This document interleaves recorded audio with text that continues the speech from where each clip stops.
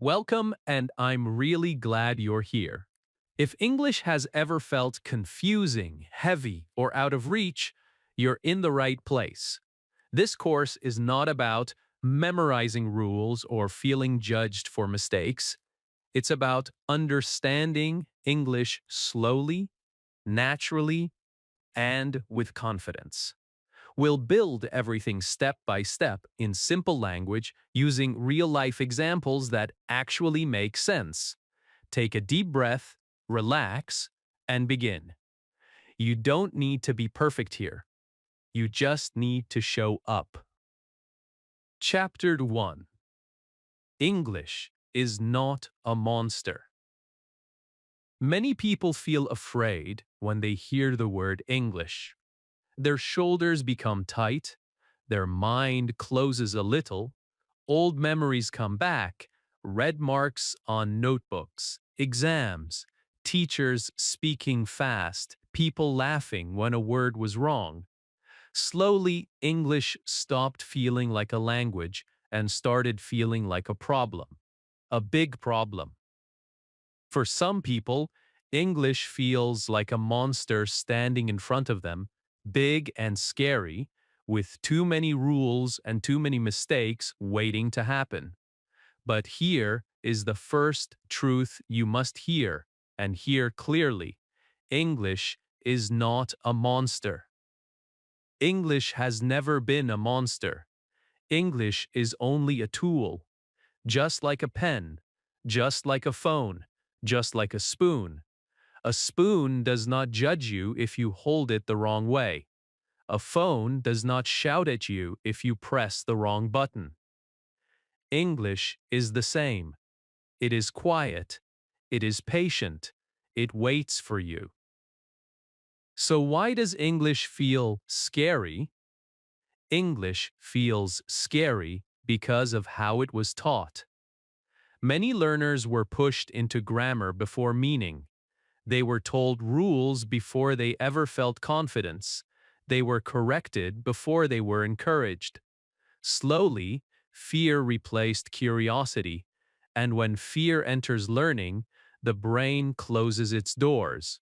You stop trying, you stop speaking, you stop believing that you can learn. This course starts by breaking that fear. You do not need to be smart to learn English. You do not need talent. You do not need perfect memory. You only need permission. Permission to learn slowly. Permission to make mistakes. Permission to speak before you feel ready. English does not belong to schools. It does not belong to exams. It does not belong to textbooks.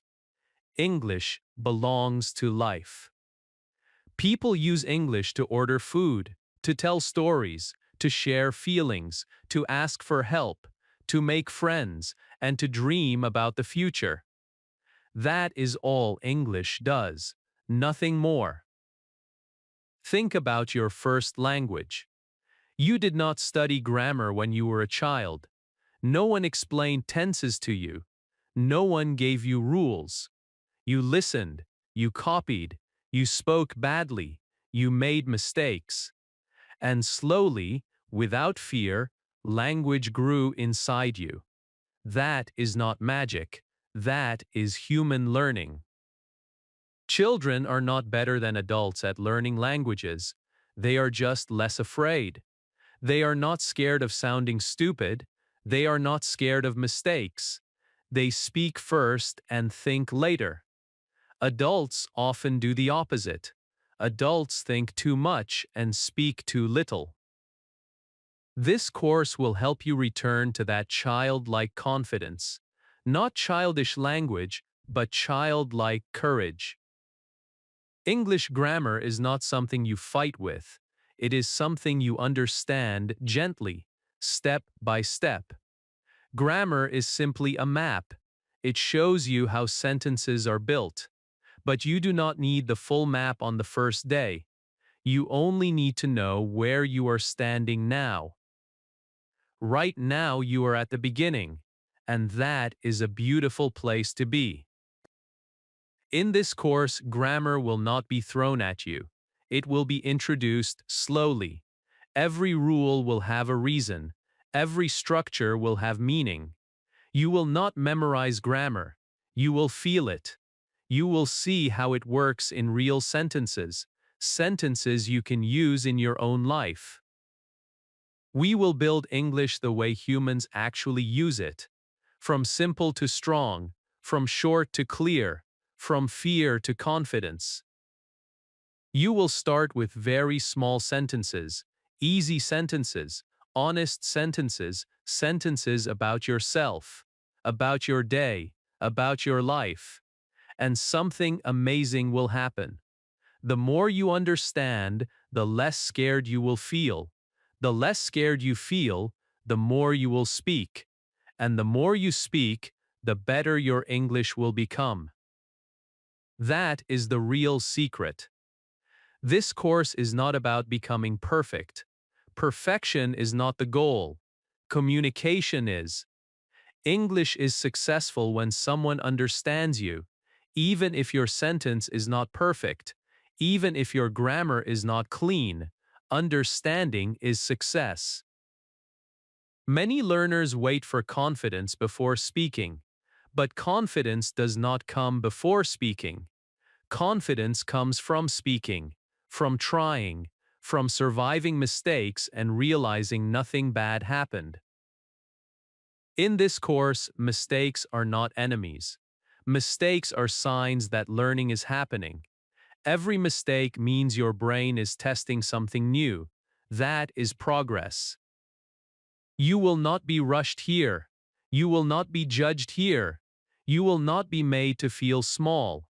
This course is a safe place to learn, a calm place, a human place. By the end of this course, English will no longer feel heavy. It will no longer feel confusing. You will understand how sentences work. You will understand time in English. You will know how to talk about the past, the present, and the future. You will be able to build sentences without fear. You will be able to hear English and not panic. You will be able to speak and not freeze. Most importantly, you will trust yourself. This is not a shortcut course. This is a foundation course. A strong foundation lasts a lifetime. Once English becomes friendly, once grammar makes sense, once fear disappears, learning becomes enjoyable. So take a deep breath. Relax your shoulders. Let go of the past. You are not bad at English. You were just taught in a way that did not help you. From this moment, English is not your enemy. English is not a monster. English is your tool. And this journey starts now. Chapter 2. What English really is. Many learners think English is grammar. They open a book and see rules, tables, charts, and long explanations. Slowly, they begin to believe that English is a difficult subject, full of rules that must be memorized. This belief creates stress before learning even begins. But English is not grammar. Grammar is only a small part of English. Language comes first, grammar comes later. Understanding this simple truth can change the way you learn forever. Language is how humans share meaning. Long before grammar books existed, people spoke, listened, argued, laughed, and told stories. They did not ask themselves which tense they were using. They spoke to survive, to connect, and to express what was inside them. Grammar was created much later, not to create language, but to explain it. Grammar did not give birth to English. English gave birth to grammar. Think of language like a river. It flows naturally. People use it every day without thinking. Grammar is like a map of that river.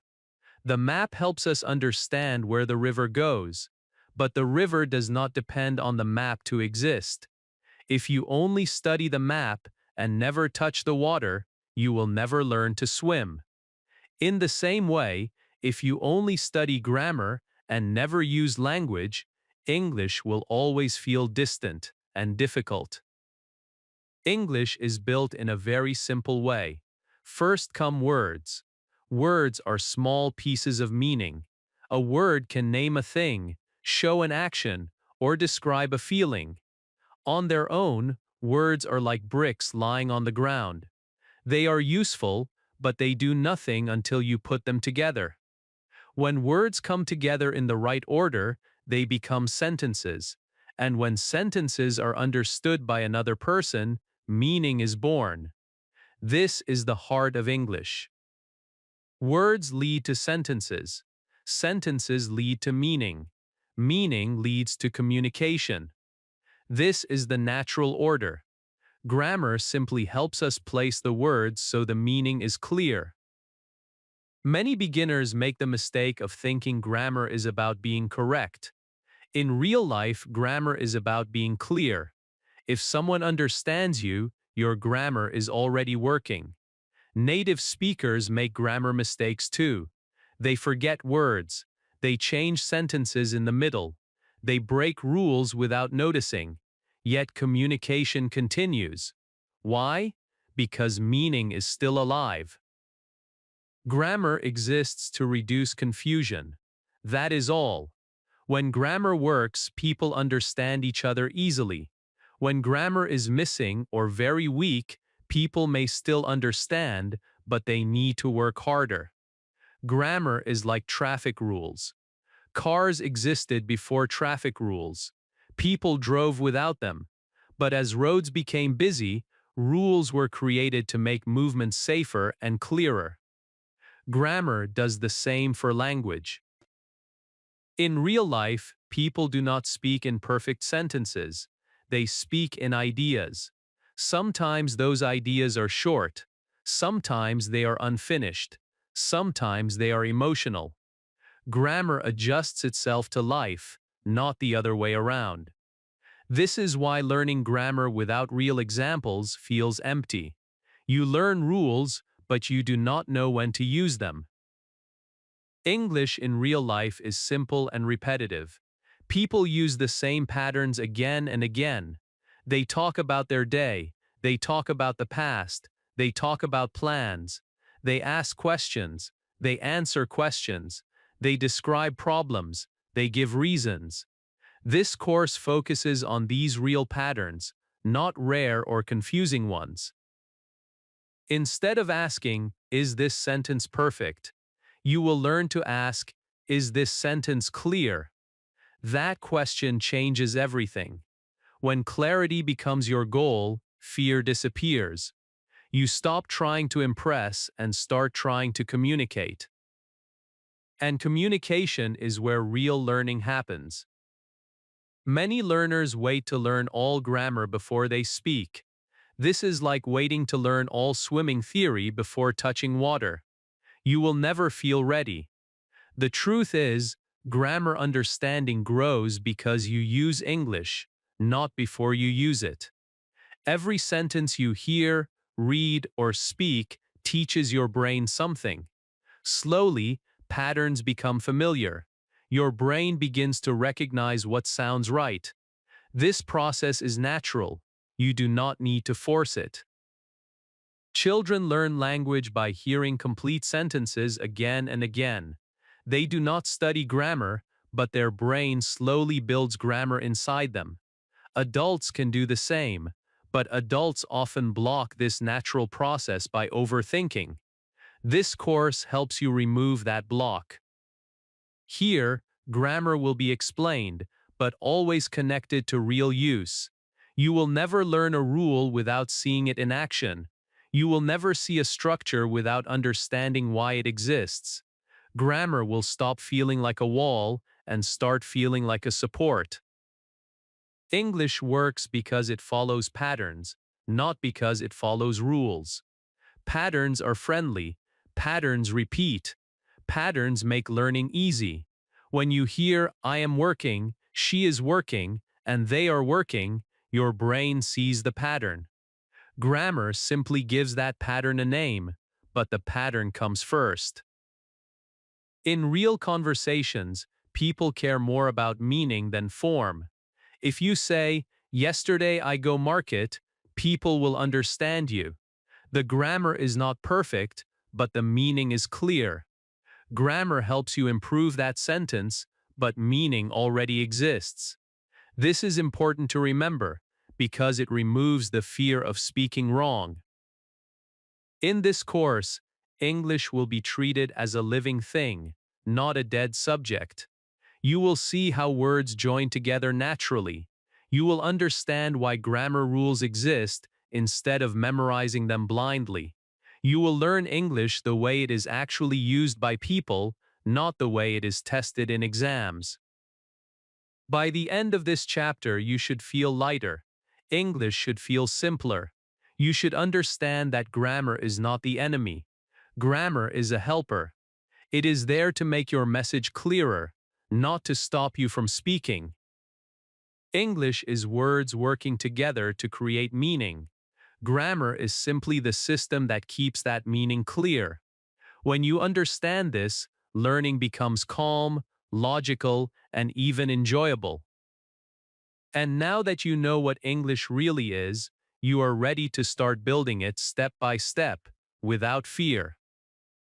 Chapter 3: Thinking in Meaning, Not Rules. One of the biggest problems for English learners is not grammar. It is translation. Many learners try to change every English word into their own language before understanding the sentence. They stop after every word. They think. They translate. They think again. By the time they reach the end of the sentence, the meaning is already lost. This makes English feel slow, heavy, and tiring. It also creates fear because the brain is working too hard. English was never meant to be translated word by word. When you translate word by word, you are not learning English. You are only changing languages inside your head. This habit keeps you trapped. You may know many words, but you cannot speak smoothly. You may understand grammar rules, but you freeze when someone talks to you. This happens because real language does not live in single words. Real language lives in meaning. Think about your first language. When someone speaks to you, you do not translate. You do not think about grammar. You feel the meaning immediately. The sentence enters your mind as one idea, not as many words. That is exactly how English should feel too. The goal is not to understand every word. The goal is to understand the idea.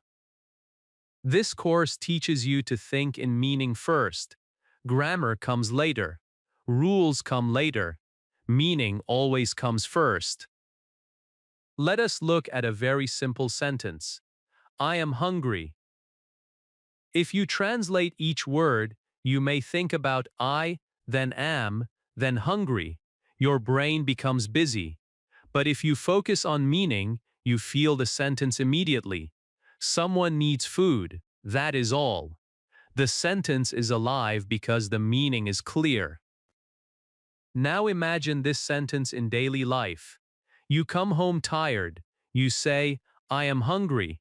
You are not thinking about grammar. You are not thinking about the verb am. You are expressing a feeling. That feeling is the heart of language. When learners focus too much on rules, they forget feelings. English becomes mechanical, robotic, empty. But language without feeling is not real language. People do not speak to show grammar. People speak to share something inside them. Thinking in meaning means you ask a different question. Not, is this sentence correct? But what does this sentence want to say? When you hear English, do not fight the sentence. Do not stop it. Let it pass through you. Try to catch the main idea. Even if you miss some words, it is okay. Understanding grows with time. Your brain is smarter than you think. It learns patterns naturally when you allow it to relax. Children do not translate. They listen. They guess. Sometimes they are wrong. Sometimes they are right. But every time they learn.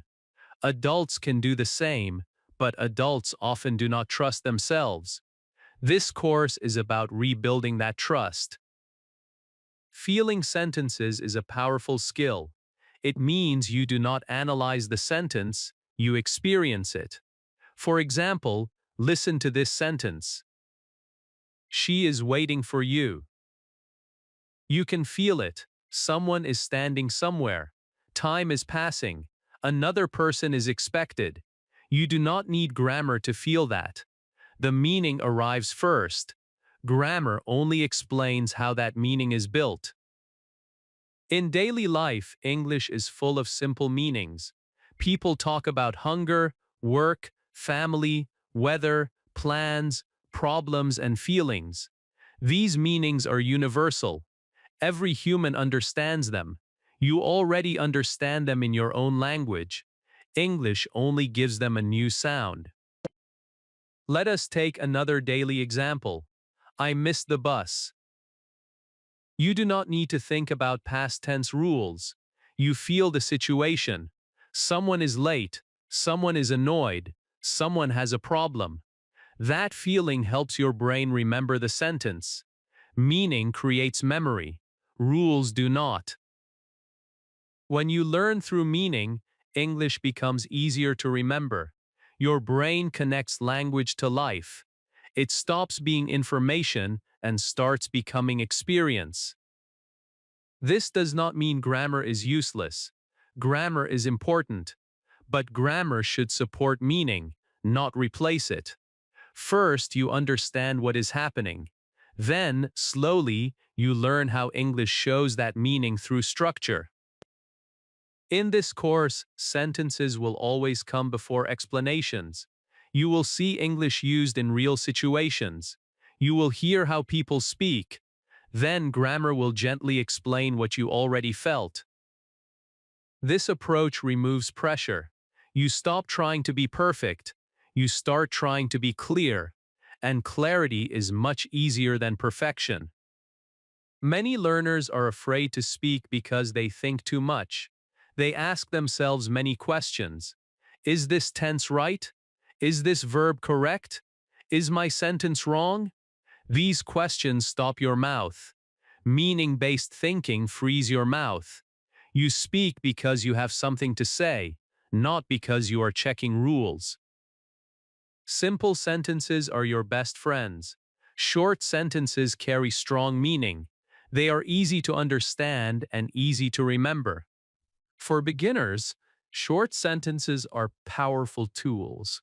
They build confidence fast. Think of English like building blocks, one block at a time, one meaning at a time. You do not need long sentences to communicate. You need clear ones. In daily life, people speak in simple ways. I am tired. I am late. I need help. I will call you. These sentences are not advanced, but they are real. And real English is always better than complicated English. As you move forward in this course, you will slowly notice a change. English will start to feel less foreign. Sentences will start to make sense faster. You will stop translating and start understanding. This change does not happen in one day. It happens through calm practice and patience. Trust the process. Trust your brain. Meaning comes first. Rules will follow. When you think in meaning, English becomes human again. And when English feels human, learning becomes natural. Chapter 4: Sounds come before grammar. Before you ever spoke your first word in life, you listened. For months, maybe years, you listened to voices around you. You listened to sounds, tones, pauses, and emotions. Your brain was learning quietly. No rules, no books, no pressure. Just sound. This is how language truly begins. Sound always comes before structure. Listening always comes before speaking, and speaking always comes before grammar. Many English learners try to start from the opposite direction. They study grammar first, they memorize rules, they read sentences silently. But when someone speaks English to them, everything disappears. The words feel fast, the sounds feel unclear, the meaning feels lost. This is not because English is difficult, it is because the ear was never trained. Language enters through the ears, not through books. Listening is not a passive skill, it is active learning. When you listen, your brain is working even if you are not speaking. It is learning how English sounds. It is learning where words begin and end. It is learning which sounds are strong and which sounds are weak. This learning happens naturally when you listen regularly. Many beginners are afraid to listen because they think they must understand everything. This fear blocks learning. You do not need to understand every word.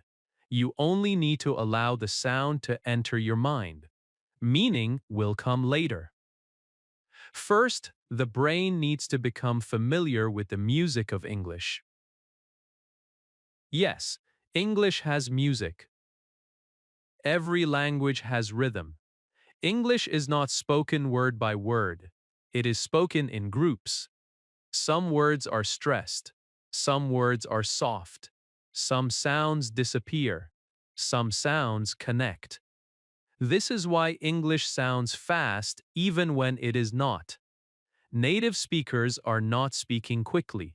They are speaking smoothly. Pronunciation matters not because you need to sound perfect, but because pronunciation carries meaning. If sounds are unclear, listeners must work harder to understand you. Clear sounds make communication easier for both sides. Good pronunciation is not about accent. It is about clarity. You do not need a foreign accent. You do not need a native accent. You need a clear accent.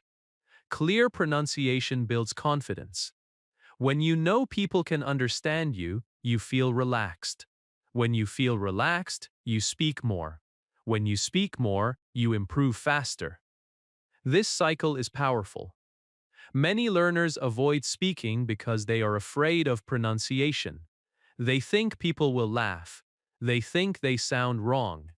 But pronunciation improves through listening, not through silence. You cannot improve sounds you do not hear often. That is why listening comes first. Listening trains your mouth. Your mouth learns from your ears. When you hear a sound many times, your mouth slowly learns how to make it. This is why shadowing, repeating, and listening to slow English are so effective. They connect sound to speech naturally. English rhythm is especially important. English has strong and weak beats. Important words are stressed. Small words are often soft. For example, when people say a sentence, they do not give equal power to every word. They give power to meaning words.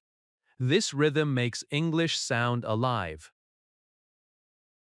When beginners speak very slowly, word by word, without rhythm, English sounds broken. But when beginners learn rhythm slowly and naturally, even simple sentences sound confident. Slow speaking is not a weakness. Slow speaking is strength. Many learners rush because they want to sound fluent. They push words out quickly. Mistakes increase. Fear increases. Confidence drops. Slow speaking gives your brain time. It gives your mouth control. It gives your listener clarity. Speaking slowly does not mean speaking badly. It means speaking clearly. Native speakers slow down when something is important. Teachers slow down. Leaders slow down.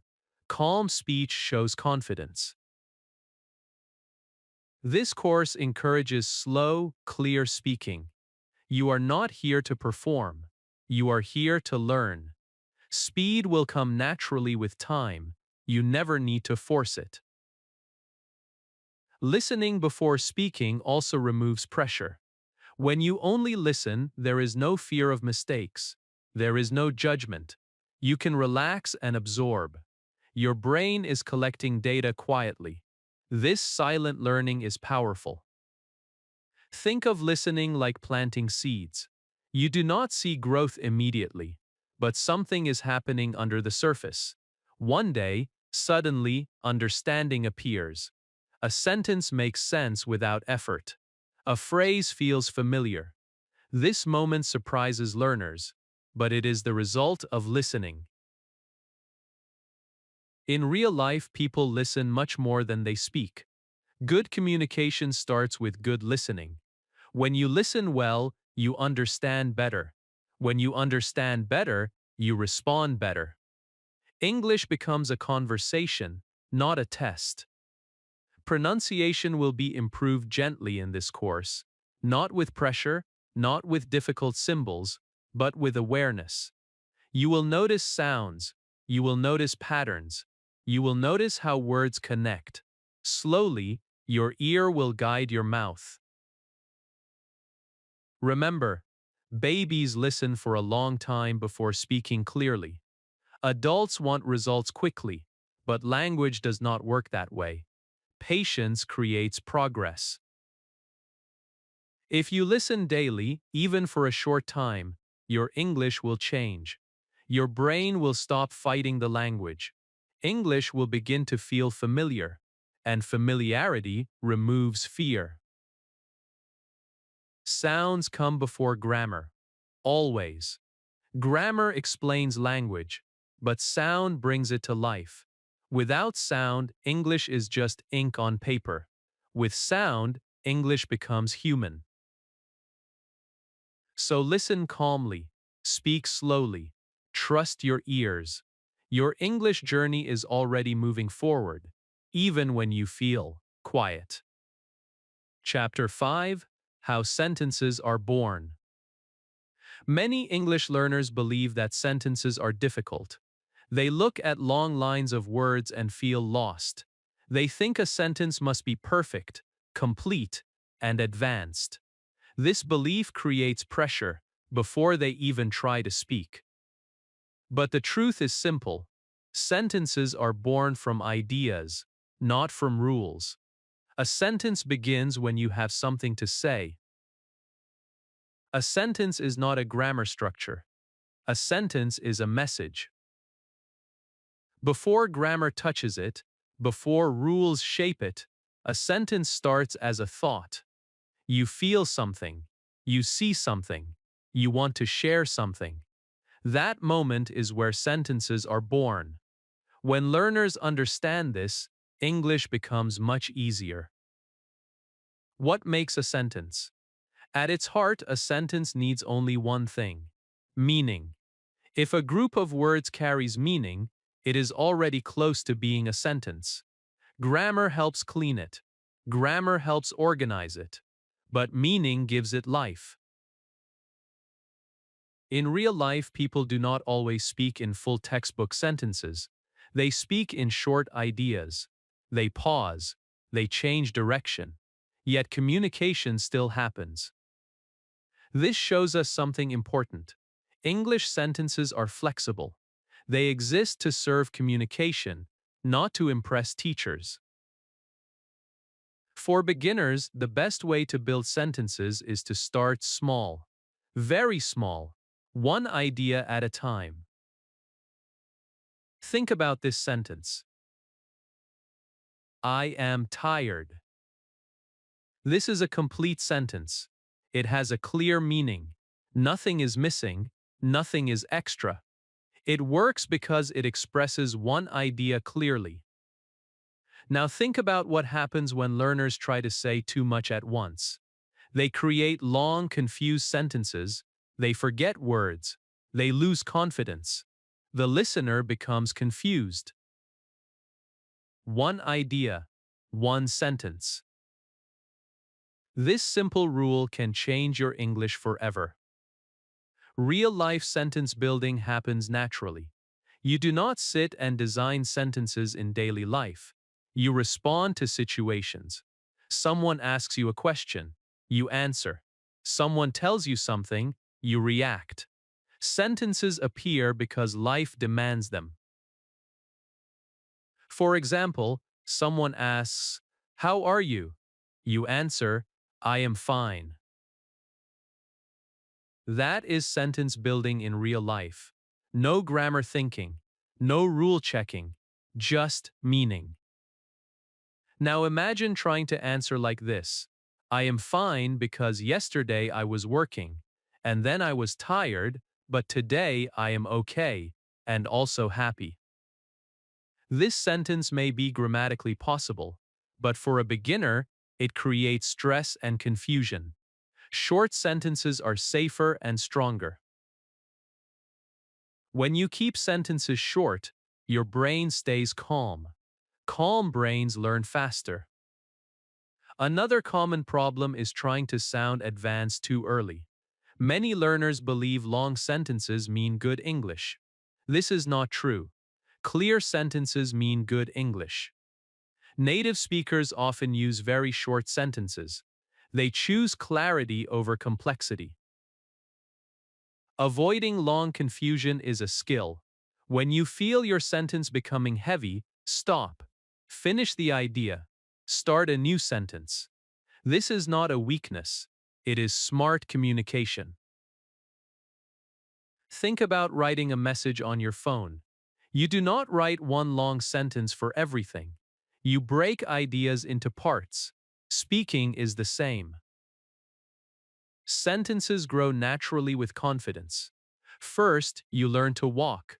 Then you run. You do not run on the first day. In this course, you will learn sentence building step by step. First, simple sentences. Then, slightly longer ones. Then, connected ideas. But always with control. Always with meaning. A sentence usually answers a simple question. Who? What? How? When? You do not need to answer all of them at once. One is enough. For example, I work. Who? I. What? Work. This sentence is alive. It works. Later, you can add more details. I work in an office. I work every day. But these are additions, not requirements.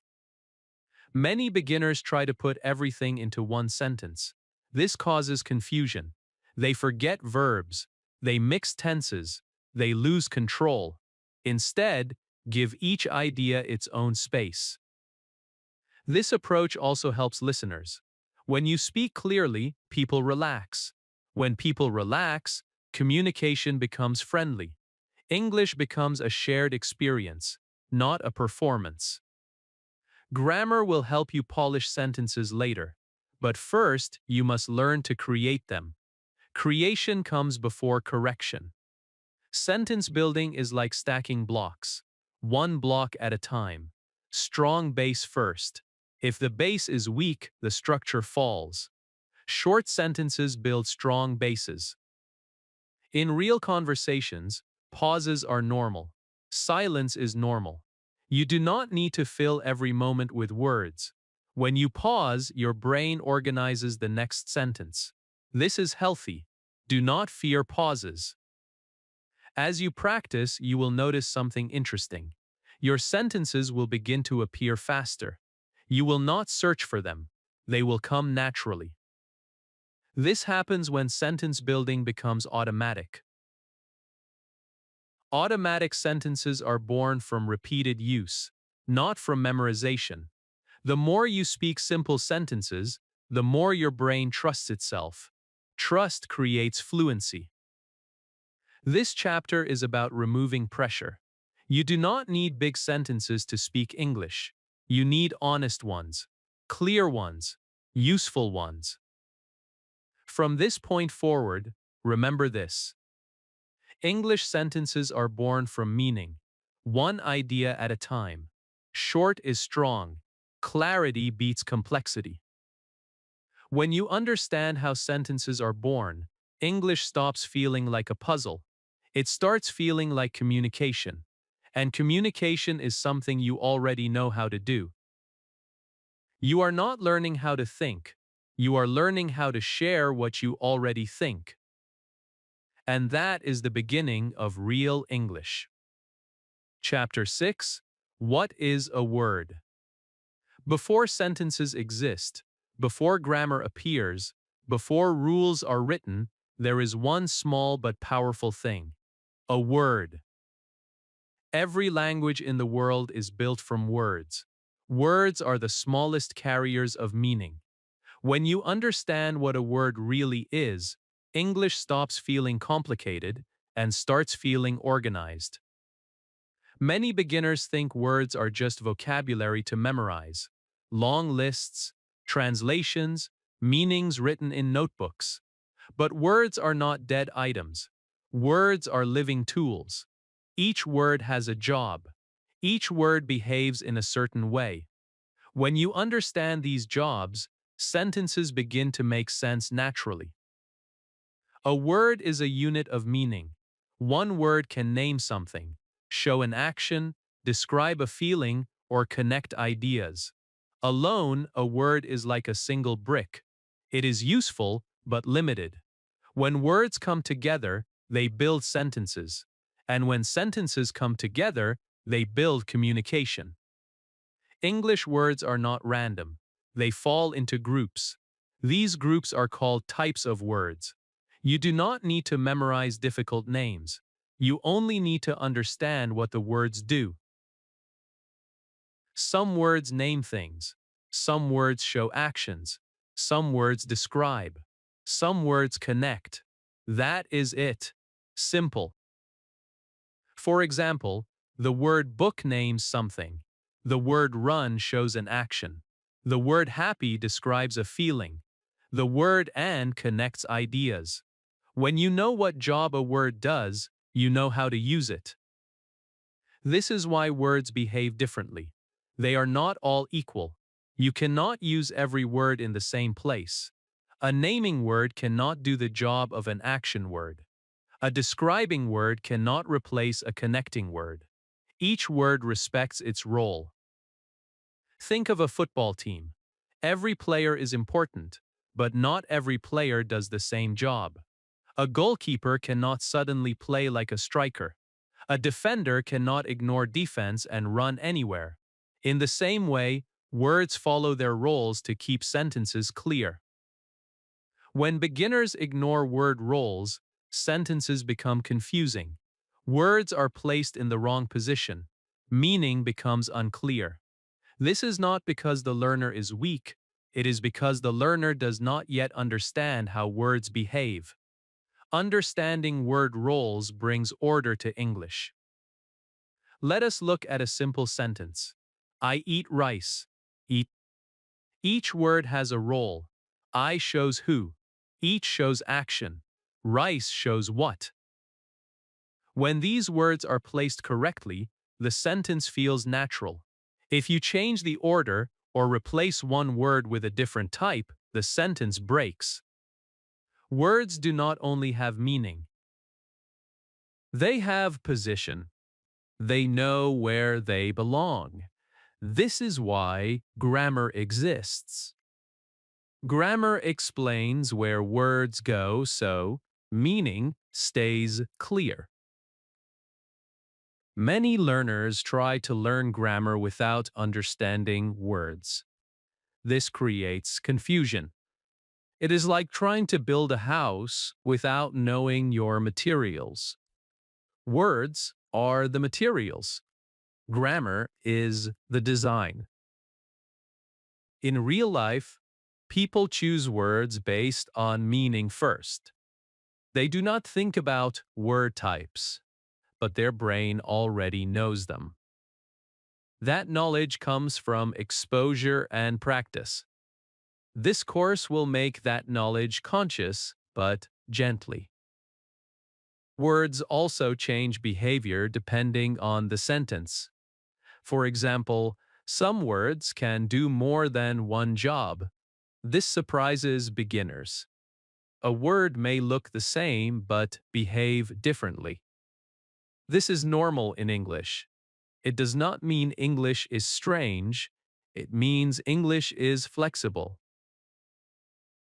For beginners, the most important thing is not knowing every word, but knowing how common words behave.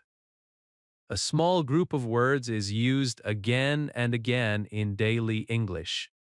When you master these, your confidence grows fast. Do not chase rare words. Chase useful words. Another important truth is this: words gain power inside sentences. A word alone is weak. Inside a sentence, it becomes strong. This is why learning words in isolation is slow.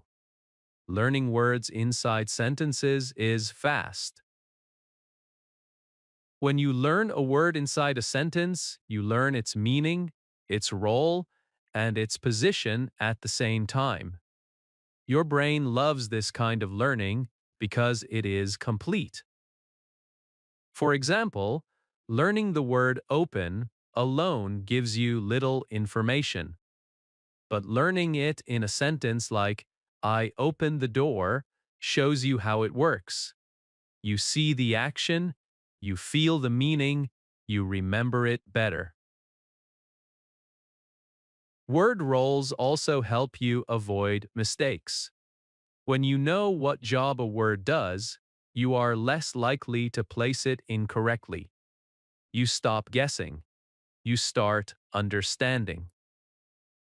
Many beginners feel overwhelmed by vocabulary because they think they must learn thousands of words. This is not true. Language grows from repetition, not from volume. When you see the same words again and again, your brain becomes comfortable with them. Comfort creates confidence.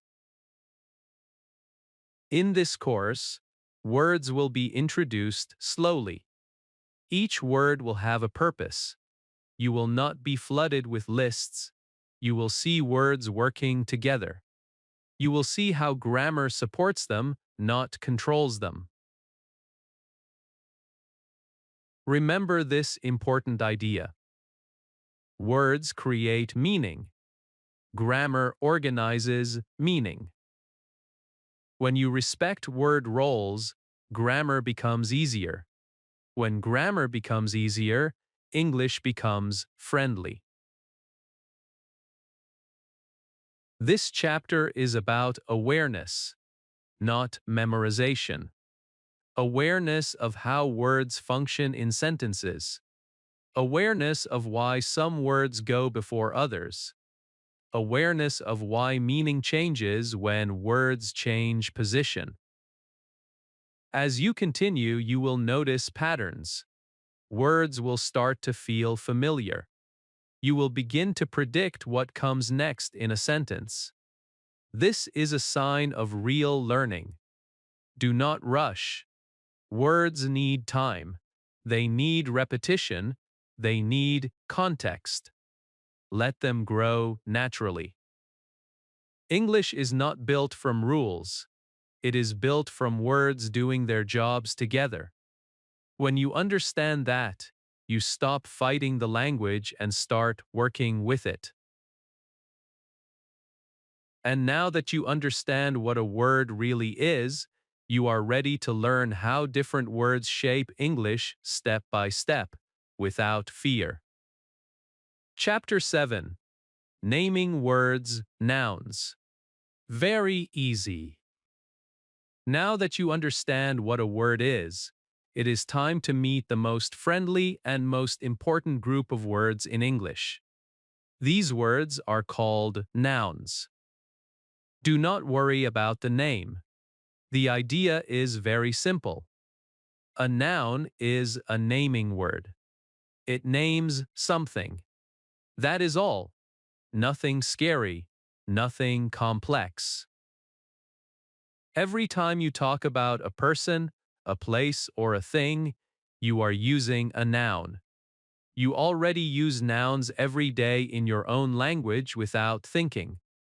English nouns work in the same human way. They help us point to the world around us. Look around you right now. You can see many nouns. A chair, a table, a phone, a room. These are all nouns.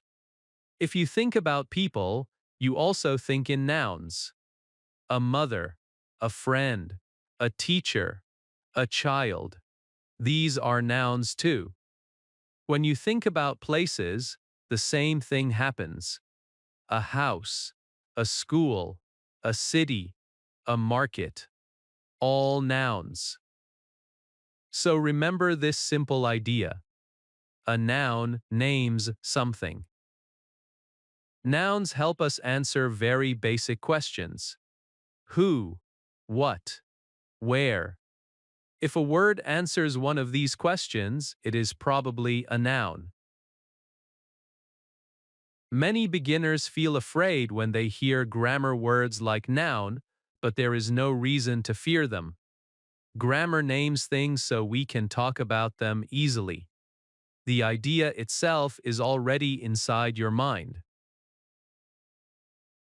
Nouns are everywhere because humans talk about things all the time. We talk about people we love, we talk about places we go, we talk about objects we use. Language would not exist without nouns. They are the backbone of sentences. Let us look at some very simple real-life sentences. I am a teacher. She is my sister. The phone is on the table. In each sentence, nouns help us understand what the sentence is about. Without nouns, the sentence has no shape. You would feel lost as a listener. One beautiful thing about nouns is that they are easy to see and easy to imagine. When someone says dog, you see a dog in your mind. When someone says home, you feel something. This makes nouns perfect for beginners. They connect language to life very quickly. Now let us talk about why nouns are important for speaking. When beginners speak English, they often stop because they cannot find the right noun. They know what they want to say, but the name of the thing is missing. This creates silence. This creates fear. But the solution is simple. Learn the most common nouns first. Do not try to learn everything. You do not need thousands of nouns, you need useful ones. Think about your daily life. What do you talk about most? Your family, your work, your home, your food, your phone, your city. These are the nouns you need first. When you learn nouns connected to your own life, English becomes personal, and personal English is easy to remember. Nouns also help you build sentences very easily. Even with very little grammar, nouns allow communication. For example, tea, water, bus. In real life, people understand you even with one noun. This shows how powerful nouns are. As you grow, you add more words, but nouns are often the center. Now let us talk about speaking practice, because learning nouns without speaking is not enough. The best way to practice nouns is to name what you see. This is simple and powerful. Look around and say the names of things in English. Do not worry about full sentences yet. Just name them. Chair, door, window, light. This practice trains your brain to connect English words to real objects. It removes translation. You stop thinking in your own language and start recognizing the English name directly. Next, add very small sentences. This is a chair. That is my phone. What? I see a car.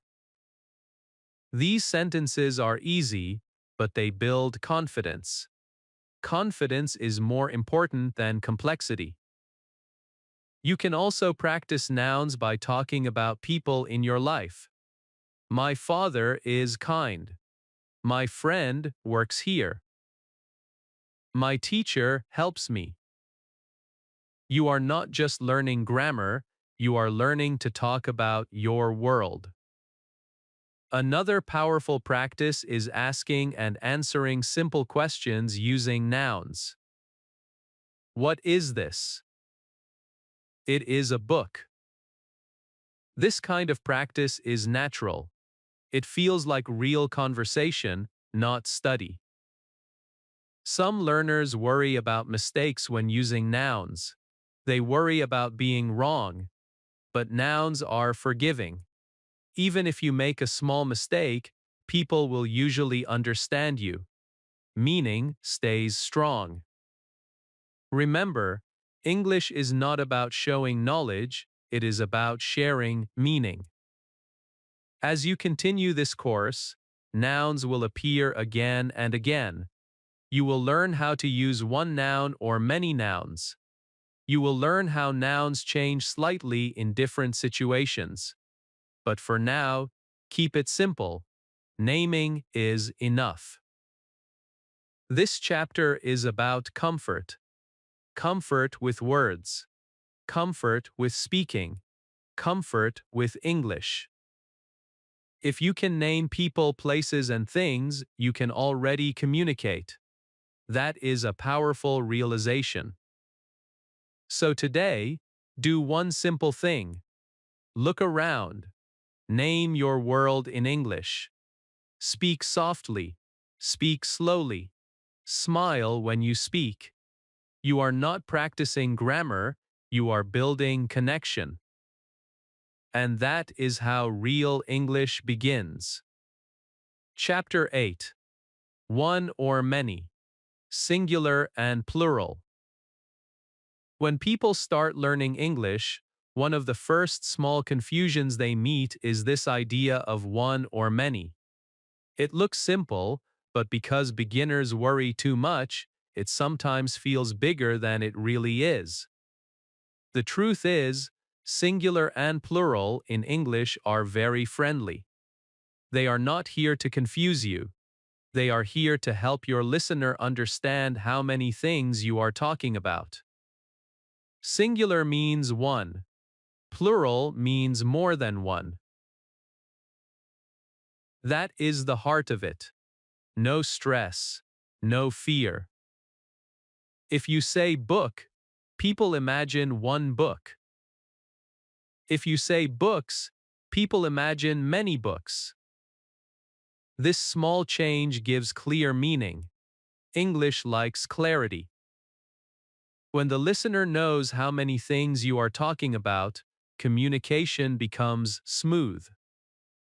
In most cases, English makes a word plural by adding a simple s at the end. This is the most common and most useful rule. One cup becomes two cups. One phone becomes three phones. One student becomes many students. This rule covers most everyday nouns. You will use it again and again in daily life. That is why it is important, but it should never feel heavy. It is just a small sound that carries big meaning. Many beginners are afraid of making mistakes with plural words, so they avoid speaking. This is a mistake. You do not need to be perfect to be understood. Even if you forget, this people usually understand you. But learning to use it correctly makes your English clearer and more confident. Let us look at real-life situations. You go to a shop. You say, "I want apple." The shopkeeper understands you, but something feels incomplete. When you say, "I want apples," the message feels natural, clear. finished. That small its improves the sentence without adding difficulty. Singular and plural are not rules to memorize, they are habits to build. One common mistake beginners make is forgetting the S when they are speaking fast or feeling nervous. This is normal. Another common mistake is adding S where it is not needed. This also happens when learners try too hard. For example, some learners say furnitures or informations. In English, some words do not usually take an sentence. This may feel strange at first, but do not worry. You do not need to learn all of them now. Focus on the common everyday nouns you use most. Those will slowly become natural. Another mistake is mixing one and many in the same sentence. For example, saying one books or many book. These mistakes happen because the brain is still learning the pattern. With practice, the pattern becomes automatic. The key is not to stop speaking because of mistakes. The key is to keep speaking and let correction happen naturally. Daily speaking use is where singular and plural truly become easy. Think about your daily life. I have one brother. I have two sisters. There is a shop near my house. There are many shops on this road. These sentences appear again and again in real conversations. When you repeat them in real situations, your brain remembers them easily. Repetition builds comfort. Comfort builds fluency. A good way to practice singular and plural is to look around and count things. Do not write, do not translate. Just speak. One chair, two chairs. One window, three windows. This simple practice trains your brain to connect number with word form. It feels small, but it is powerful. Another helpful habit is talking about shopping, food, and daily needs. These topics naturally use singular and plural. I need eggs. I bought a shirt. I lost my keys. This is real English. Useful English. Some beginners worry too much about irregular plurals. Words like children, men, or women. Yes, they exist. You will learn them slowly, but do not let them block you. English has a few exceptions, but most words follow the simple S pattern. Focus on the majority first. Language is not learned all at once. It is learned step by step. Today, your goal is not to master everything. Your goal is to feel comfortable talking about one thing or many things. Singular and plural also help listeners visualize your message. When you say cars, people imagine a group. When you say car, they imagine one. This makes your speech stronger and more accurate. Remember, grammar exists to serve meaning. Singular and plural are not about being correct. They are about being clear. As you continue speaking English, you will notice something interesting. You will stop thinking about adding S. Your mouth will do it automatically. That is when grammar becomes natural. That is when English starts to flow. Mistakes will still happen. That is normal. Even advanced speakers make small mistakes. The difference is they do not panic. They continue speaking. So do not let singular and plural scare you. It is one of the easiest and most useful parts of English. Treat it like a friend, not a test. One idea, one word, or many words, English is flexible. You are learning, and you are moving forward. That is what matters most. Chapter 9. Talking about action. Verbs. If nouns are the names in English, then verbs are the movement. Verbs give life to sentences. Without verbs, English cannot breathe.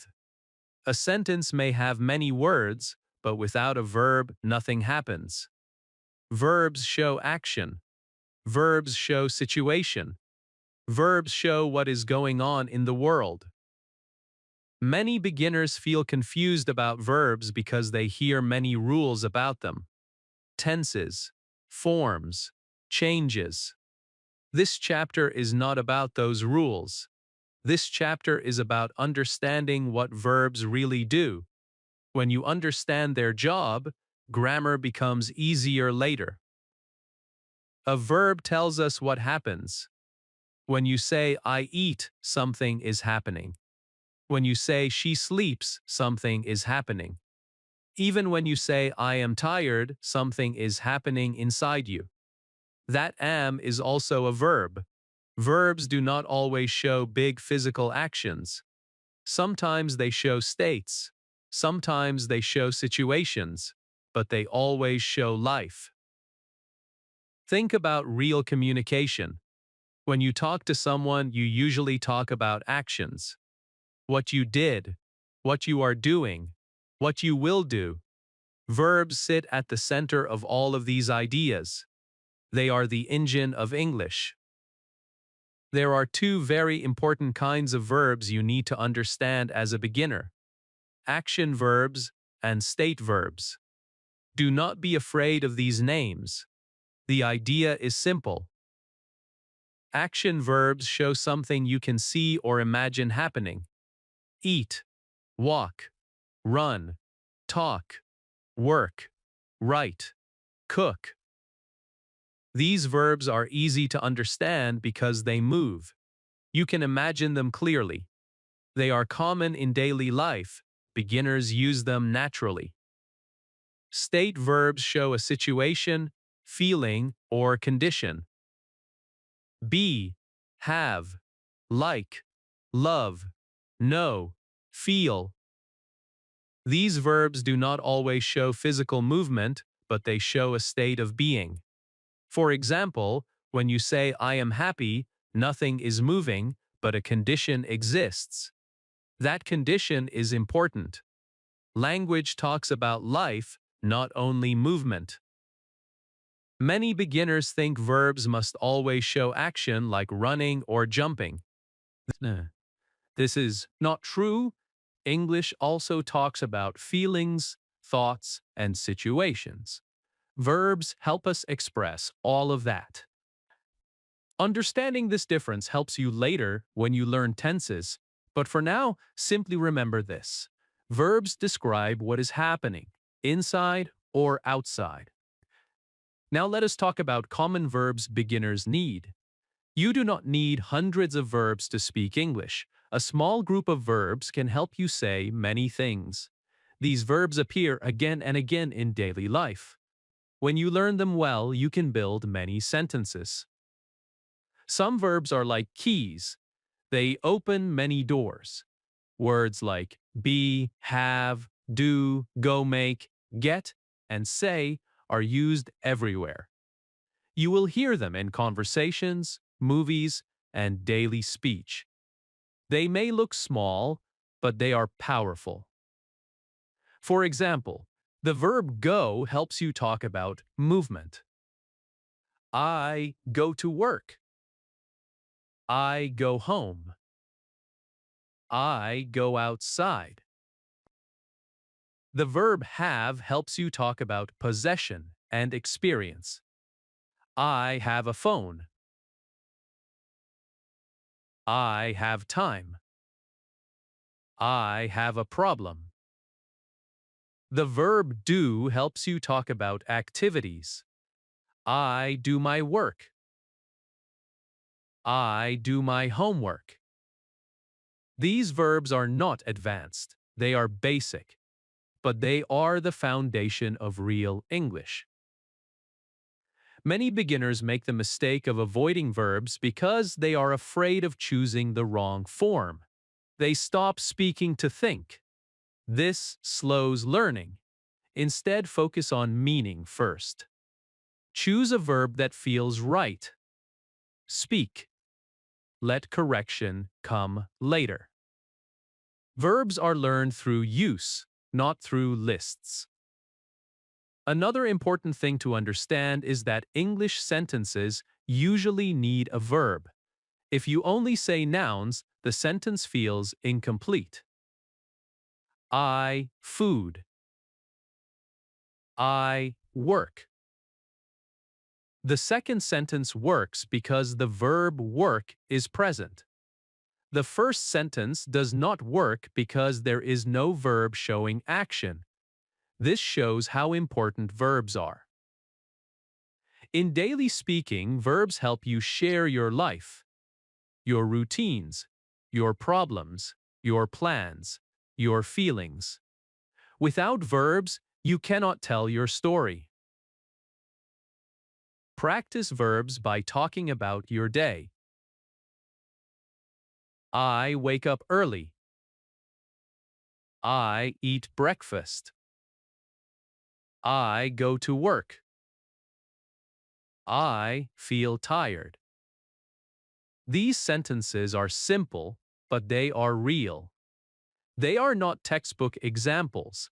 They are life examples. Do not try to speak perfectly. Speak honestly. Another helpful practice is to describe what people around you are doing. He is working. She is talking.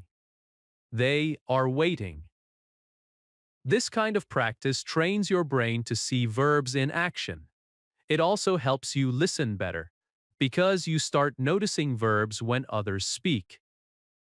Verbs connect time, but do not worry about time yet. Time will come later in this course. For now, focus on the idea that verbs show action or state. They are the heart of the sentence. English becomes much easier when you stop seeing verbs as rules and start seeing them as tools. Tools help you build. They do not judge you. Mistakes with verbs are normal. Everyone makes them. Even children learning their first language make verb mistakes. That does not stop them from speaking. It should not stop you either. As you continue, you will meet verbs again and again. You will see how they change slightly to show time. You will see how they connect with other words. But all of that will make sense because you understand the base. Verbs are about life in motion. Nouns name the world. Verbs show the world moving. When you feel this, English stops being a subject and starts being a way to express your life.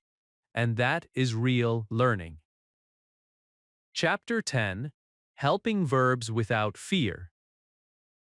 For many beginners, helping verbs are the point where English suddenly feels difficult. Words like am, is, are, do, and does look small, but they seem to create big confusion. Learners often ask, why are these words here? Why do we need them?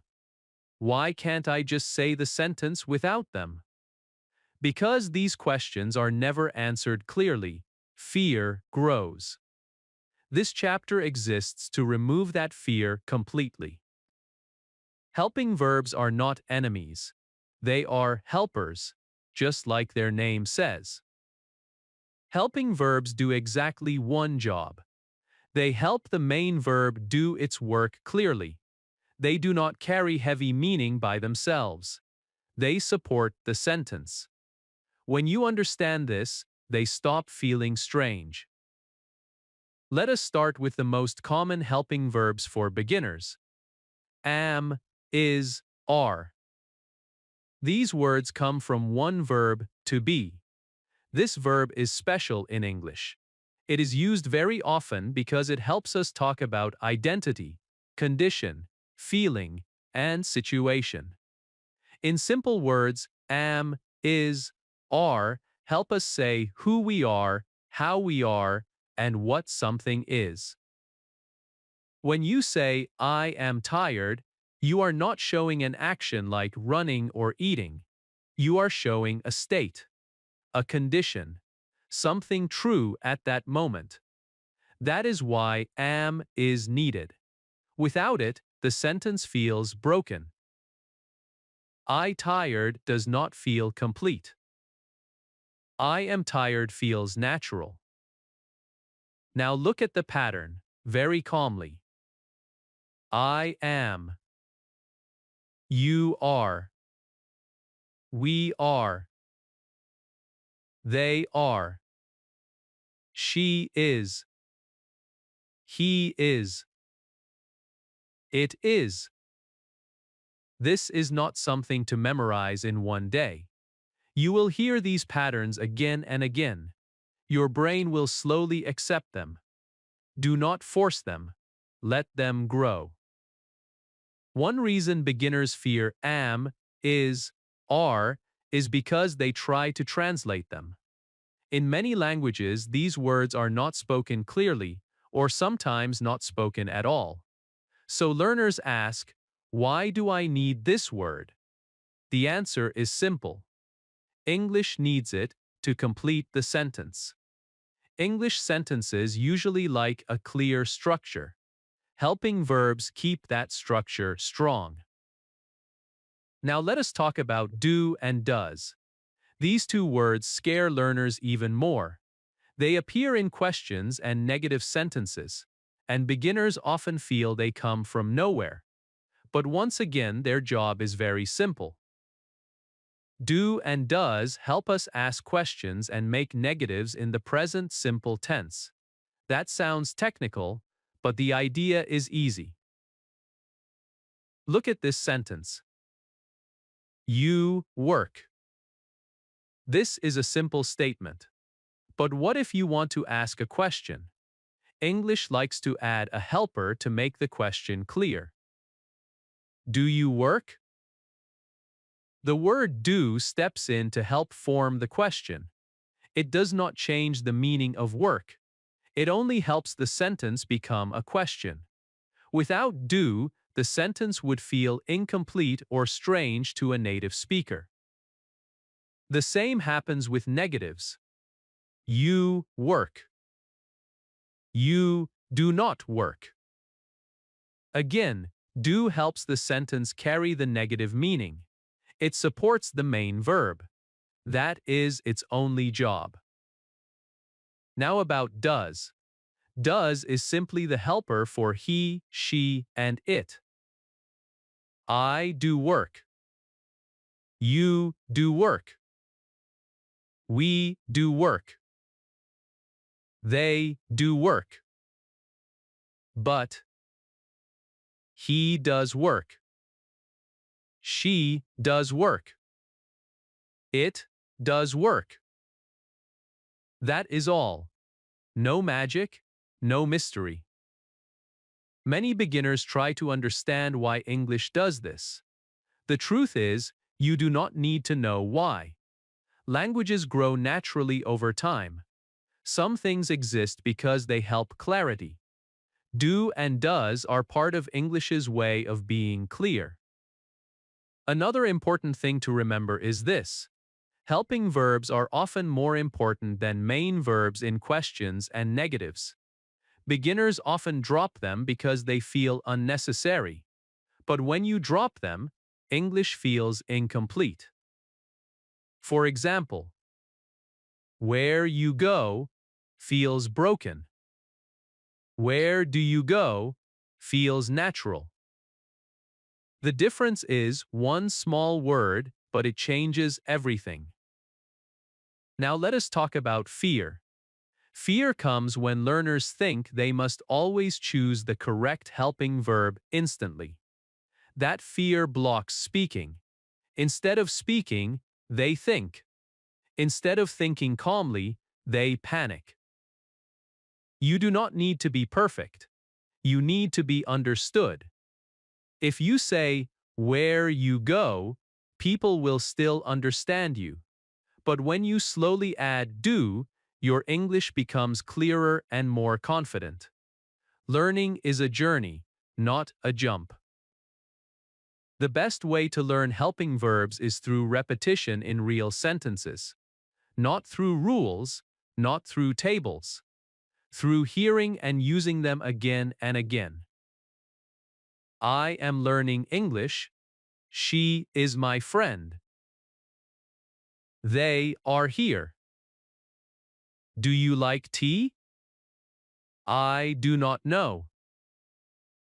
Does he work here? These sentences appear everywhere. In real conversations. In real life. When you hear them often, your brain stops questioning them. They become natural. Another important idea is this. Helping verbs do not carry the main meaning. The main verb does. Helping verbs carry structure. They hold the sentence together. Think of a bridge. The bridge supports the road. Cars move on the road, not on the bridge itself. Helping verbs are like that bridge. They support communication. This chapter is not asking you to master helping verbs today. It is asking you to stop being afraid of them. Fear slows learning. Calm understanding speeds it up. Helping verbs are friends. They appear again and again because they are useful.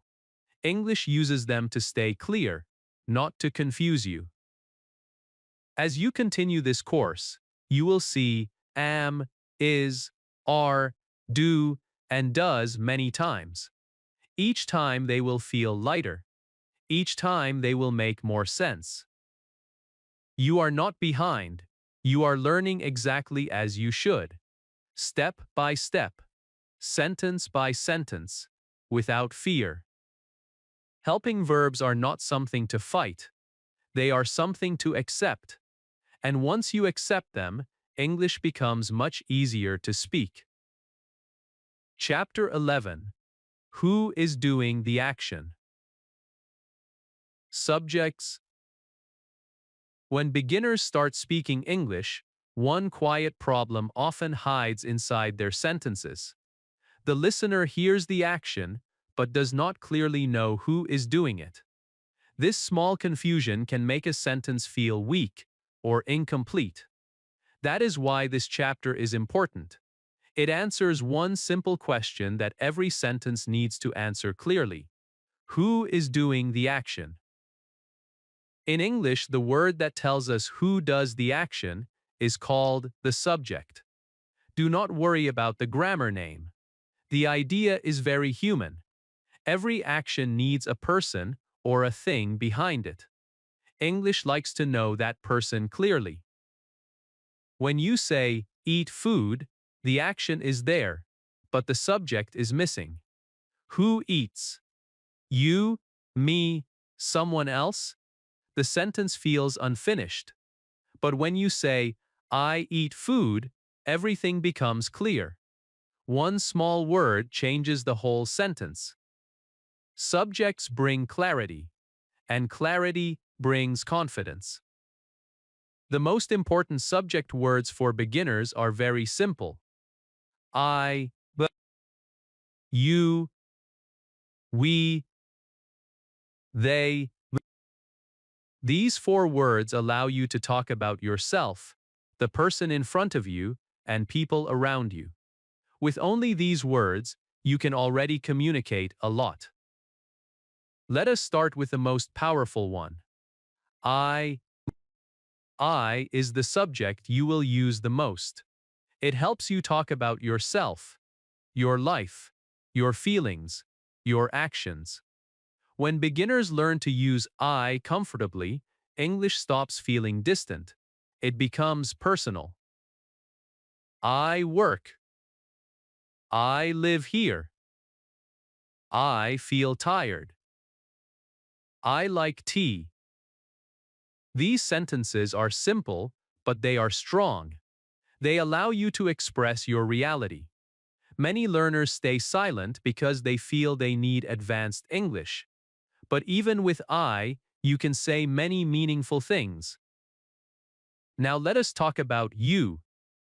You helps you speak to the person in front of you. It is used for one person and for many people. This makes English easier. You do not need different forms. One word does the job. You work. Here. You look happy. You understand me.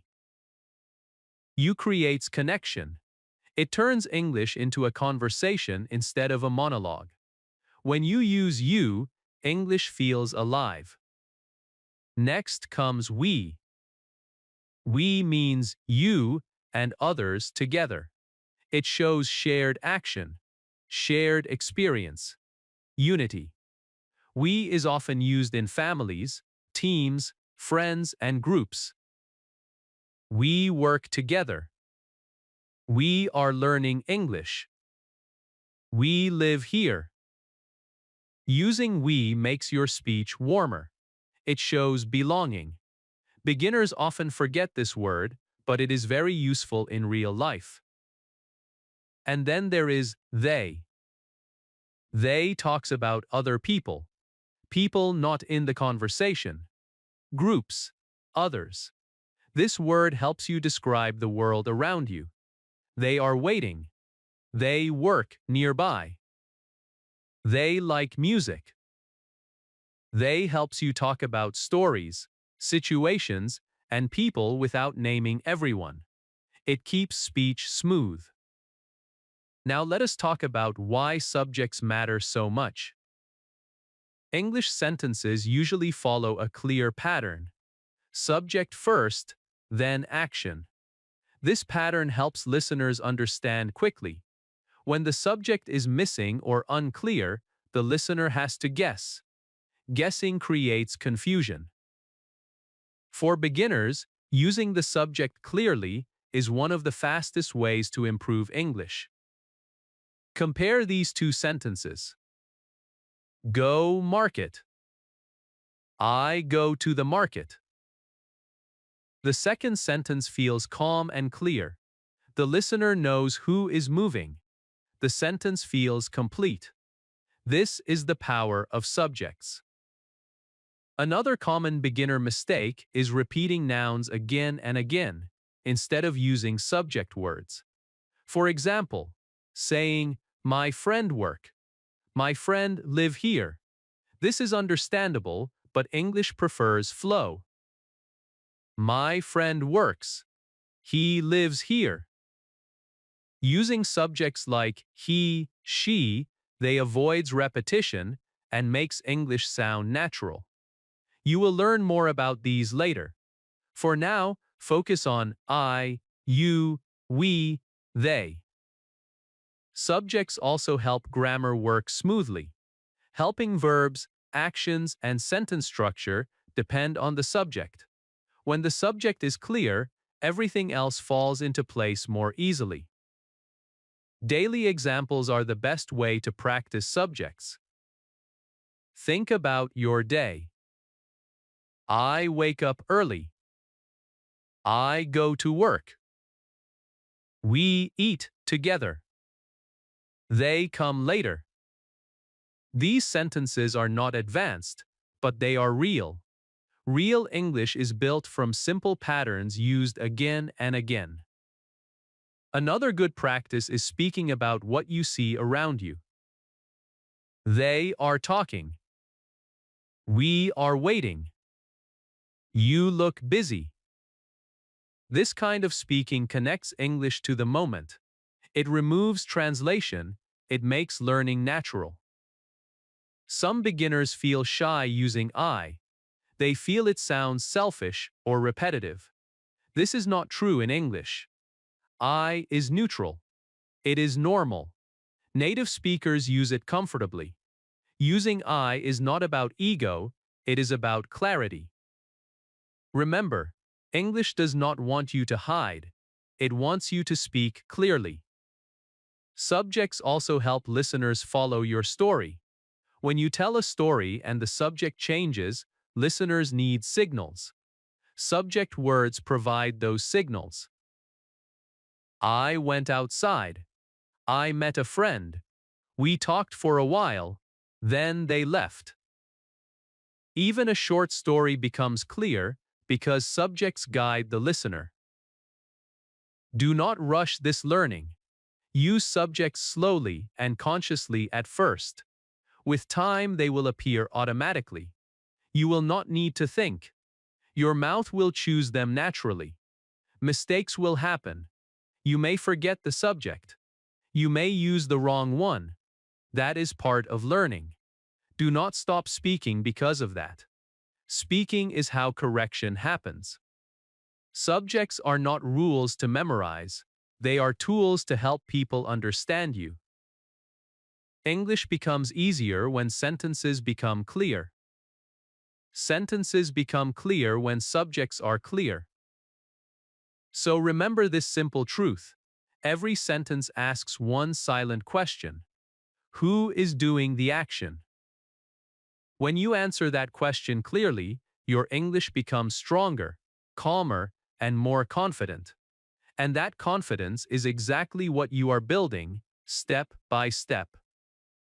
Chapter 12, Talking About Yourself. I sentences. Learning to speak English begins with learning to speak about yourself. This is not selfish. This is natural. When you talk about yourself, you already know the meaning. You do not need to imagine a story or remember information. The words are connected to your own life, your own feelings, your own actions. That is why I sentences are the strongest starting point for beginners. Many learners feel shy using I. They think their English is not good enough. They wait. They stay silent.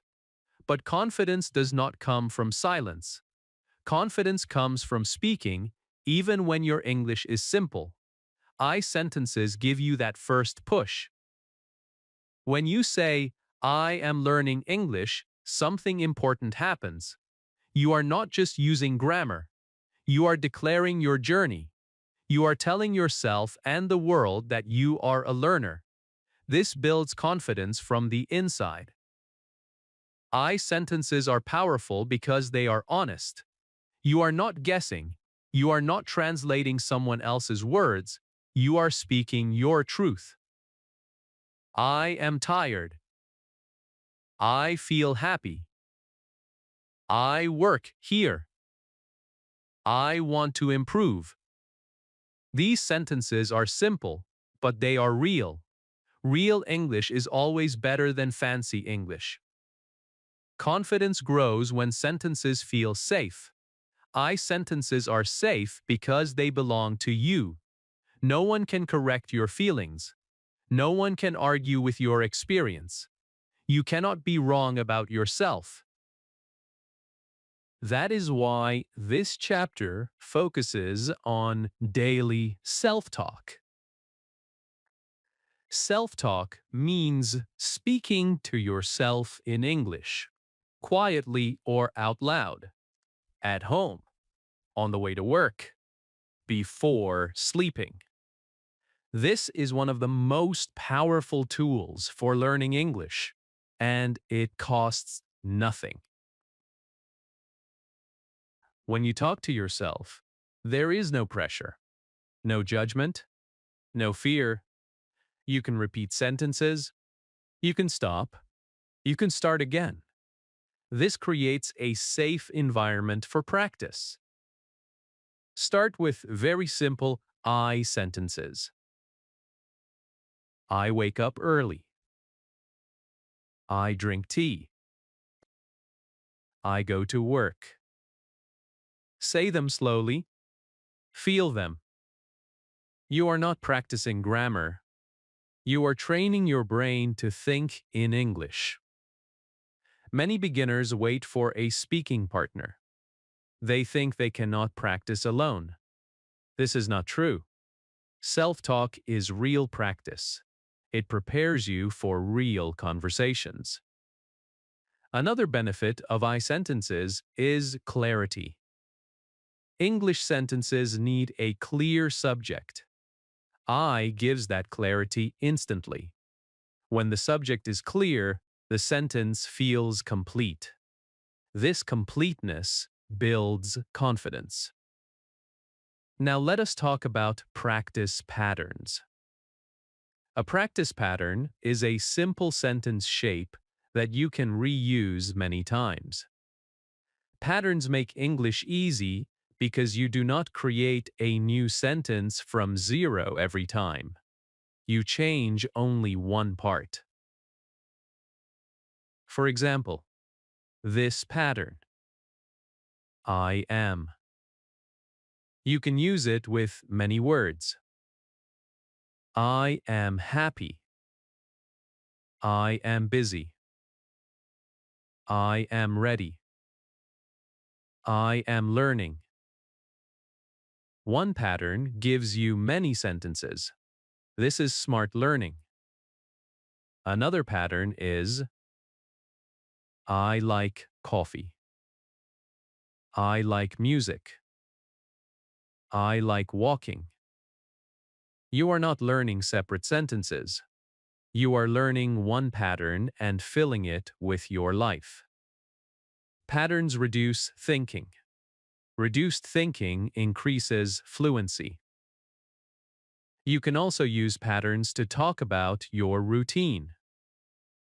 I wake up at 6. I go to work. I come home late. These sentences help you talk about your day naturally. Daily repetition makes them automatic. Self-talk also helps pronunciation. When you repeat sentences, your mouth becomes familiar with English sounds. You stop feeling strange speaking English alone. This removes fear when you speak to others. Another important thing is emotional connection. When sentences connect to your feelings, your brain remembers them better. I feel nervous. I feel excited. I feel confident. These sentences help you name your emotions in English. This is powerful because language is not only about facts, it is about feelings. Many learners only practice English in books, but books do not know your life. You know your life. Use it. You can practice I sentences anywhere. In the mirror, while cooking, while walking, before sleeping. I am cooking dinner. I am walking slowly. I am thinking. These sentences describe what is happening now. This kind of practice connects English to the present moment. Do not worry about mistakes. Mistakes are signs that learning is active. If you wait to speak until you are perfect, you will never speak. Perfection is not required. Communication is. I sentences also prepare you for conversations. Most conversations begin with personal information. Who you are, what you do, how you feel. When you can say these things confidently, conversations become easier. Think about meeting someone new. I am from here. I work as a driver. I am learning English. These sentences open doors. They create connection. This chapter is not about speed, it is about comfort. Comfort with your own voice in English. Comfort with expressing yourself. You do not need long sentences to sound confident. Confidence comes from clarity, not length. As you continue this course, I sentences will become your base. From this base, you will grow naturally. You will add more details. You will connect ideas, but the foundation remains strong. So start today. Speak about yourself. Speak simply. Speak honestly. I am learning. I am improving. I am not afraid. And with every I sentence you speak, your confidence grows quietly, one sentence at a time. Chapter 13, talking about others. He, she, they. After learning how to talk about yourself, the next natural step in English is learning how to talk about other people. This is where words like he, she, and they enter your speech. These words help you describe the world around you, your family, your friends, your coworkers, the people you see every day. When you use these words correctly and comfortably, your English becomes more natural and more complete. Many beginners feel nervous using he, she, and they because they are afraid of making mistakes. They worry about choosing the wrong word. They worry about gender. They worry about sounding wrong. This chapter is here to remove that fear and make these words feel easy and friendly. Let us start with a very simple idea. He is used for a male person. She is used for a female person. They is used for more than one person. That is the core idea. Nothing more is needed right now. When you say, he is my brother, you are telling the listener clearly who you are talking about. When you say, she is my sister, the meaning is clear.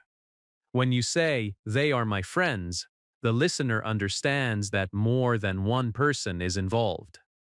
These words exist to bring clarity, not confusion. Gender clarity is important in English because he and she help listeners imagine the situation correctly. But do not let this idea scare you. In real life, if you make a small mistake, people still understand you. Communication does not break because of one word. Many beginners make the mistake of avoiding he and she completely. They repeat names again and again. For example, saying, my friend works here. My friend lives nearby. My friend likes coffee. This is understandable, but it sounds heavy. English prefers flow. My friend works here. He lives nearby. He likes coffee. Using he or she makes your English smoother. It sounds more natural. It also helps you speak faster because you do not repeat long names. Another common beginner error is mixing he and she. This happens when learners translate from their own language or when they feel nervous. This is normal. Do not stop speaking because of this. With practice, your brain will automatically connect gender with the correct word. Another common mistake is using he or she when talking about more than one person. For example, saying, he are my friends. This happens because the learner is still learning how English separates one person from many. This is not a problem. Awareness fixes it. They is a very useful word. It helps you talk about groups without naming everyone. It is used all the time in real life. They are waiting outside. They work together. They live near here.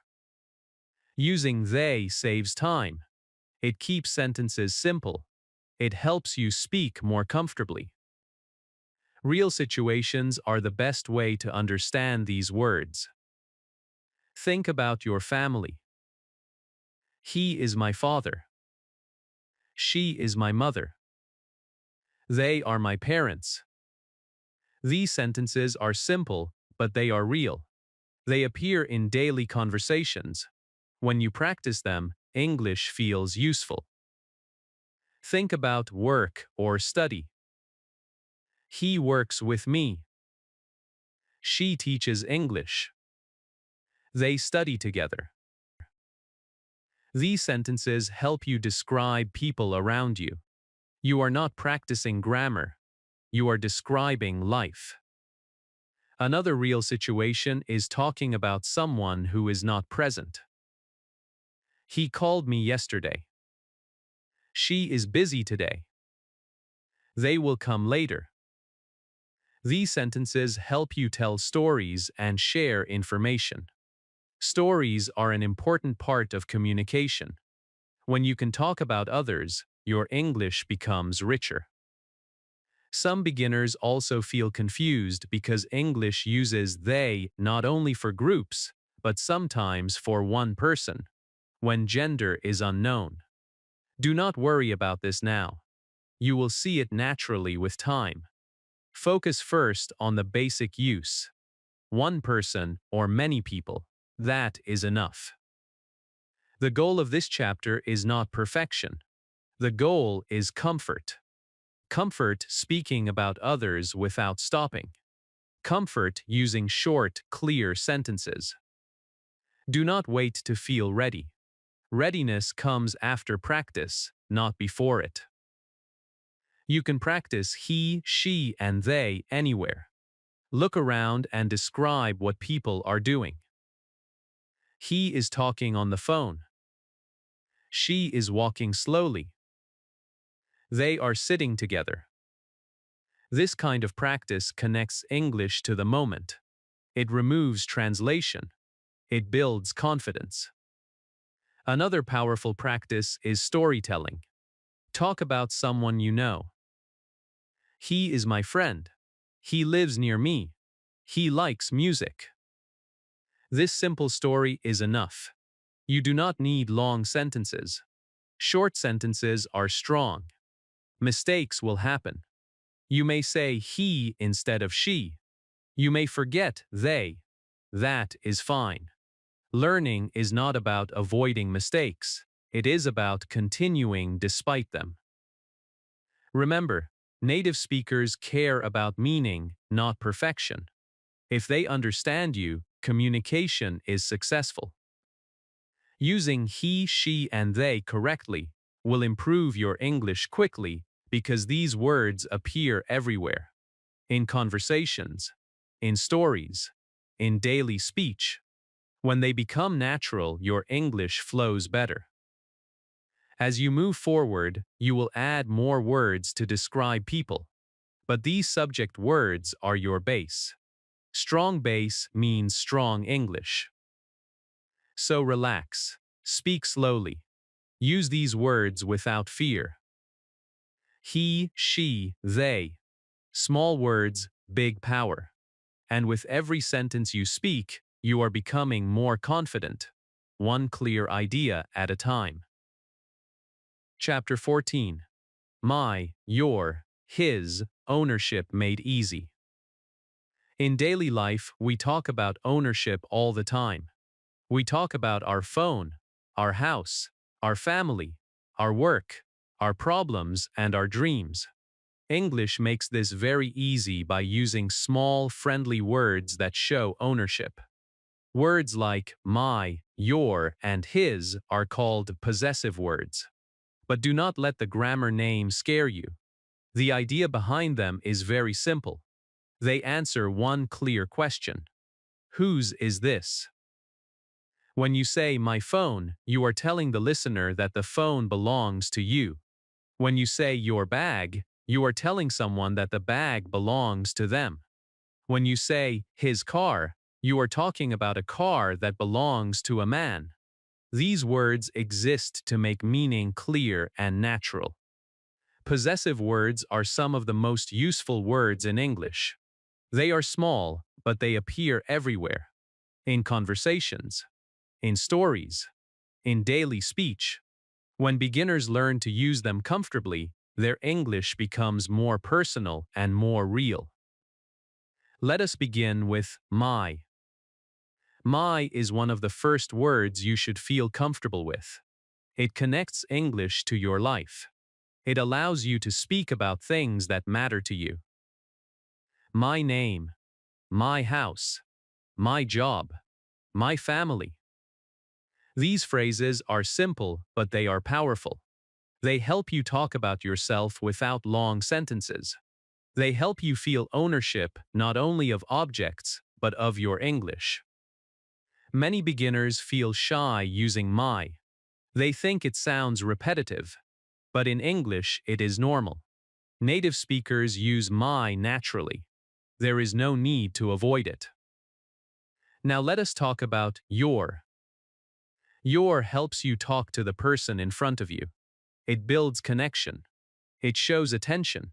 It makes conversations warmer. Your name, your phone, your idea. Using your makes English feel like a dialogue, not a speech. It shows that you are aware of the other person. Another beautiful thing about your is that it works for one person and for many people. You do not need to change it. This makes English easier. Now let us look at his. His shows ownership for a male person. When you say his book, you mean the book belongs to him. This word helps you talk about others without repeating names again and again. His brother, his work, his phone. Using his makes your speech smoother. It avoids repetition. It helps listeners follow the story easily. Possessive words usually come before nouns. This is an important habit to notice. My phone, your house, his job. You do not say phone my or house your. English likes the possessive word first. This pattern appears again and again.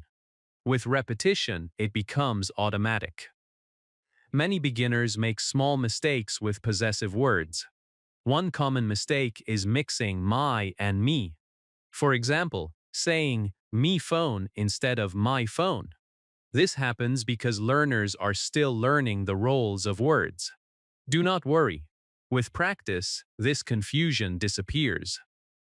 Another mistake is forgetting the possessive word completely. Saying, I lost phone instead of I lost my phone.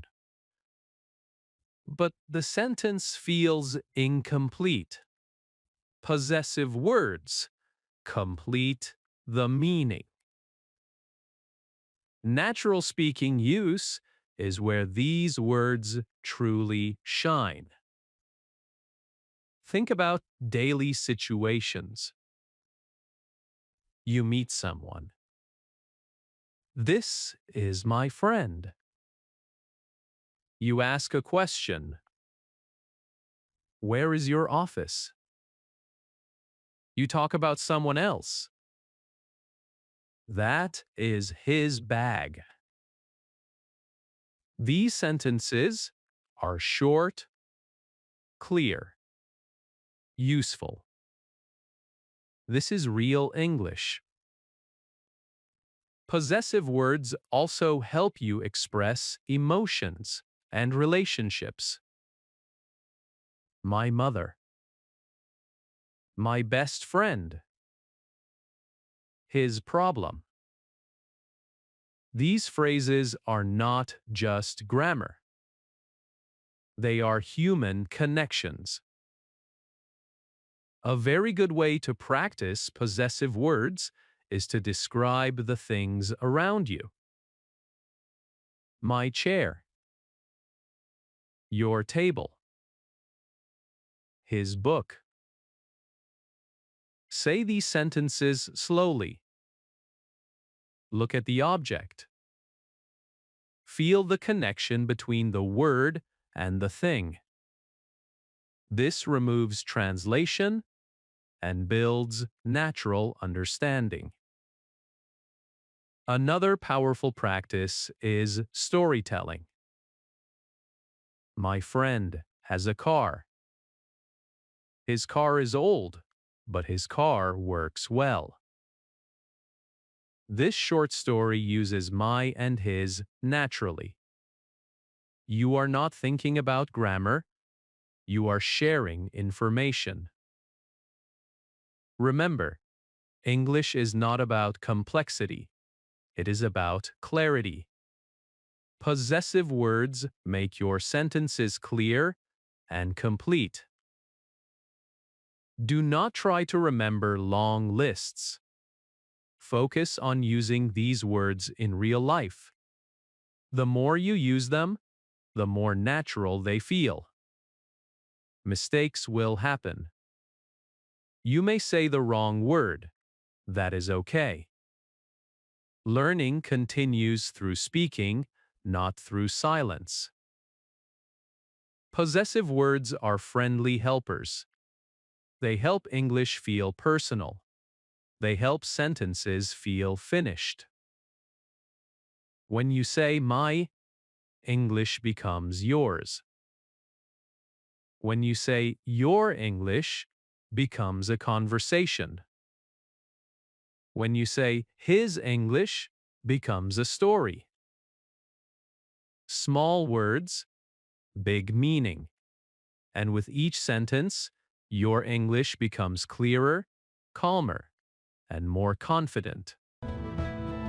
Chapter 15. This, that, these, those.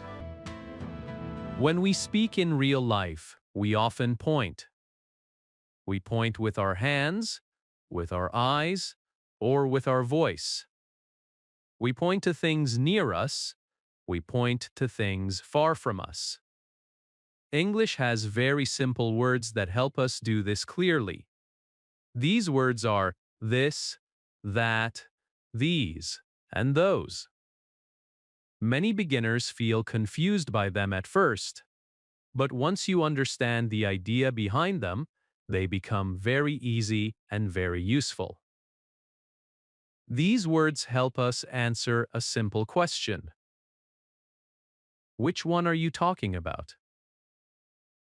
English likes clarity. When you point clearly, the listener feels comfortable. When the listener feels comfortable, communication flows smoothly. Let us start with the basic idea. This and that are used for one thing. These and those are used for more than one thing. That is the first step, simple and calm. Now the second step is distance. This and these are used for things near you. That and those are used for things far from you. Near or far, one or many, that is all you need to remember. Let us look at this. This is used when something is close to you. You can touch it, you can see it clearly. It feels near in space or even in time. This is my phone. This book is interesting. When you say this, you are bringing the listener close to the object. You are saying, look here. Now let us look at that. That is used when something is farther away. It may be across the room, outside, or simply not close to you at the moment. That is my house. That place looks nice. You are still pointing, but from a distance. The meaning changes slightly, but communication stays clear. Now let us move to these. These is used for more than one thing that is near you. These are my keys. These shoes are new. You are talking about many things, and they are close to you. Maybe in your hand, maybe on the table. And finally, those. Those is used for more than one thing that is far from you. Those cars are expensive. Those people are waiting. Again, many things, but not close. Many beginners try to memorize these words as rules. This creates confusion. Instead, connect them to real life. Look around you. Notice distance. Notice number. Your brain understands this naturally. One common beginner mistake is mixing this and that. This happens because in many languages, the difference is not strong. Do not worry. With practice, your mouth and mind will learn the difference automatically. Another common mistake is using this with many things, or these with one thing. For example, saying this books or these book. These mistakes are normal. They disappear with repetition. Real-life objects are the best teachers here. Look at something near you. This is a chair. Look at something far from you. That is a building. Look at many things near you. These are apples. Look at many things far from you. Those are houses. Say these sentences slowly. Say them out loud. You are not memorizing grammar. You are training your brain to connect words with space and number. These words are used constantly in daily conversation. When you shop, when you explain, when you tell a story, when you complain, when you admire something. In a shop, you may say, I like this shirt. Those shoes are nice. At home, you may say, these dishes are clean. That room is quiet. In conversation, you may say, this is what I mean. That was a good idea. Notice something important. Sometimes this and that are not only about physical distance. They can also be about ideas and time. For beginners, you do not need to worry deeply about this yet. Just notice that English uses these words to point not only to objects, but also to moments and thoughts. Speaking practice is the key to mastering these words. A very effective practice is called pointing practice. Look around and point to things while speaking. This is my bag. That is the door. These are my notes. Those are my shoes. Do this practice daily for a few minutes. It connects English directly to your environment. Translation disappears. Another great practice is asking and answering questions. What is this? This is a pen. What are those? Those are books. This practice prepares you for real conversations. It builds confidence. You can also practice with stories. This is my friend. That is his house. These are our plans. Those were good days. Even a short story uses all four words naturally. This is how English is learned. Through use, not through fear. Do not worry about speed. Speak slowly. Pause if needed. These words are small, but they carry important meaning. Give them time. Remember, English is not testing you. English is helping you show the world clearly. When you use this, that, these, and those, you guide the listener. You show direction. You create clarity. Small words, clear meaning. As you move forward, these words will become automatic. You will not think about near or far. Your brain will choose naturally. That is the goal. For now, enjoy the simplicity. Look, point, speak. This is English. That is confidence growing. These are your tools. Those fears are disappearing. And step by step, your English becomes clearer, calmer, and more natural. Chapter 16. Time in English. The Big Picture. When learners hear the word tense, many of them feel nervous. They imagine long tables, strange rules, and many mistakes waiting to happen. Time in English feels heavy because it is often taught in a complicated way. But time itself is not complicated. Time is something every human understands deeply. We live in it every day. We remember yesterday.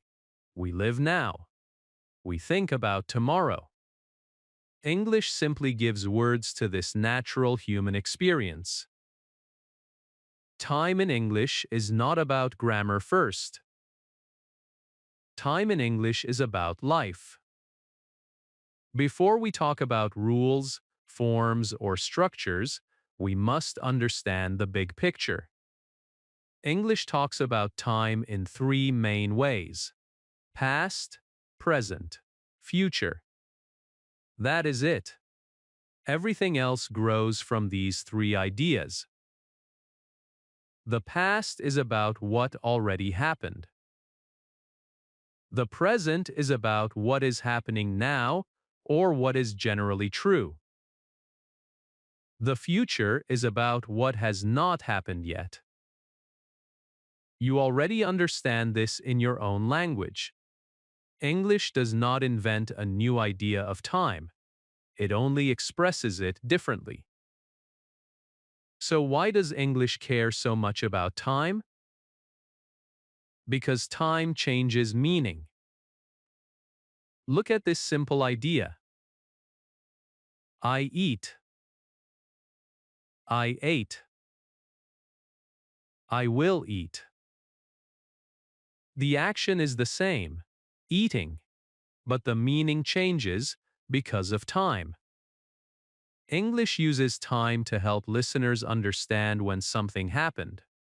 Without time, communication becomes unclear.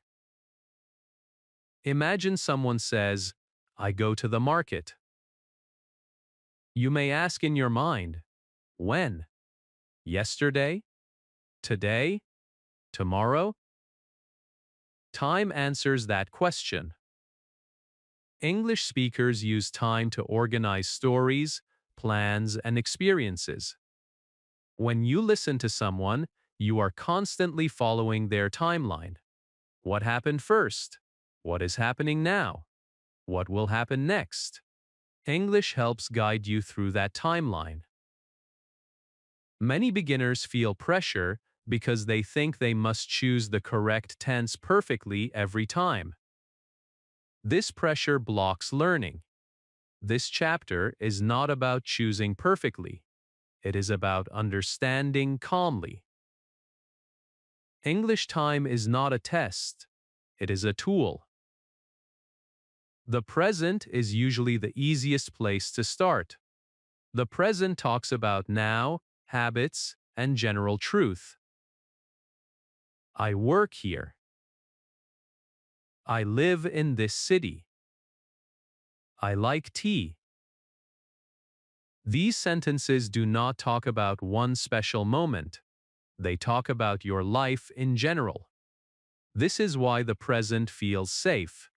It describes what is true most of the time. The present also talks about what is happening right now. I am reading. I am listening. You do not need to understand all the details yet. Just feel this idea. The present connects English to the moment you are living in. That is why beginners should feel comfortable in the present first. The past talks about memory, what you did, what you saw, what you felt. I worked yesterday. I met a friend. I was tired.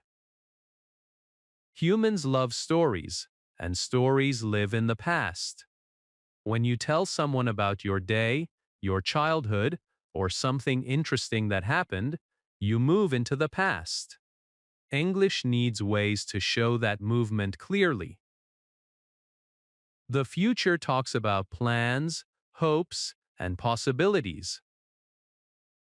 I will call you. I will study tomorrow. I want to improve. The future helps you connect with hope, with intention, with direction. Without future, language feels stuck. English cares about time because listeners need to know where they are in your story. Are you talking about something finished, something happening now, something planned? But here is an important truth for beginners. Even if you choose the wrong time, people often still understand you. Meaning is strong. Grammar supports meaning, but meaning does not disappear easily. For example, if you say, "Yesterday I go market," the listener understands you. The time word yesterday already gives meaning. Grammar improves clarity, but communication already exists. This should remove fear. Time words like yesterday, today, now, tomorrow, last week, next year help English greatly. They act like signs on a road. Even if the grammar is not perfect, these signs guide the listener. In real life, people use time words constantly. Today is busy. Tomorrow is free. Last night was quiet. English combines time words with verb forms to create clear meaning. You will learn this slowly. There is no rush. One mistake beginners make is trying to learn all tenses at once. This overwhelms the brain. Learning should feel like walking, not jumping. This course will teach time step by step. First, you will feel the present. Then you will gently move into the past. Then you will explore the future. Each step will feel natural because it connects to life. Another important idea is that English often cares about how we see time, not just when something happened. Sometimes English focuses on completion, sometimes on duration, sometimes on experience. This may sound complex, but you already understand these ideas in your life. For example, there is a difference between something finished and something still going. English reflects that difference. But you do not need to master this now. Awareness is enough. For beginners, the most important goal is not tense accuracy, it is time clarity. If the listener knows roughly when something happened, communication is successful. English learners often ask, "Which tense should I use?" A better question is, "What time am I talking about?" When you answer that, grammar becomes easier. Daily practice helps time feel natural. Talk about your day. Today I work. Yesterday I rest. Tomorrow I study. These sentences are not perfect, but they are meaningful. With practice, grammar will slowly adjust itself. Listening also helps greatly. When you listen to English, notice how people move through time. Notice words like now, then, later, before, after. You do not need to analyze them. Just notice them. Your brain is excellent at learning patterns when you allow it to relax. This chapter is about removing pain from tenses. Pain comes from pressure. Pressure comes from misunderstanding. Understanding removes fear. Time in English is not your enemy. Time is your guide. It helps you tell your story clearly. You already live in time. You already understand past, present, and future. English is simply learning to talk about what you already know. As you continue this journey, time will stop feeling heavy. It will start feeling natural. And when time becomes natural, English becomes a language, not a problem. You are not late. You are not behind. You are learning at the right time. And now that you understand the big picture of time in English, you are ready to explore it step by step, without fear. Chapter 17. Present Simple, Daily Life. The present simple tense is the most useful tense in English for beginners. It talks about daily life, things you do again and again, things that are usually true, things that feel normal and stable. When learners understand the present simple, English starts to feel familiar, not foreign. This tense does not talk about special moments. It talks about life as it normally happens. When you say, I eat, you are not talking about one exact moment. You are talking about a habit, something you do as part of your life. When you say, I work, you are describing your regular reality. This is why the present simple is called simple. It describes simple truth. The present simple answers questions like these. What do you do every day? What is true about your life? What usually happens? Think about your daily routine.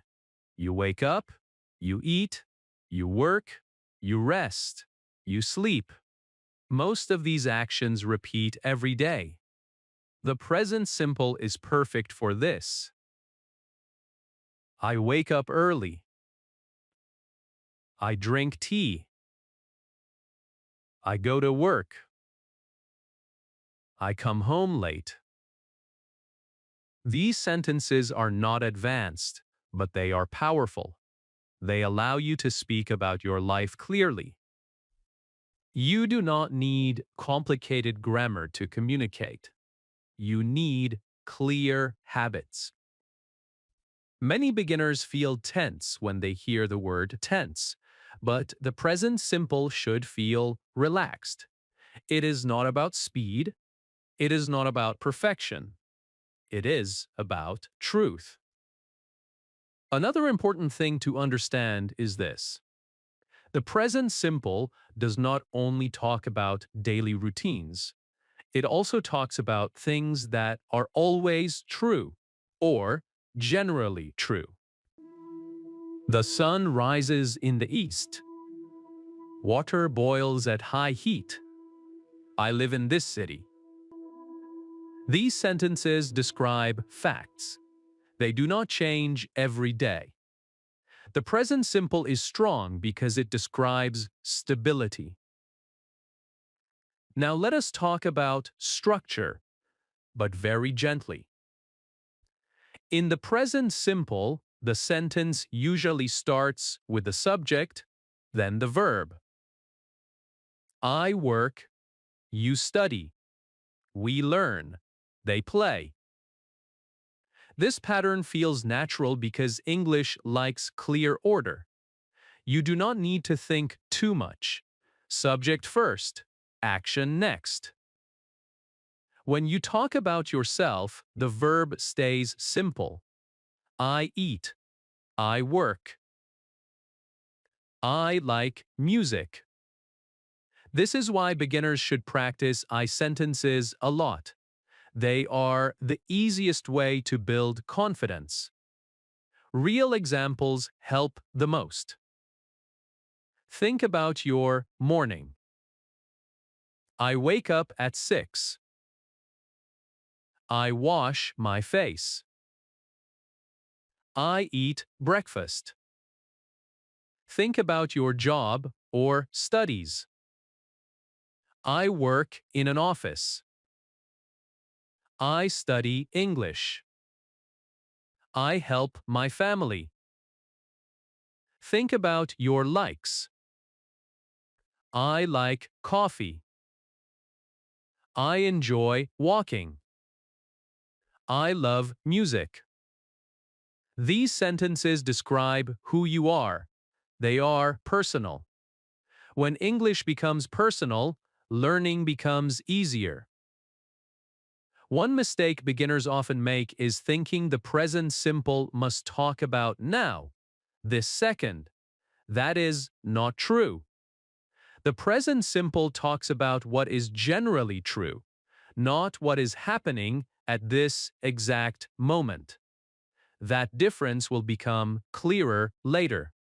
For now, remember this.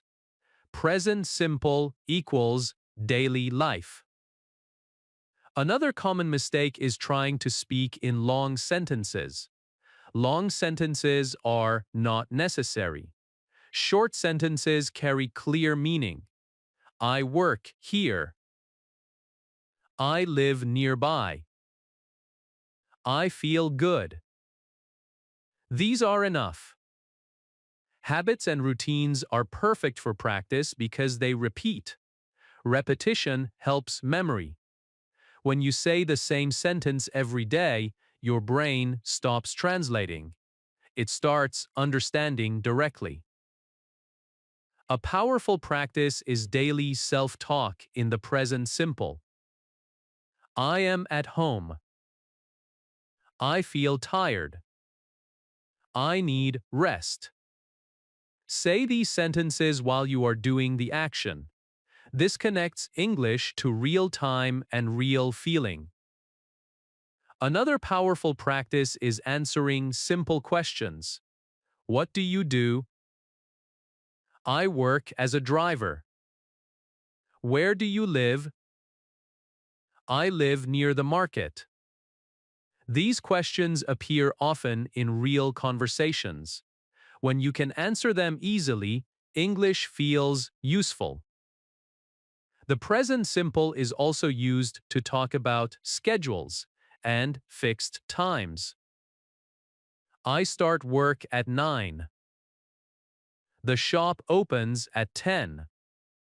These sentences help you talk about time in daily life without stress. Many beginners worry about making mistakes with the present simple. They worry about grammar endings. Do not let this worry stop you. Even if you make a small mistake, meaning often stays clear. With practice, accuracy improves naturally. The goal is not perfect grammar. The goal is comfortable communication. English speakers use the present simple constantly. It is everywhere, in conversations, in instructions, in explanations. When you understand it, you understand a large part of English. Listening also helps you learn this tense.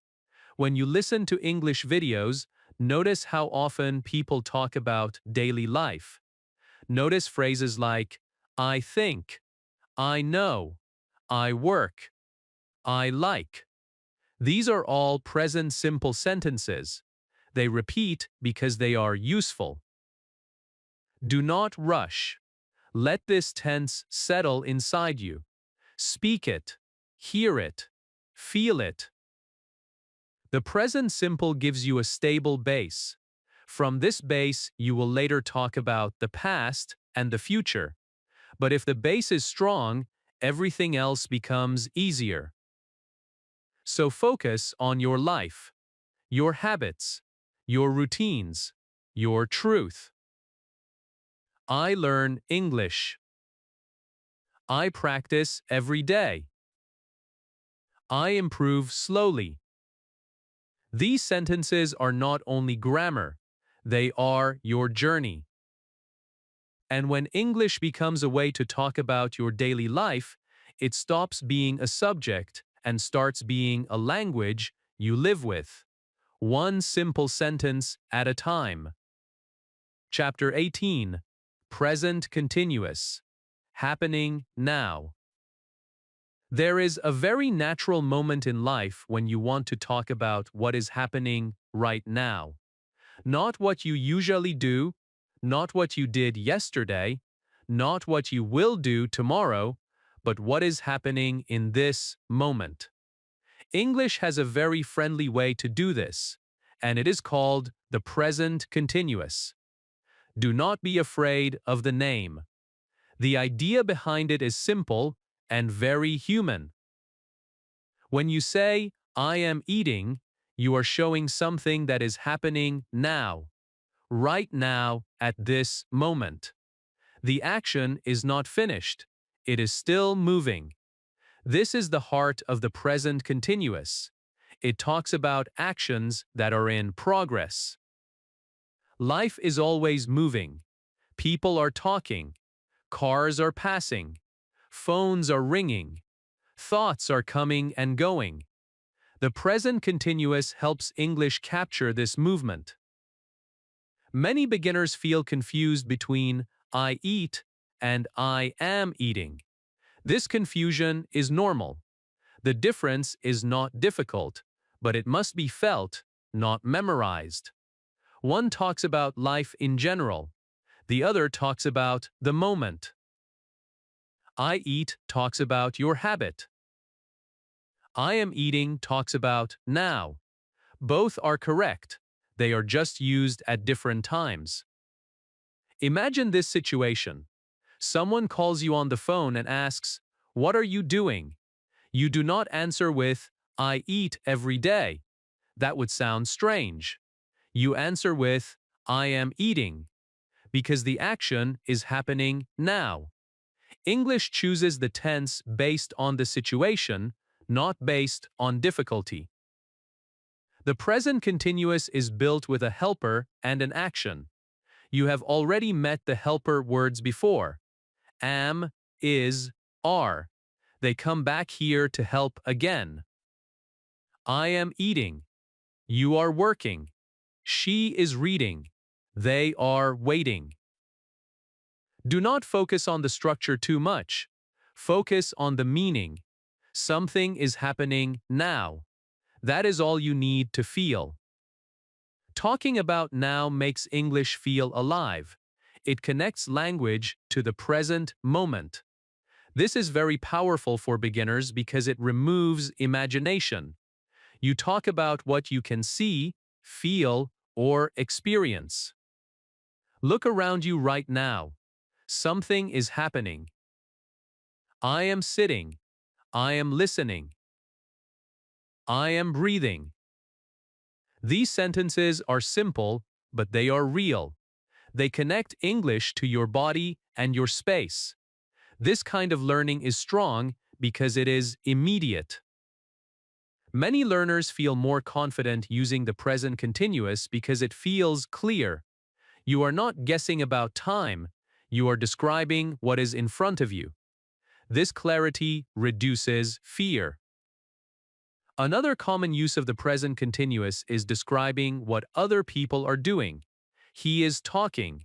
She is cooking. They are playing. These sentences help you describe the world around you. You do not need advanced words. You need awareness. The present continuous is also used to talk about temporary situations, things that are true now, but not always. I am living here for now. I am working on a project. These situations may change later. The present continuous shows that they are not permanent. This feeling is important. English uses tense to show how stable or temporary something is. Feeling the difference between the present simple and the present continuous takes time. Do not rush it. Let examples guide you. I work in an office. This is your regular life. I am working today. This is about now. I live here. This is generally true. I am living with a friend. This is temporary. You do not need to explain this difference. You need to hear it again and again. Your brain will understand it naturally. Many beginners try to translate the present continuous from their own language. This creates confusion. Instead, connect it to feeling. Ask yourself one question. Is this happening now? If the answer is yes, the present continuous is your friend. Another mistake beginners make is forgetting the helper word. I eating. She reading. These sentences feel incomplete because English needs the helper to show the action is in progress. Do not be angry with yourself for making this mistake. It is very common. With practice, am, is, are will come naturally. A great way to practice the present continuous is live description. Describe what you are doing while you are doing it. I am making tea. I am opening the door. I am writing. This practice is simple, but it is extremely effective. It trains your brain to think in English in real time. Another powerful practice is describing sounds and movement around you. Someone is talking. A car is passing. Children are playing. This practice makes English feel connected to reality, not books. The present continuous also helps you slow down your speaking. Because the structure is clear, you naturally speak more calmly.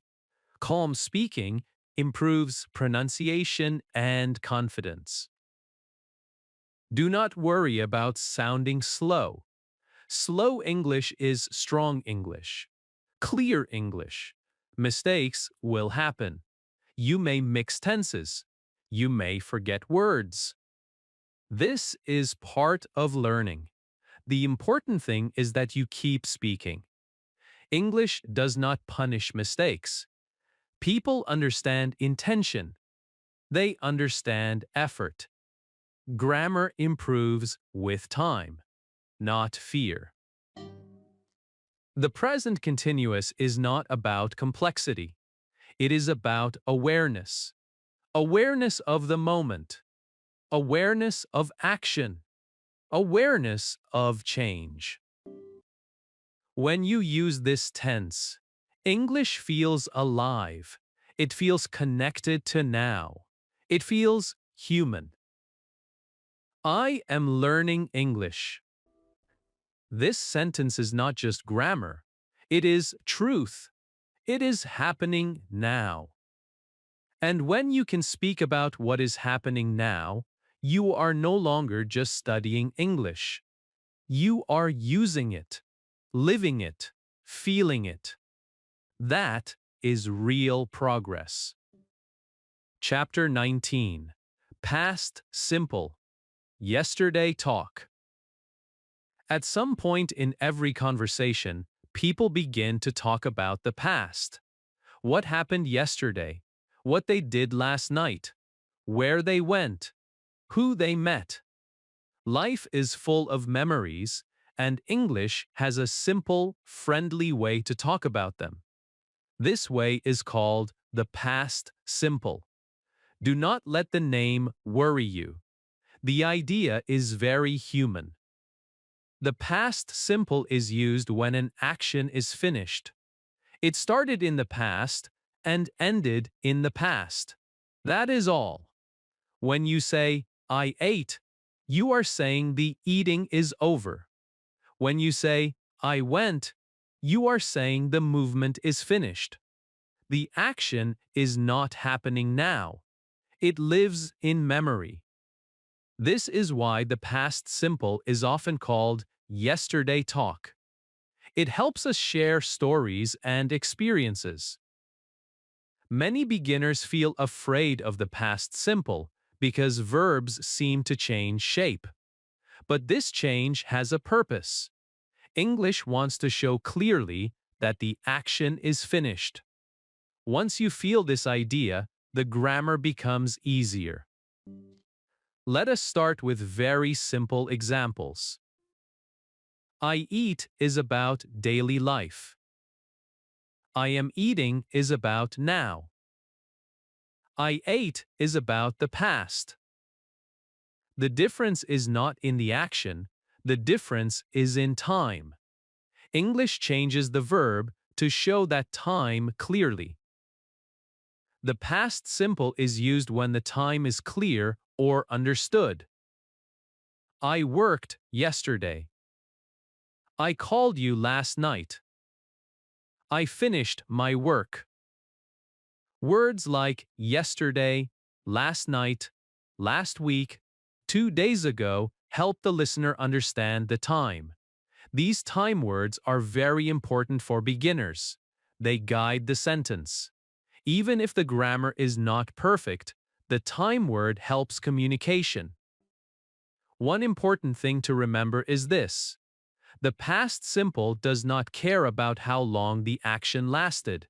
It only cares that the action is finished. I watched a movie. I lived there for 5 years. Both actions are finished. That is why the past simple is used. Now let us talk about regular verbs. Regular verbs are friendly. They follow a simple pattern. To make them past, you usually add. Work becomes worked. Play becomes played. Talk becomes talked. This rule covers many everyday verbs. You will see it again and again. It is not something to fear, it is something to get used to.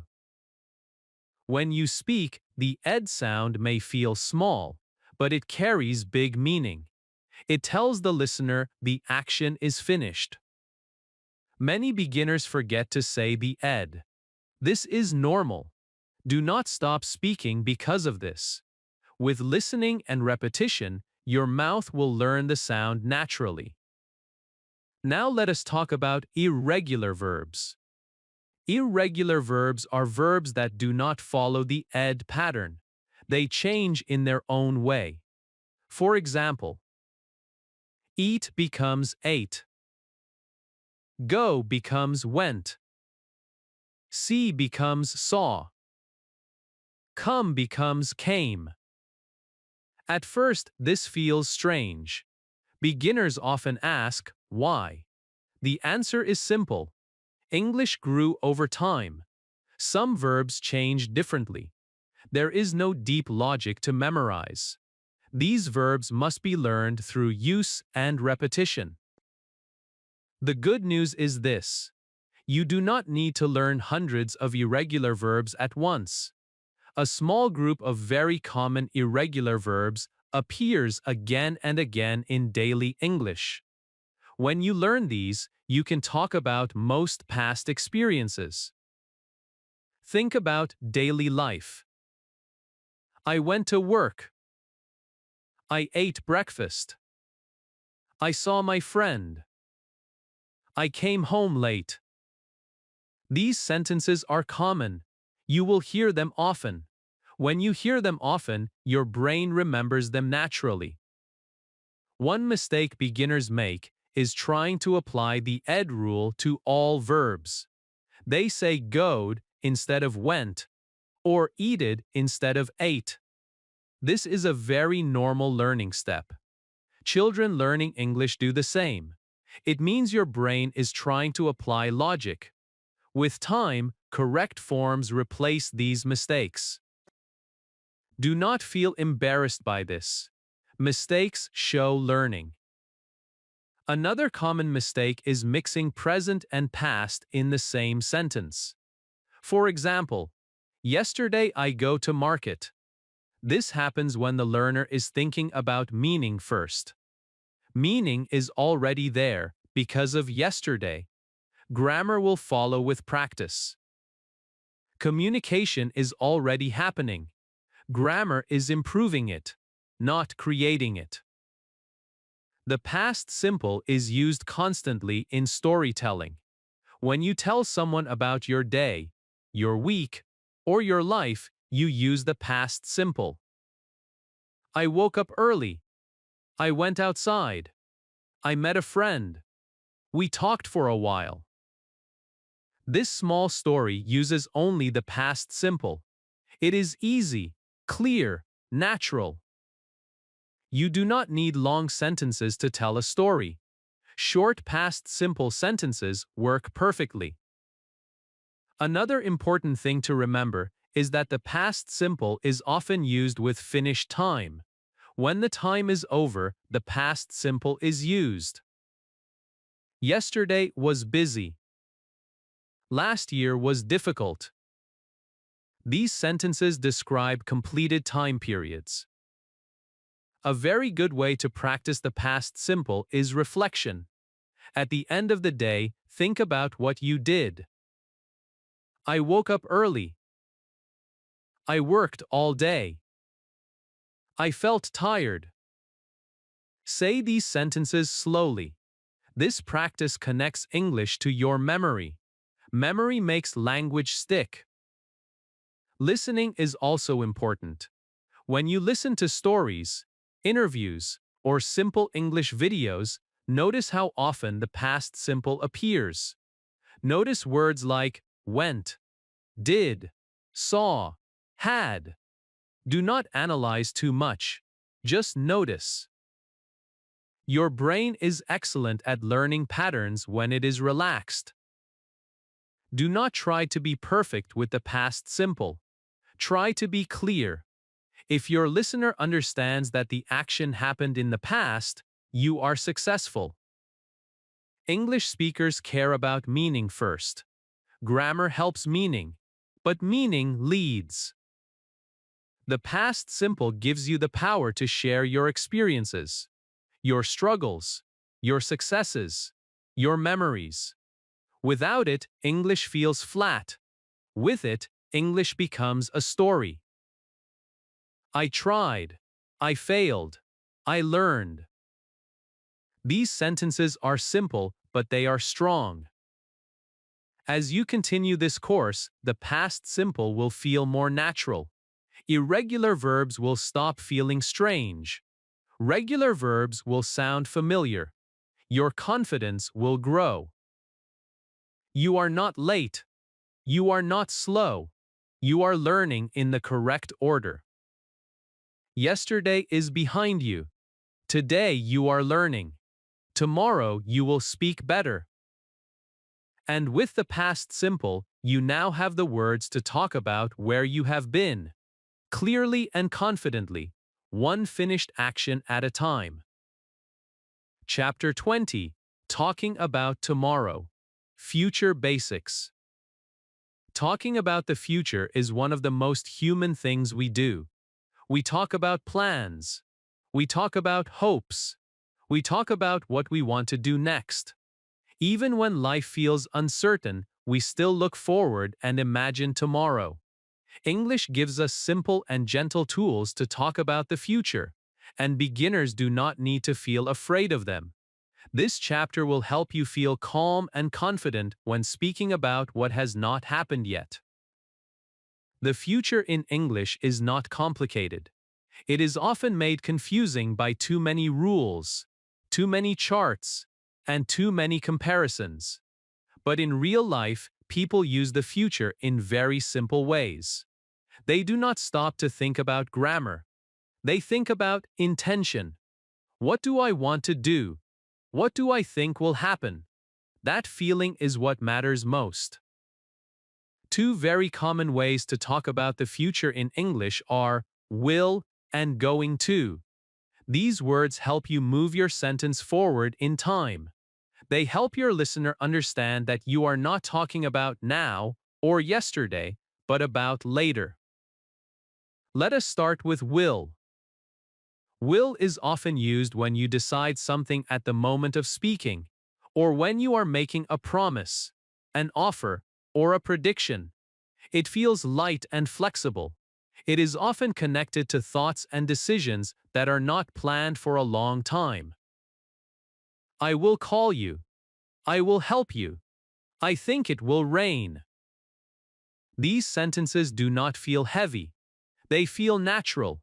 You decide and you speak. Many beginners like will because it is easy to use. The verb after will does not change. This makes speaking calmer. When you use will, you are often reacting to a situation. Someone says, I am tired. You say, I will help you. You did not plan this earlier, you decided now. That is why will feels right. Now let us talk about going to. Going to is often used when you already have a plan or intention. You have thought about it before speaking. The decision is not new.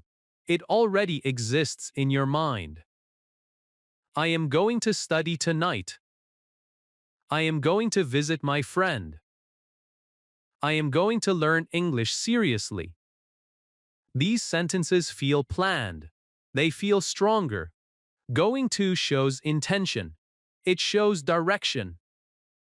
Many beginners ask, which one is correct? The answer is simple. Both are correct. They are just used in slightly different situations. But do not let this difference scare you. In real life, people often understand you even if you choose the other one. Meaning is more important than perfection. Think about your daily life. If you suddenly decide something, will feels natural. If you already decided earlier, going to feels natural. But here is something important. As a beginner, you do not need to master this difference perfectly. You need confidence first. Confidence comes from using simple future sentences without fear. For example, I will practice English. I am going to practice English. Both sentences show future intention. Both are understood. Both are useful. Simple future confidence comes from using future language in a calm way, not from choosing the perfect form every time. Another important thing is that the future is often supported by time words. Words like tomorrow, later, next week, soon help your listener understand the time clearly. I will go tomorrow. I am going to rest later. I will start next week. These words act like signs. They guide the listener. Even if the grammar is not perfect, these time words make your message clear. Many beginners feel nervous because they think the future must be exact. It does not. Life itself is not exact. English reflects this reality. You can speak about the future even when you are not fully sure. I will try. I will see. I am going to think about it. These sentences show intention without pressure. They are used every day by native speakers. Another common fear is forgetting what comes after will or going to. Remember this simple idea. After will, the verb stays in its base form. I will eat. I will go. I will learn. After going to, the verb also stays in its base form. I am going to eat. I am going to go. I am going to learn. You do not need to change the verb. This makes future speaking easier than many learners expect. A very good way to practice future English is to talk about your plans for tomorrow. Tomorrow I will wake up early. I am going to work. I will come home late. These sentences are not advanced. They are real. They help you speak about life. Another good practice is talking about hopes. I will improve. I am going to speak better. I will not give up. These sentences are powerful. They are not just grammar, they are motivation. Mistakes will happen. You may say, I will going, or forget a word. This is normal. Do not stop speaking. Your brain is learning through use. Remember, English is not waiting to punish you. It is waiting to be used. The future in English is not about certainty. It is about intention. When you speak about the future, you are sharing what you plan, what you think, or what you hope. Grammar helps, but meaning leads. Do not try to sound advanced. Try to sound clear. I will try again. I am going to continue. These sentences are simple, but they carry strength. As you move forward in this course, you will become more comfortable talking about the past, the present, and the future. English time will stop feeling confusing. It will start feeling like a natural timeline of your life. You have talked about yesterday. You are talking about today. Now you can talk about tomorrow. And when you can talk about tomorrow with confidence, English becomes a language of possibility, not fear. Chapter 21. Positive Sentences. Positive sentences are the backbone of English communication. They are the sentences we use most often when we speak, listen, read, and write. When you tell someone something, when you share information, when you describe your life, when you explain what you do or what you feel, you usually use positive sentences. That is why this chapter is so important. If you can build clear positive sentences, your English becomes strong, calm, and confident. A positive sentence is simply a sentence that says something is, exists, or happens. It does not deny. It does not question. It states. It tells. It gives information. And English loves clarity. When you say, I work here, you are giving a clear statement. When you say, she is happy, you are sharing information. When you say, they live nearby, you are describing reality. These sentences are positive sentences. They are the easiest and most natural form of English.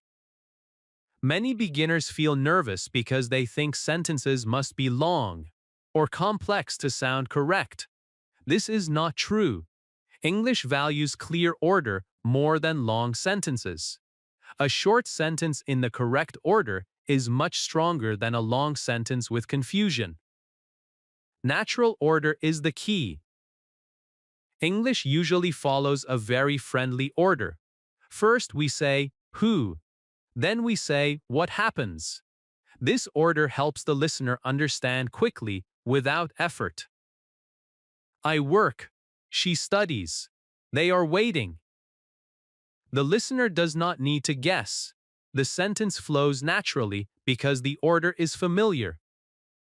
This natural order appears again and again in English.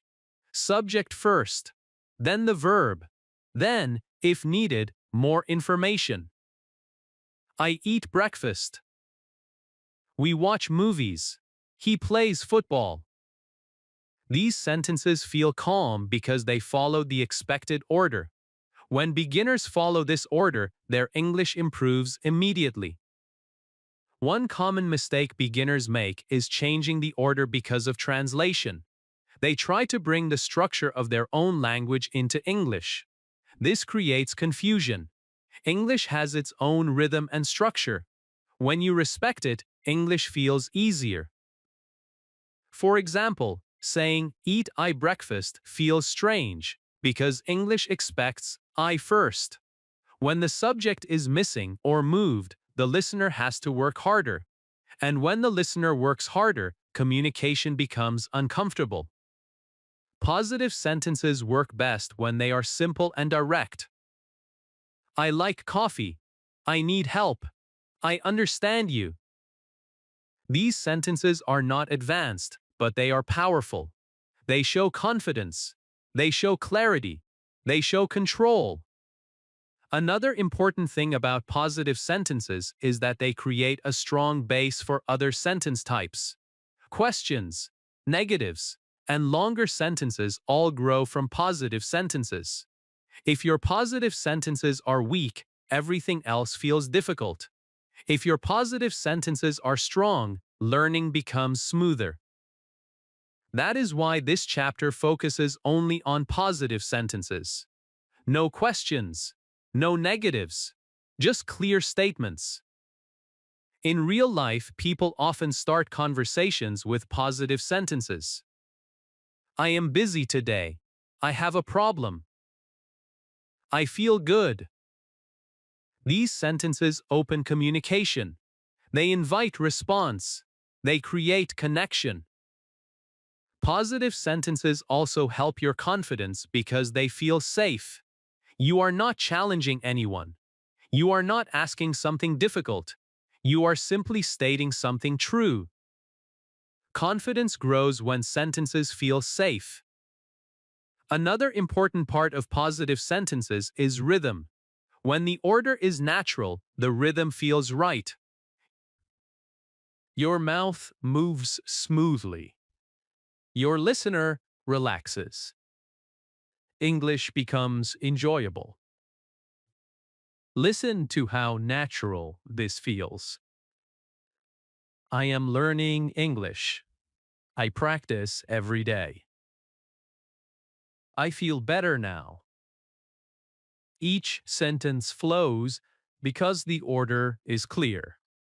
You are not searching for words. You are following a familiar path. A very good practice for positive sentences is describing your day. I wake up early. I go to work. I come home late. These sentences are simple, but they describe real life. When English describes your real life, it becomes meaningful. Another good practice is describing facts. The shop is open. The bus arrives late. The weather feels nice. These sentences help you talk about the world around you. You are not inventing anything. You are observing and speaking. Positive sentences are also important because they reduce fear of mistakes. Even if the grammar is not perfect, meaning often stays clear. For example, I work office is not perfect, but the listener understands you. When you slowly improve it to I work in an office, clarity increases. But communication already exists. Do not wait for perfection. Start with clarity. Many beginners try to speak too fast or too much. This creates confusion. Slow, clear, positive sentences are much stronger. Speak one idea at a time. Finish the sentence. Pause if needed. This is not weakness. This is control. English speakers pause naturally. They do not rush every sentence. Calm speech shows confidence. Another important thing to remember is that positive sentences can be short. Very short. I agree. I know. I see. These sentences are common in real conversations. They are easy, but they are real English. As you continue this course, you will build more complex sentences. You will add reasons, details, and connections. But all of that will grow from strong, positive sentences. Think of positive sentences as the foundation of a building. If the foundation is strong, the building stands. If the foundation is weak, everything shakes. So take your time with this chapter. Practice positive sentences every day. Speak them out loud. Use them in self-talk. Use them in conversation. I am learning.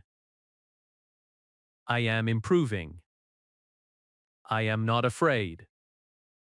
These sentences are not just grammar. They are mindset. When your sentences become clear, your thoughts become clear. When your thoughts become clear, your confidence grows. Positive sentences are simple. Positive sentences are powerful. And with them, your English becomes strong, one clear statement at a time. Chapter 22. Negative sentences. In real life, we do not only say what is, we also say what is not. We say no. We correct ideas. We explain problems. We set boundaries. Negative sentences are a natural and necessary part of communication. Without them, English would feel incomplete. But many beginners feel confused or afraid when they try to make negative sentences.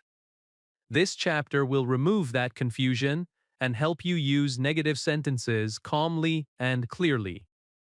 A negative sentence simply means you are saying that something is not true, not happening, or not the case. English usually creates negative meaning with one small word, not. This word is powerful, but it must be placed correctly. When not is in the right place, the sentence feels clear and natural. When it is in the wrong place, confusion appears. The good news is this: English negatives follow clear patterns. You do not need to invent anything. You only need to follow what English already does naturally. Let us start with the most basic idea. Positive sentence. I work here. Negative sentence. I do not work here. The meaning changes completely, but the sentence structure stays calm. English does not destroy the sentence to make it negative. It simply adds support. In many sentences, English uses a helping verb, and not comes after that helping verb. I am ready. I am not ready. She is happy. She is not happy. They are here. They are not here. Notice something important. The main sentence stays the same. Only not is added after the helping verb. This is why negative sentences are not scary. They are built from positive sentences.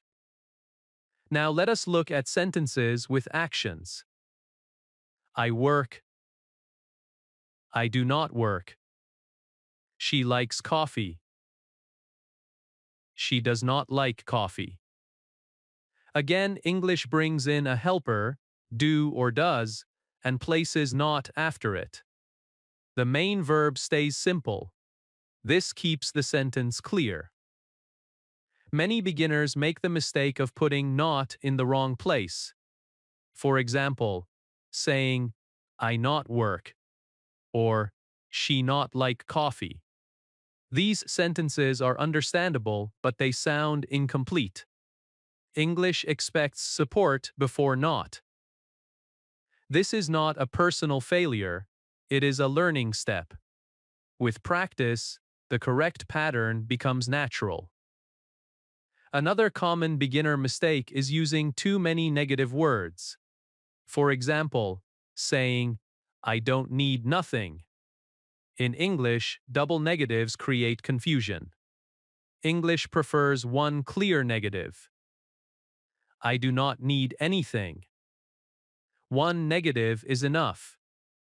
Avoiding confusion is the main goal of negative sentences. When you speak, you want the listener to understand clearly what is not true or not happening. Simplicity helps. Negative sentences are often used to correct information. I am not late. This is not correct. He does not live here. These sentences are short and strong. They communicate clearly. Negative sentences are also used to express feelings and states. I am not happy. I am not sure. I am not ready. These sentences are very common in real life. You hear them everywhere. They help people express honesty. Another important use of negative sentences is setting limits. I do not have time. I cannot come today. I do not agree. These sentences are not rude. They are clear. Clear communication is respectful communication. Many beginners feel uncomfortable saying negative sentences because they feel they sound harsh. But in English, clarity is more important than softness. Tone and politeness come from voice and context, not from avoiding negatives. You can be polite and clear at the same time. I am sorry. I do not understand. I am sorry. I cannot help right now. These sentences are honest and polite. Now let us talk about avoiding confusion when speaking negatives. One important habit is to keep sentences short. Long negative sentences increase the chance of mistakes. Short sentences keep control. I do not know. I am not sure. I do not remember. These are perfect beginner sentences. They appear constantly in real conversations. Another helpful habit is to slow down when using not. Say it clearly. Do not rush it. The word not carries the negative meaning. When it is clear, the whole sentence becomes clear. Listening also helps a lot. When you listen to English, notice where not appears. Notice how native speakers place it naturally. Your brain will copy these patterns without effort. Another thing beginners often worry about is contractions, like don't or isn't. Do not worry about them now. You can use full forms safely. I do not like this. She is not coming. These forms are clear and correct. Contractions will come naturally later. Negative sentences are not about complexity. They are about honesty. They allow you to say what is not true, what you do not want, and what is not happening. Think about your daily life. I do not drink coffee. I do not work on Sunday. I am not feeling well. These sentences describe real situations. They help people understand you better. A very good practice is contrast practice. Say a positive sentence, then say the negative. I work today. I do not work today. I like tea. I do not like tea. This practice helps your brain feel the difference clearly. Do not try to be perfect. Try to be clear. If your listener understands your meaning, you are successful. Negative sentences are not something to fear. They are tools. Tools help you communicate your reality.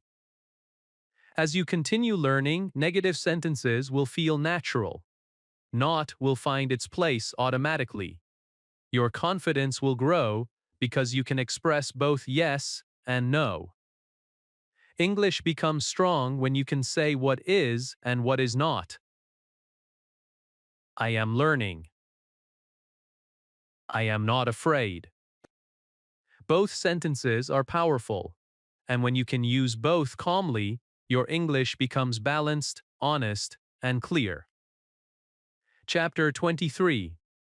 Asking questions without fear. Questions are the heart of communication. When you ask a question, you open a door. You invite information. You show interest. You learn. Without questions, English becomes silent and one-sided. Yet many beginners feel afraid of asking questions. They worry about grammar. They worry about order. They worry about sounding wrong. This fear stops them from speaking, even when they want to understand something. This chapter is here to remove that fear completely. Asking questions in English is not about being perfect. It is about being brave. Most people are happy when you ask questions. They see effort. They see curiosity. They see learning. English speakers do not expect beginners to ask perfect questions. They expect honest ones. There are two very common types of questions in English: yes or no questions and what questions. Once you understand these two types, asking questions becomes much easier and much calmer. Let us start with yes or no questions. Yes or no questions are questions that can be answered with yes or no. They are short, simple, and extremely useful in daily life. You use them when you want confirmation. Are you ready? Do you work here? Is this your bag? These questions are everywhere. At work, in shops, on the phone, in daily conversations. They help you move conversations forward. English usually forms yes or no questions by bringing a helper word to the front of the sentence. This helper word may be am, is, are, do, does, or did. Do not panic when you hear this. You do not need to memorize all rules. You need to notice the pattern. Look at this positive sentence. You are ready. Now look at the question. Are you ready? The words are the same, only the order changes. English simply moves the helper word to the front. This is not difficult. It is a pattern. And patterns become easy with repetition. Another example. You work here. Do you work here? Again, English brings a helper word to the front to show that this is a question. The meaning becomes clear immediately. Many beginners try to ask questions by changing only their voice. For example, saying, "You work here?" This can sometimes work in spoken English, but it is not always clear. Using the helper word gives clarity and confidence. Another important thing to remember is this. When you ask a question, the main verb usually stays simple. Do you like coffee? Does she live nearby? You do not need to change the main verb. The helper does the work. Now let us talk about what questions. What questions are questions that ask for information, not just yes or no. They usually start with words like what, where, when, why, who, and how. These words help you ask specific questions. What do you do? Where do you live? When do you work? Why are you here? These questions are very powerful. They help you learn about people, places, time, and reasons. They help you have real conversations. Many beginners feel scared of what questions because they think the structure is difficult. But it is not. The structure is similar to yes or no questions. You just add a question word at the beginning. Look at this example. You live here. Do you live here? Where do you live? The sentence core stays the same. You are not creating something new from nothing. You are adjusting something that already exists. Another example. She is late. Is she late? Why is she late? Again, English moves the helper word and adds a question word.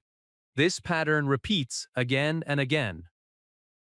The most important thing for beginners is not to overthink question grammar.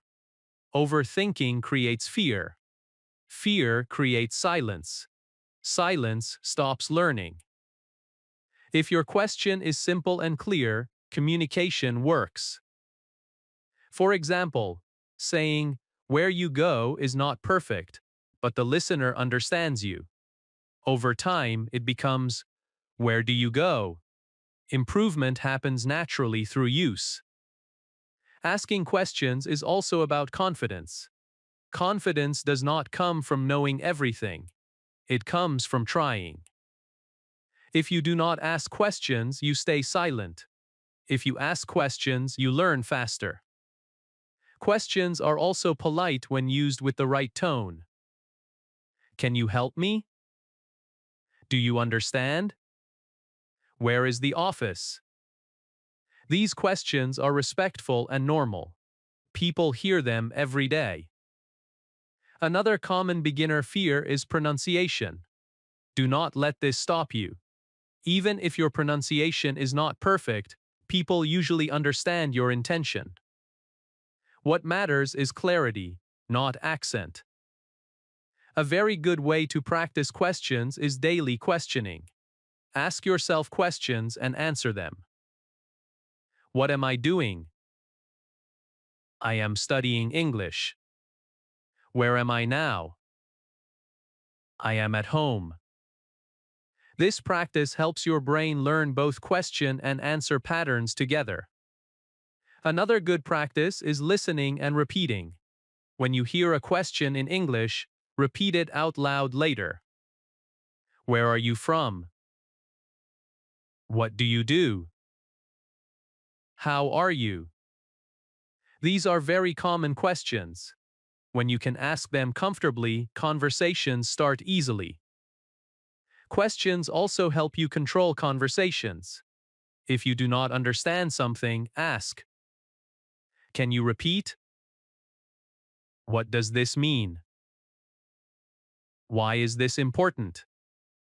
These questions show learning, not weakness. Do not wait until your English is perfect to ask questions. Perfect English is not required for communication. Curiosity is. Remember, children learn language by asking questions, not by staying silent. Adults learn best the same way. Questions are bridges. They connect you to people. They connect you to information. They connect you to progress. So let go of fear. Speak slowly. Ask simply. Is this correct? What should I do? These small questions can change your learning journey. When you start asking questions without fear, English stops being a wall and becomes a conversation. And once English becomes a conversation, fluency is no longer a dream. It becomes a direction you are already walking toward. One brave question at a time. Chapter 24. Word Order, English Sentence Formula. One of the biggest secrets to clear English is not vocabulary and not grammar rules. It is word order. Many beginners know words, but their sentences feel confusing because the words are not in the right order. English is very sensitive to order.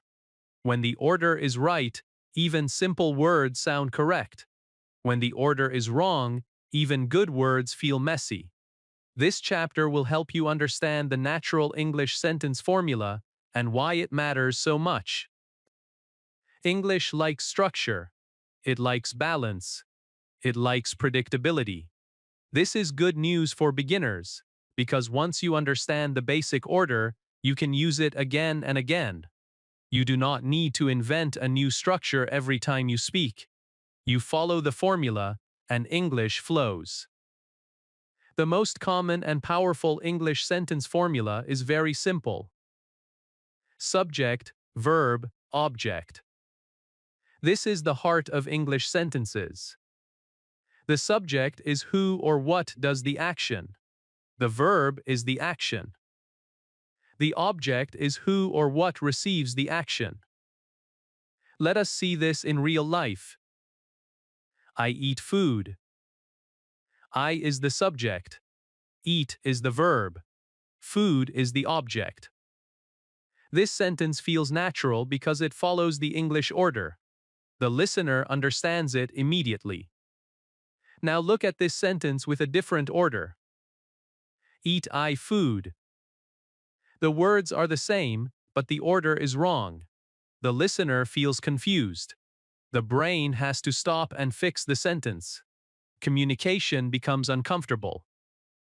This shows why order matters more than words.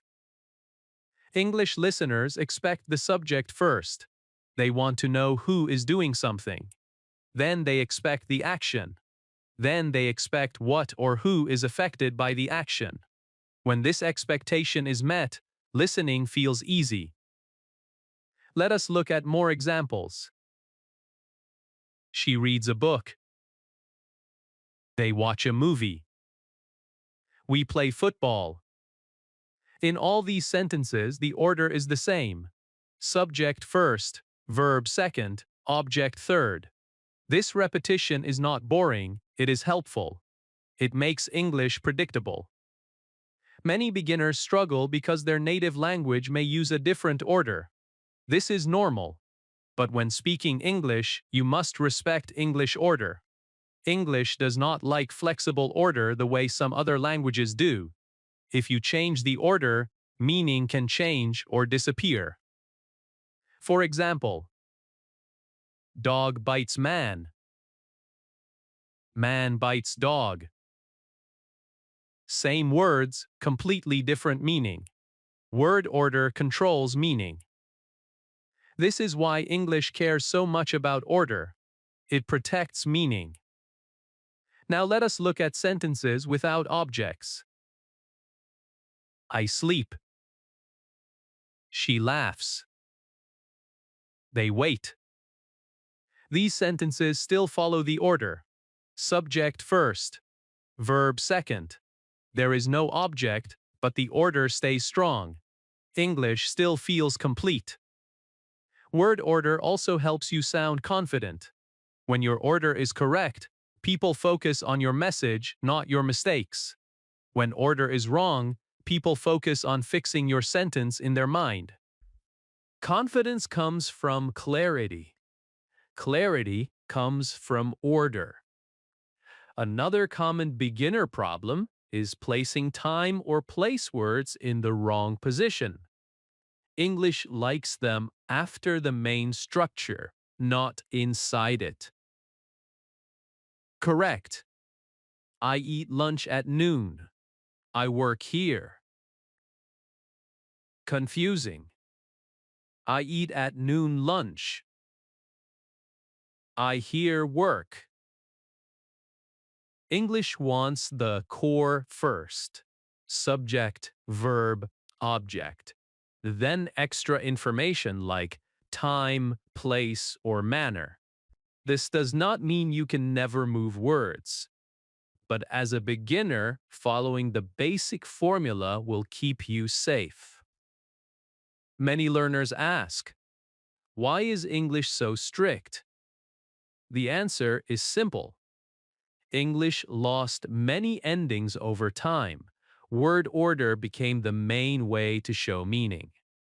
Because words do not change much, their position becomes important. That is why English sentences feel like they are built on rails. When you stay on the rails, everything moves smoothly. A very powerful practice is sentence building. Start with the subject. Add the verb. Add the object. I like tea. She needs help. They build houses. Say these sentences slowly. Feel the order. Do not rush. Another good practice is fixing broken sentences. If you hear or say something like IT, stop and rebuild it calmly. I like tea. This rebuilding trains your brain to think in English order, not translation order. Word order also helps with longer sentences. I read a book at night. I met my friend yesterday. I bought food after work. The core stays the same. The sentence grows, but the structure stays strong. This is how English sentences grow without confusion. Many beginners try to add too much information too early. This breaks order. Start small. One idea, one sentence. I work. Then add more. I work here. Then add more. I work here every day. Each step respects the order. Another important thing to remember is that questions and negatives still respect word order, even when helpers move. The core logic stays the same. English does not change its personality. Do not try to sound advanced by breaking the structure. Advanced English still respects order. Simplicity is strength. Native speakers often use very simple sentences with perfect order. That is why they sound fluent. Word order is not something you memorize once, it is something you feel with repetition. At first, you may need to think. Later, your mouth will choose the order automatically. Mistakes will happen. That is normal. Do not stop speaking. Every mistake is feedback. Every correction strengthens your sense of order. English is not asking you to be perfect. It is asking you to be clear. When you respect word order, English rewards you with clarity, confidence, and calm communication. So remember this formula. Subject first. Action next. Then the rest. This simple order is your strongest tool. When your sentences follow this path, English stops feeling chaotic and starts feeling organized. And once English feels organized, learning becomes faster, easier, and more enjoyable, one clear sentence at a time. Chapter 25. Short sentences are powerful. Many English learners believe a dangerous lie. They believe that good English means long sentences. They think confidence comes from using many words, difficult words, and complex structures. Because of this belief, they hesitate, they stop, they wait, they stay silent. But real English does not work like that. Real English is built on short, clear sentences. And short sentences are not weak. Short sentences are powerful. When you listen to confident speakers, you will notice something interesting. They do not speak in long, confusing lines all the time. They speak clearly. They pause. They finish one idea before moving to the next. This is not because they lack vocabulary, it is because they understand clarity. Clarity creates confidence, and confidence creates good communication. Short sentences help beginners because they reduce pressure. When a sentence is short, your brain feels safe. You know where it starts, you know where it ends. You do not get lost in the middle. Long sentences often break before they finish. Short sentences finish strong. Think about this difference. I went to the market yesterday after work because I needed to buy some things and I was tired, but I still went. Now compare it with this. I went to the market yesterday, I was tired. I needed a few things. The second version is easier to understand, easier to say, easier to remember, and it sounds more confident. This is the power of short sentences. English does not reward long sentences. English rewards clear ideas. Short sentences help you control your speaking. You do not rush. You do not panic. You speak one idea at a time. This control makes your English sound calm and natural. Many beginners try to say everything in one sentence. This creates confusion. English prefers ideas to be separated. When ideas are separated, listeners relax. They do not need to work hard to understand you. Short sentences also reduce mistakes. The longer a sentence becomes, the higher the chance of error. Short sentences keep grammar simple. Simple grammar means fewer mistakes. Fewer mistakes mean more confidence. Confidence does not come from being perfect. Confidence comes from being understood. Short sentences are easier to fix. If you make a mistake in a short sentence, you can correct it quickly. If you make a mistake in a long sentence, you may not know where the problem is. For example, I work here. Simple, clear. If something is wrong, it is easy to fix. But in a long sentence, errors hide. The speaker loses control. The listener loses focus. Short sentences help pronunciation too. When sentences are short, you can focus on sounds. You can slow down.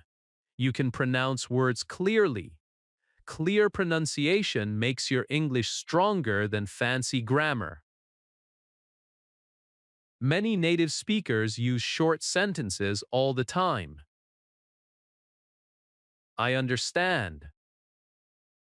That is fine. I will try. I am not sure. These sentences are everywhere. They are not basic, they are real. Short sentences also help listening. When you speak clearly, people respond clearly. Conversations become smoother. You do not feel lost, you feel connected. Another important reason short sentences are powerful is memory. Your brain remembers short patterns easily. When you repeat short sentences daily, they become automatic. Automatic language feels fluent. I like tea. I work here.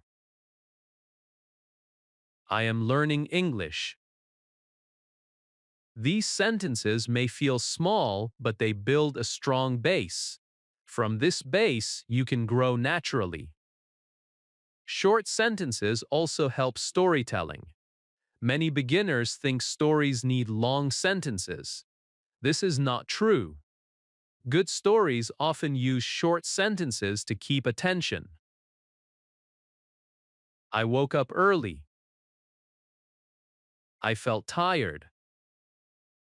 I drank tea. Then I left. This story is simple, but it is clear. The listener follows easily. That is good storytelling.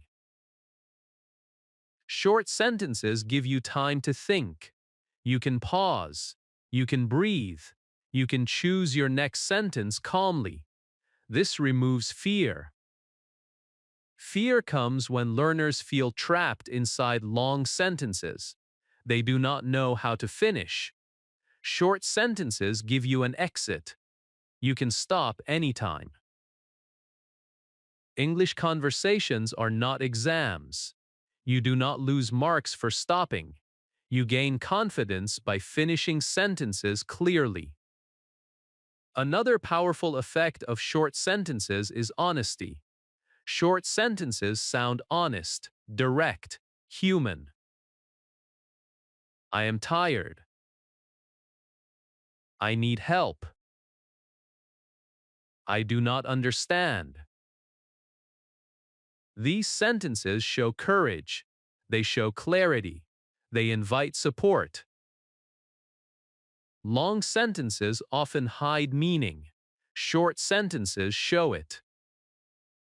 Many beginners also worry about sounding too simple. They think people will judge them. But in real life, people respect clarity more than complexity. Clear speakers sound confident, even if their sentences are short. Remember this truth. Fluent speakers are not those who speak the longest. They are those who speak the clearest.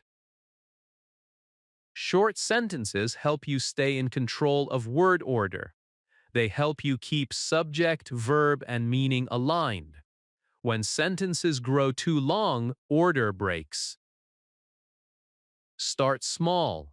Build slowly. I work. I work here. I work here every day. Each sentence grows naturally, without pressure. Short sentences are also excellent for self-talk. When you talk to yourself in English, short sentences keep your practice strong and consistent. I am learning. I am improving. I am not afraid. Say these sentences daily. They build confidence quietly. As a beginner, your goal is not to impress. Your goal is to communicate. Communication loves simplicity. You do not need to sound advanced. You need to sound clear. Short sentences help you speak more. Speaking more helps you improve faster. Improvement builds confidence. This is the cycle. Short sentences lead to clarity. Clarity leads to confidence. Confidence leads to fluency. So stop chasing long sentences. Let them come later. Today, respect the power of short sentences. Speak one idea. Finish it. Pause. Then speak again. This is not weakness. This is strength. And when you allow short sentences to carry your English, you will discover something important. English becomes lighter. Speaking becomes easier. And confidence stops being something you wait for and becomes something you feel, one clear sentence at a time. Chapter 26. Describing things, adjectives. When you start learning English, you first learn names and actions. A phone, a house, to eat, to work. This is good, but language becomes truly alive when you can describe things. Description adds color. It adds emotion. It adds meaning. Adjectives are the words that help you do this. They tell us what something is like. They answer simple human questions. Is it big or small? Is it good or bad? Is it happy or sad? Without adjectives, English feels flat. With adjectives, English feels real. Adjectives are friendly words. They do not change form. They do not have tense. They do not become plural. They simply sit next to nouns and describe them. This makes adjectives very comfortable for beginners. You can use them without fear of complicated rules. Think about these words: big, small, new, old, happy, tired, fast, slow. These are adjectives. You already understand their meaning. English is not asking you to learn new ideas, it is asking you to attach words to ideas you already know. When you say a house, the listener knows what you are talking about, but the picture is unclear. When you say a big house, the picture becomes stronger. When you say a small house, the picture changes. One adjective changes the whole feeling of the sentence. That is power. Adjectives help you express opinion. They help you share feelings. They help you compare your world with others. And most importantly, they help you sound more natural without using long sentences. One important thing to understand early is where adjectives live in English sentences. English has a clear habit. Adjectives usually come before the noun they describe. A big house, a small room, a happy child. English does not say a house big or a child happy. This order may exist in other languages, but English prefers the adjective first. This order is something you must feel and repeat until it becomes natural.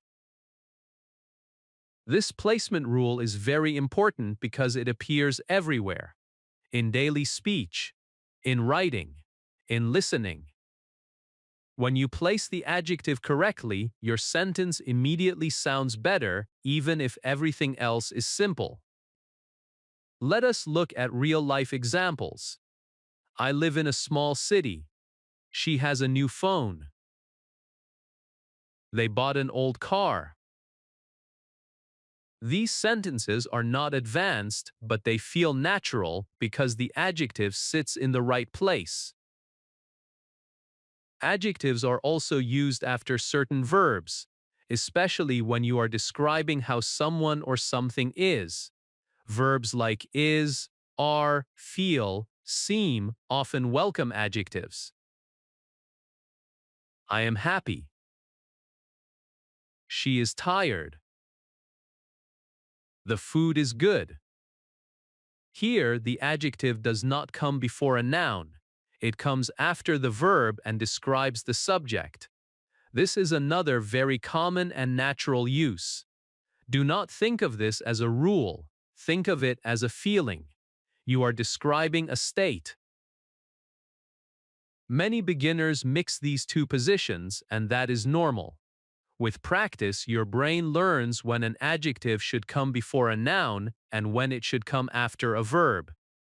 Adjectives are extremely useful for daily conversation because they help you react.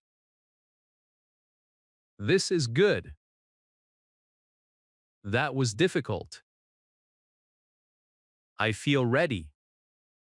These reactions are short, but they communicate a lot. Another important thing to understand is that adjectives do not change. Whether the noun is singular or plural, the adjective stays the same. A big house. Big houses. A happy child. Happy children. This is very good news for beginners. You do not need to worry about changing the adjective. You focus only on meaning. Adjectives also help you talk about feelings. Feelings are an important part of language. When you can express how you feel, English becomes personal. I feel nervous. I feel confident. I feel excited. These sentences help you connect with others. They help people understand you. They help conversations go deeper. Many learners focus only on actions and forget feelings, but real English includes emotions. Adjectives give you the words for those emotions. Adjectives also help you compare things, even before learning comparison grammar. This room is big. That room is small. You are already comparing without special structures. This shows how powerful adjectives are. A very good practice for adjectives is observation. Look around you and describe what you see. This is a clean room. That is a noisy street. These are heavy bags. This practice connects English to your environment. It removes translation. You are not thinking. You are observing and speaking. Another powerful practice is self-description. I am busy. I am calm. I am focused. These sentences help you understand yourself in English. This builds confidence. Many beginners try to use too many adjectives in one sentence. This is not necessary. One adjective is often enough. Simple description is better than crowded description. Instead of saying, a very big, nice, beautiful house, start with a big house. Clarity first. Details can come later. English likes balance. One clear adjective is stronger than many unclear ones. Another mistake beginners make is confusing adjectives with nouns or verbs. For example, saying I am happiness instead of I am happy. This is normal. You are still learning word roles. With practice, the correct form becomes natural. Listening helps a lot here. When you listen to English, notice how often people use adjectives. Notice how they place them. Do not analyze, just notice. Adjectives are everywhere because people love to describe their world. They describe food, weather, people, feelings, experiences. The weather is hot. The movie was boring. The lesson is easy. These sentences appear daily. When you can use adjectives comfortably, English becomes expressive. Do not wait until you know many adjectives. Start with a few common ones. Big, small, good, bad, happy, tired, new, old. These words cover a lot of life. Use them daily. Repeat them. Feel them. Adjectives do not make English complicated. They make English alive. They help you paint pictures with simple words. They help you share feelings without long explanations. They help you sound human. As you continue learning, you will add more descriptive words. But for now, focus on clarity and placement. Adjective before the noun. Adjective after is for states and feelings. This is enough to begin. When you can describe your world, English stops being just language and becomes expression. And expression is where confidence lives. One adjective at a time, your English becomes clearer, warmer, and more alive. Chapter 27. Describing actions. Adverbs. When you can name things and describe them, English already feels better. But when you can describe how actions happen, English becomes expressive and alive. This is where adverbs come in. Adverbs are words that describe actions. They tell us how something happens, how often it happens, or sometimes when it happens. Words like slowly, quickly, carefully, and loudly help the listener imagine the action more clearly. Without adverbs, actions feel flat. With adverbs, actions feel real. Think about this simple sentence. He walks. You understand the action, but you do not see it clearly. Now listen to this. He walks slowly. Suddenly, your mind creates a picture. You imagine the movement. You feel the speed. This is the quiet power of adverbs. They do not change the action. They add life to it. Many beginners feel nervous when they hear the word adverb because it sounds technical. Forget the name. Focus on the feeling. Adverbs answer very human questions. How does it happen? In what way? With what speed or feeling? You already understand these ideas in daily life. English is simply giving you words for them. A very common group of adverbs ends with "ly, slowly, quickly, carefully, easily, softly." These words are extremely common in spoken English. They are friendly to beginners because they usually do not change form. You can use them freely once you know their meaning. When you say, "she speaks," the sentence is correct, but neutral. When you say, "she speaks slowly," the sentence becomes helpful. It gives information. It helps the listener understand the situation better. This is why adverbs are important in real communication. They reduce confusion. One of the most useful things about adverbs is that they are flexible. They often come after the verb, but sometimes they can move. For beginners, the safest and most natural place is usually after the action. He drives carefully. They work quickly. I listen quietly. This position feels natural in daily English. It keeps the sentence clear and balanced. You do not need to experiment too much at the beginning. Stay with what feels safe. Adverbs are especially helpful when you want to give instructions or explain behavior.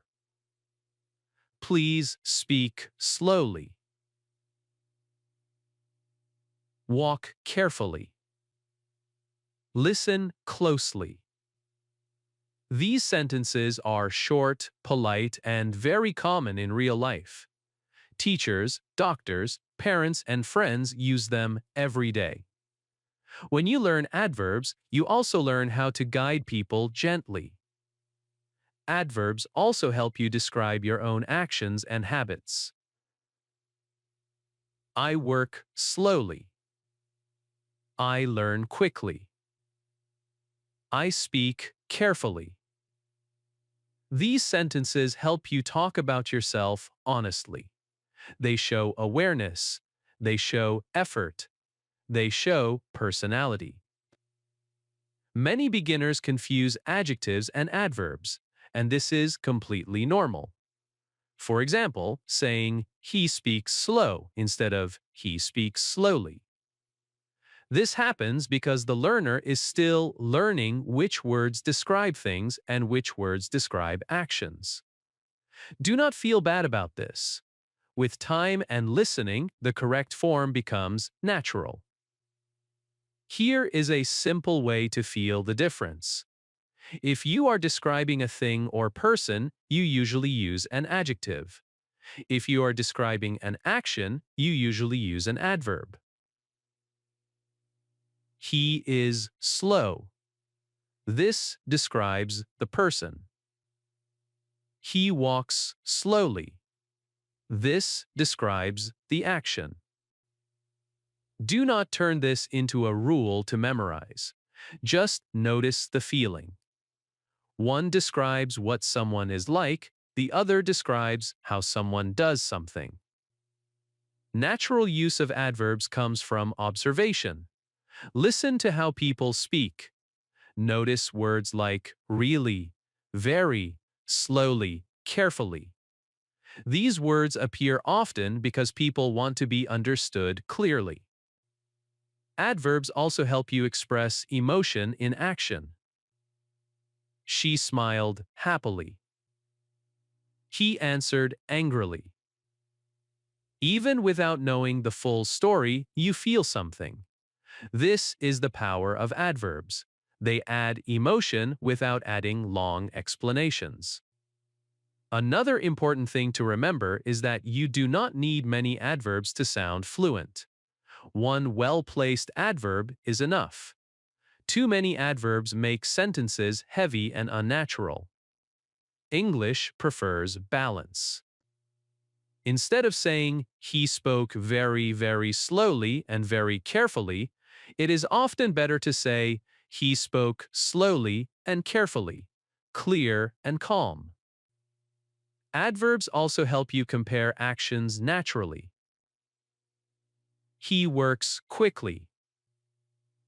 I work slowly. You are already comparing without special grammar. This is why adverbs are powerful tools for beginners. They help you say more with less effort. A very effective practice is live action practice. While you are doing something, describe it in English. I am walking slowly. I am reading carefully. I am writing quickly. This practice connects English directly to your body and movement. It removes translation, it builds natural understanding. Another strong practice is observation practice. Watch people around you and describe what they are doing. He is talking loudly. She is walking quietly. They are working together. This kind of practice makes English feel like part of your environment, not something locked in a book. Adverbs also help you sound polite and kind. Please speak slowly. Can you explain clearly? These sentences show respect. They make communication smoother. They are very useful in learning environments. Many beginners worry that adverbs make English complicated. The truth is the opposite. Adverbs make English clearer. They help you avoid misunderstandings. They help people understand your intention. Mistakes will happen. You may forget the like. You may place the adverb in the wrong spot. This is part of learning. Do not stop speaking because of it. Communication matters more than correctness. As you continue learning, you will naturally collect common adverbs. Slowly. Quickly. Usually. Always. Often. These words will appear again and again. When they do, welcome them. They are helping you. Adverbs are not decorations, they are meaning tools. They help your listener see, feel, and understand what you are saying. When you can describe how actions happen, your English gains depth. It gains personality, it gains confidence. You are no longer just saying what happens, you are showing how it happens. And that is a big step forward in your journey, one clear action at a time. Chapter 28, Talking About Feelings. Language is not only about information, it is also about emotion. People do not speak only to share facts, they speak to share how they feel. When you can talk about your feelings in English, the language becomes personal. It becomes honest. It becomes real. Many beginners can talk about work, food, and daily actions, but they stop when it comes to emotions. They feel shy. They feel unsure. They feel afraid of saying the wrong word. This chapter is here to show you that talking about feelings in English can be simple, gentle, and powerful. Feelings are part of every human life. You feel happy, you feel tired, you feel worried, you feel excited. You already understand emotions deeply. English is not asking you to learn new feelings, it is only giving you words to express what you already feel inside. That is why emotional English should feel natural, not scary. One of the most important things to understand is that English often talks about feelings in a very direct way. Simple words are enough. You do not need long explanations. One clear sentence can say everything. I feel happy. I am tired. I feel nervous. These sentences are short, but they carry strong meaning. They tell people exactly what is happening inside you. This kind of honesty builds connection. People trust speakers who can express their feelings clearly. Many beginners believe they must use big, advanced words to talk about emotions. This is not true.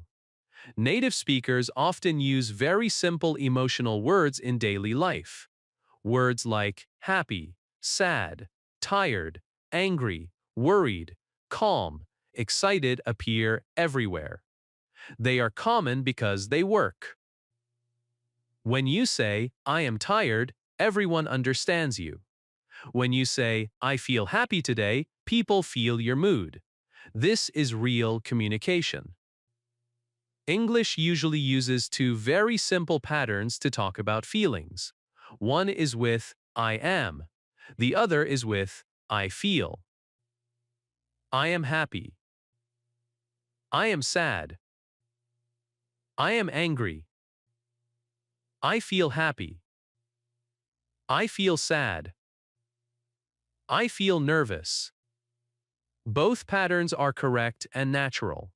You do not need to worry about choosing the perfect one. Choose the one that feels easier to say.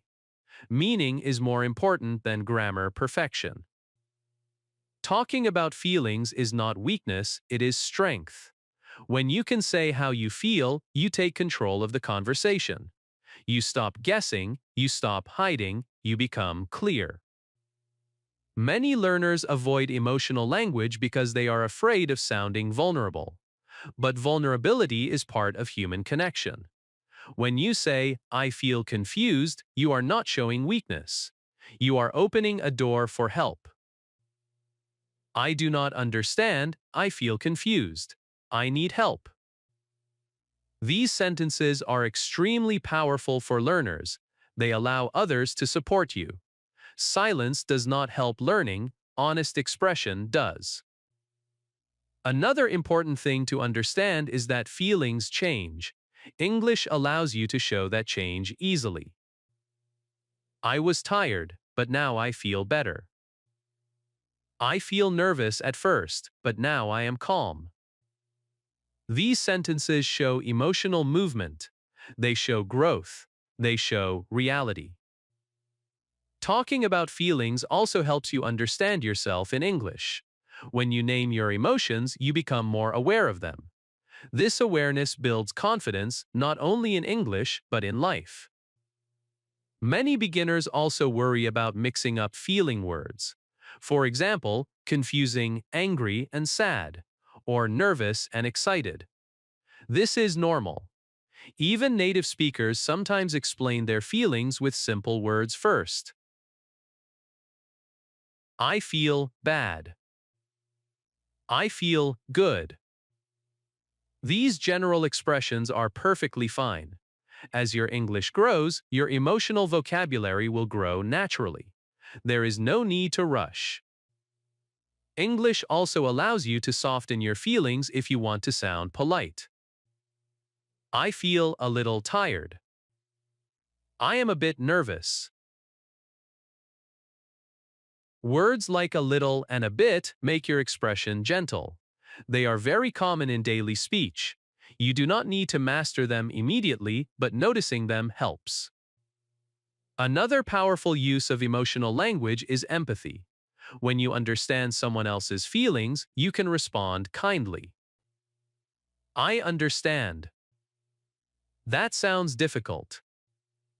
I am sorry to hear that. These sentences do not require advanced grammar. They require attention and care. They are used everywhere in real conversations. A very effective way to practice emotional English is daily reflection. At the end of the day, ask yourself simple questions in English. How do I feel today? I feel tired. I feel proud. I feel calm. Say these sentences slowly. Feel them. This practice connects English to your inner world. That connection is very strong. Another good practice is reacting to situations. If something good happens, say, I feel happy. If something is difficult, say, I feel stressed. If something is unclear, say, I feel confused. You are not performing, you are expressing. Many learners think they must hide mistakes when talking about feelings, but emotional sentences are often forgiving. Even if the grammar is not perfect, people understand your meaning. I feel not good. This is not perfect English, but the feeling is clear. With time, it becomes, I do not feel good. Improvement comes naturally through use. Do not wait until your English is perfect to talk about your emotions. Your emotions are happening now. English is here to help you express them now. When you can talk about feelings, English becomes more than a skill. It becomes a voice. Your voice. You can share joy. You can share stress. You can share hope. And when you share honestly, English stops being a foreign language and starts becoming a human language. Talking about feelings is not advanced English, it is essential English. As you continue learning, your emotional vocabulary will grow. But for now, simple honesty is enough. I feel motivated. I feel ready. I feel confident. These sentences are not just language practice, they are steps forward. And every time you express how you feel in English, you strengthen both your language and your confidence, one honest sentence at a time. Chapter 29, Comparing Things Easily. In daily life, we compare things all the time. We compare prices, we compare places, we compare experiences. We compare today with yesterday. Comparison is a natural human habit, and English makes comparison simple and clear when you approach it calmly. Many beginners feel nervous when they hear words like comparative, but the idea itself is very easy. You are not learning a new way of thinking, you are only learning how English shows difference. When you say, this phone is good, you are giving information. When you say, this phone is better, you are adding comparison. You are helping the listener understand a choice. Comparison helps conversations move forward. It helps people decide. That is why comparing things is such an important skill for beginners. Let us start with the feeling behind comparison. Comparison answers a simple question. Is one thing more, less, or different than another thing? English usually shows this with very small changes to words. These changes are friendly once you see them in real life. For many common adjectives, English adds ear to compare two things. Big becomes bigger, small becomes smaller. Fast becomes faster, cheap becomes cheaper. This pattern appears again and again in daily English. When you see it, do not panic. It is simply English saying more than. This room is big. That room is bigger, the meaning is clear. You are not memorizing rules, you are showing difference. Comparison usually involves two things. English likes to be clear about that. It often uses the word than to connect them. This house is bigger than that one. My bag is lighter than yours. These sentences are very common in real conversations. You hear them in shops, at work, at home, everywhere. Some adjectives do not use ear, instead they use the word more. For example, more interesting, more comfortable, more expensive. Do not worry about which adjectives use which form right now. Focus on meaning. English gives you two simple tools to compare, or more, both show difference. This book is more interesting. This place is more comfortable. The listener understands you. That is success. There are also a few very common comparison words that change completely. Good becomes better. Bad becomes worse. Far becomes farther or further. These words appear often, so you will meet them many times. With repetition, they stop feeling strange. This movie is good. That movie is better. I feel bad today. I felt worse yesterday. Do not try to memorize long lists. Let listening and speaking do the work. Simple comparisons are powerful because they allow you to express opinions. Opinion is a big part of real communication. People do not only talk about facts, they talk about what they prefer and why. I like tea, but coffee is better. This way is faster. That option is cheaper. These sentences are short, clear, and useful. They help you participate in conversations naturally. Another very common comparison structure is using as. This is used when two things are equal. This bag is as heavy as that one. She is as tall as her sister. You are saying there is no difference, both are the same in that way. This structure is simple and polite. It is often used when you want to be balanced. Comparing things also helps you describe change. I am feeling better today. The weather is getting colder. My English is improving faster now. These sentences show movement. They show progress. They show life. English loves this kind of expression. Many beginners worry about making mistakes when comparing. They think comparison grammar is difficult. But even when grammar is not perfect, meaning often stays clear. This phone more cheap. The sentence is not perfect, but the idea is clear.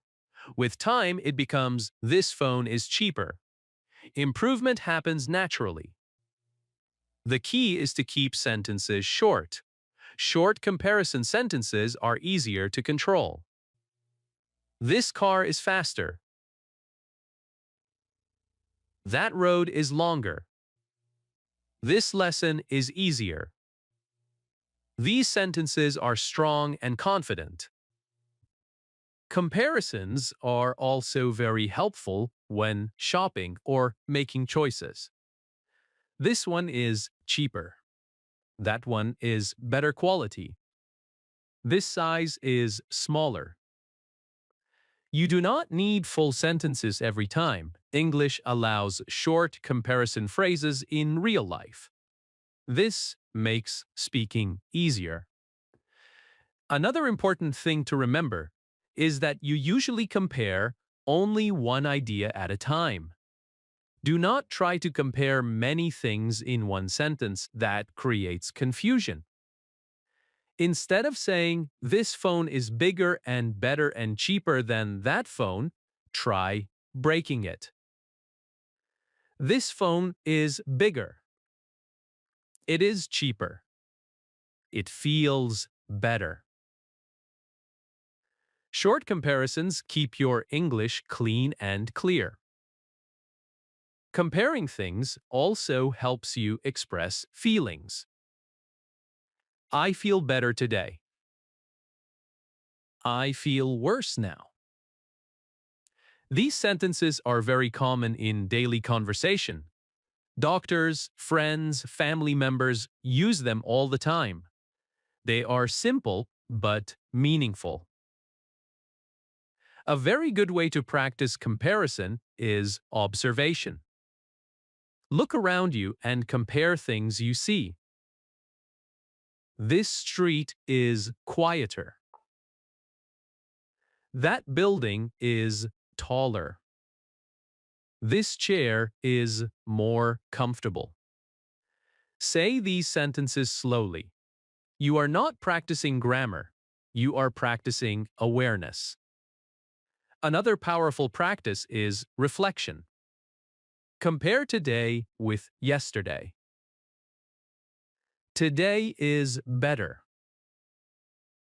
Yesterday was harder.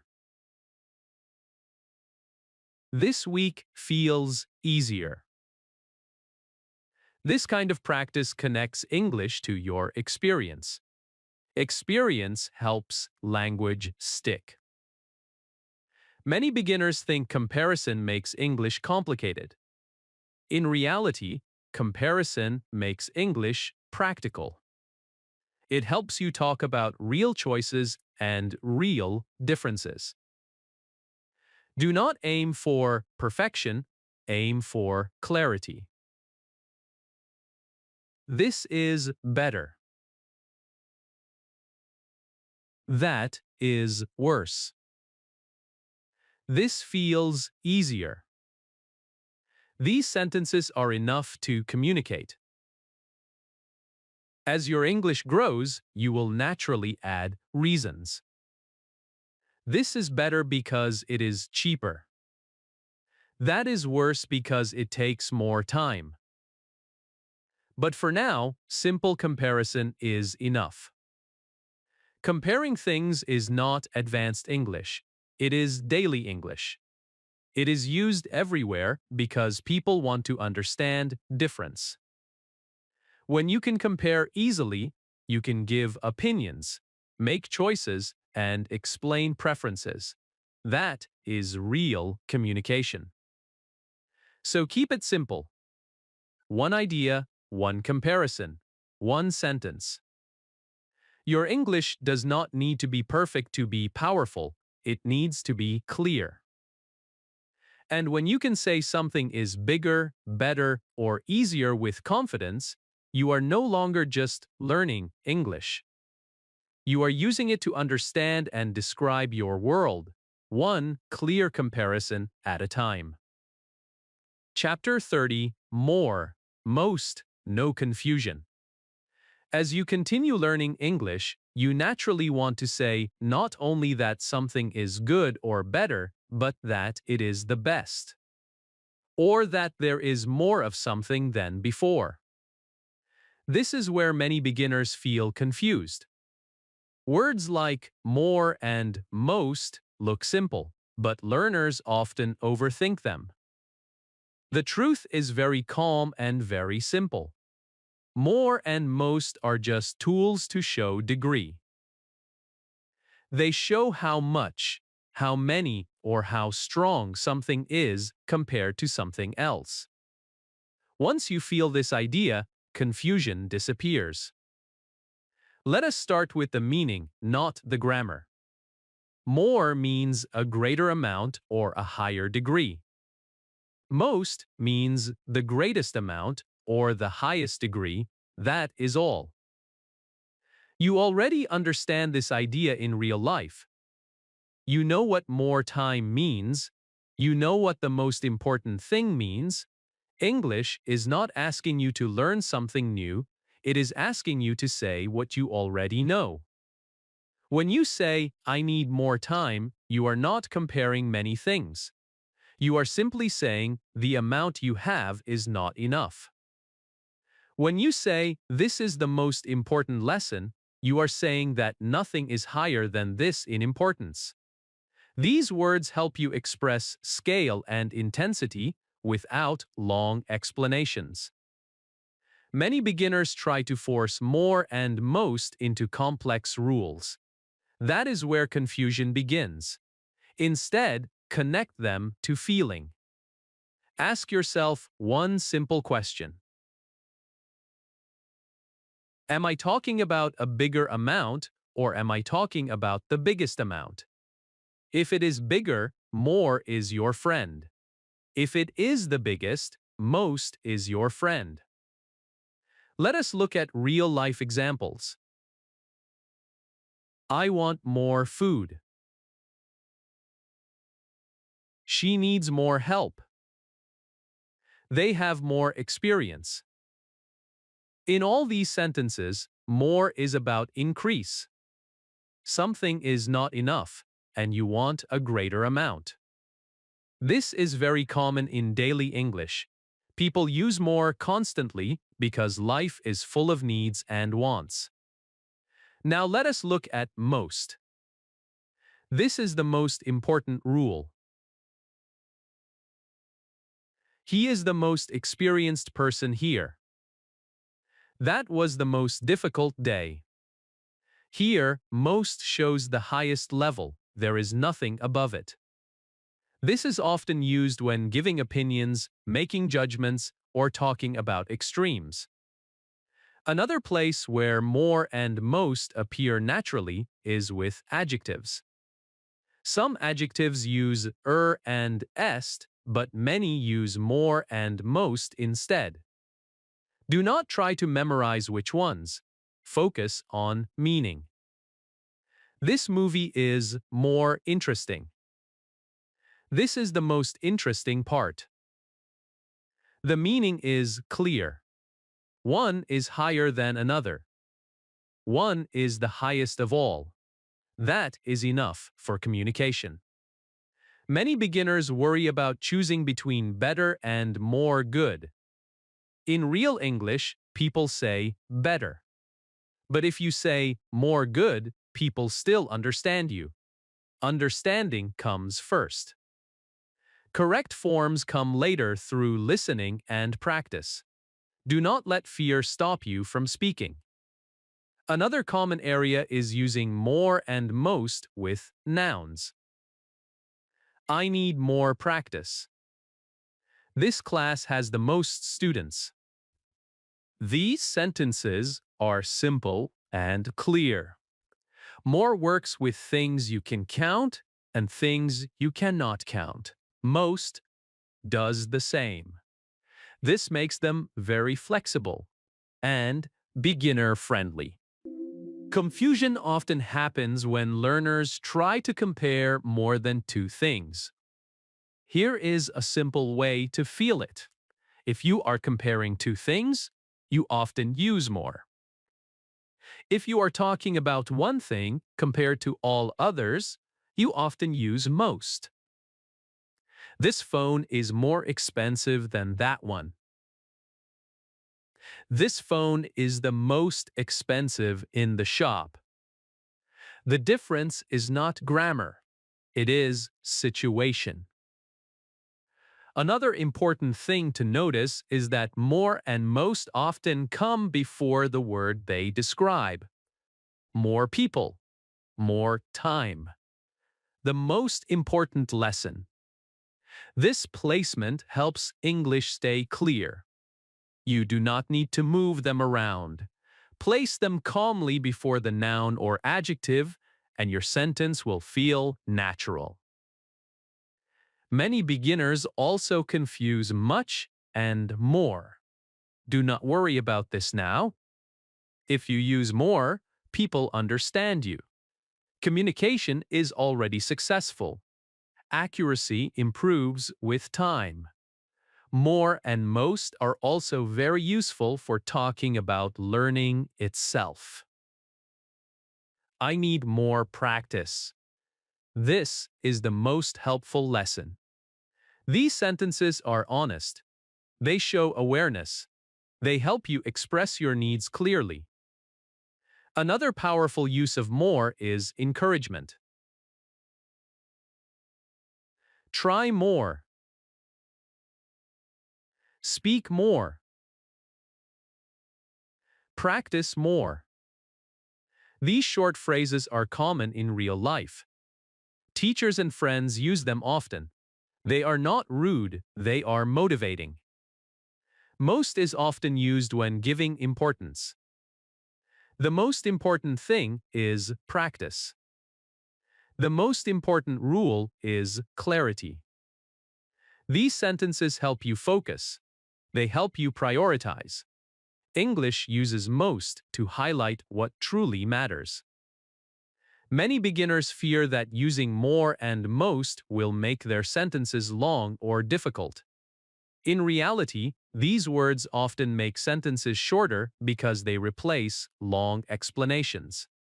Instead of saying, "This lesson helps me a lot and more than the others," you can say, "This is the most helpful lesson," clear and strong. Another reason more and most are important is emotional expression. I feel more confident now. This is the most stressful week. These sentences help you describe growth and intensity. They help people understand your experience better. A very good practice is comparison reflection. Think about your progress. I know more English now. This is the most confident I have felt. These sentences are powerful because they connect language to your journey. Do not try to use more and most perfectly from the beginning. Try to use them honestly. Meaning leads. Grammar follows. If you say, "I need most practice," it is not perfect, but the idea is clear. With time and listening, it becomes, "I need more practice." This correction happens naturally. English does not grow through silence. It grows through use. Remember this simple guide. Use more for increase. Use most for the highest level. That is enough to begin. As you continue learning, your ear will learn what sounds right. Your mouth will follow. Confusion will fade. More and most are not enemies, they are helpers. They help you express need, growth, importance, and intensity. And when you can use them without fear, your English becomes richer, clearer, and more confident. One stronger idea at a time. Chapter 31. Talking about daily routine. One of the most useful things you can do in English is talk about your daily routine. Your routine is your life. It is real. It is familiar. You do not need imagination to describe it. This is why daily routine English is perfect for beginners. When you talk about what you do from morning to night, English stops feeling like a school subject and starts feeling like a living language. You are not creating stories. You are describing reality. Daily routine English is powerful because it repeats. You wake up every day. You eat every day. You work or study every day. Repetition makes learning strong. When sentences repeat in your life, they repeat in your brain. This creates confidence without pressure. Let us start with the morning. Morning sentences are often calm and simple. They describe how your day begins. I wake up early.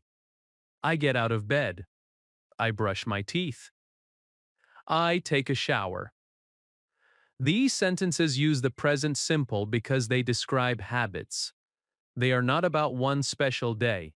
They are about what usually happens. This is why daily routine is the best place to practice the present simple tense. Morning sentences help you warm up your English. They are easy. They are predictable. You can say them slowly. You can say them every day. After the morning, you move into preparation. I get dressed. I eat breakfast. I drink tea. I check my phone. These sentences describe actions that happen naturally. You are not forcing English. You are following your life. Many beginners think grammar must be practiced with exercises. But daily routine sentences are real grammar practice. You are using subject, verb, and time naturally. This is how children learn language. Now let us move into the daytime. This part of the routine is different for everyone, but the sentence patterns are the same. I go to work. I go to school. I study at home. I work in an office. These sentences describe where your day continues. They are clear and useful. They help you answer common questions like, what do you do? Or, where do you work? During the day, actions continue. I work for many hours. I talk to people. I use my phone. I take a break. These sentences are simple, but they describe real life. They allow you to talk about your day without stress. Daily routine English also helps you talk about time naturally. I start work at 9. I eat lunch at 1. I finish work in the evening. You are not learning time grammar separately. You are using it naturally inside your routine. Now let us talk about the evening. Evenings are often about slowing down. I come home. I feel tired. I rest for a while. I talk with my family. These sentences bring emotion into your routine. They show how you feel, not just what you do. This makes your English more human. Evening routines often include simple activities. I watch TV. I use my phone. I eat dinner. I relax. These sentences are extremely common in real English. Native speakers use them daily. When you can say them comfortably, your English becomes practical. Now let us move to night. Night routines help you close the day. I get ready for bed. I brush my teeth. I go to sleep. These sentences are short and calm. They end the day just like they end this part of the routine. Talking about daily routine is not about saying everything in one long sentence. It is about saying one clear idea at a time. Short sentences keep your English clean and confident. Many beginners try to connect everything with en vogue. This creates long sentences that feel heavy. Instead, separate your routine into steps. I wake up early. I eat breakfast. I go to work. This sounds natural. This is how people really speak. Daily routine English also helps you practice speaking about yourself without fear. You are not giving opinions. You are not arguing. You are simply describing your life. This is safe speaking. Another powerful benefit of routine sentences is self-talk. When you speak your routine to yourself, English becomes part of your thinking. I am waking up. I am going to work. I am coming home. This kind of self-talk builds fluency quietly. You can practice daily routine English anywhere. In the morning, while walking, before sleeping. You do not need a book. Your life is the lesson. You can also use routine English in conversations. What do you do in the morning? I wake up early and go to work. What do you do at night? I eat dinner and sleep. These are very common questions. When you can answer them easily, conversations feel comfortable. Do not worry about making your routine sound interesting. Real English is often simple. People do not expect drama. They expect clarity. Mistakes will happen. You may forget a word. You may mix tenses. This is normal. Communication still works. Daily routine English builds a strong foundation because it uses the most common grammar patterns again and again. Present simple, time words, clear order, short sentences. This repetition is not boring. It is powerful. As you continue this course, daily routine sentences will become automatic. You will stop translating. You will stop thinking. You will start speaking. English becomes easier when it becomes familiar. Nothing is more familiar than your own day. So speak your routine, morning to night, slowly, clearly, every day. Your routine is not just your life. It is your best English teacher. Chapter 32. Talking about past experiences. Talking about past experiences is one of the most human things we do in any language. We talk about what happened yesterday. We talk about what we did last week. We talk about moments that changed us, taught us something, or simply stayed in our memory. When beginners start learning how to talk about the past in English, they often feel nervous. They think they must tell perfect stories, remember many rules, or use difficult grammar. The truth is much simpler. Past experiences in English are not about perfection. They are about sharing moments in a clear and honest way. Past experiences usually answer one simple question. What happened before now? That is all. You are not explaining history. You are not writing a novel. You are simply telling someone about something that already happened. English gives you easy tools to do this. And once you understand the feeling of the past, the language becomes much lighter. Let us begin with a simple idea. When something is finished, when it is over, when it already happened, English often uses the past simple. You have already seen examples like, I went, I ate, I worked. These words help you move your listener back in time. They say, this is not happening now. This happened before. That feeling is more important than the form.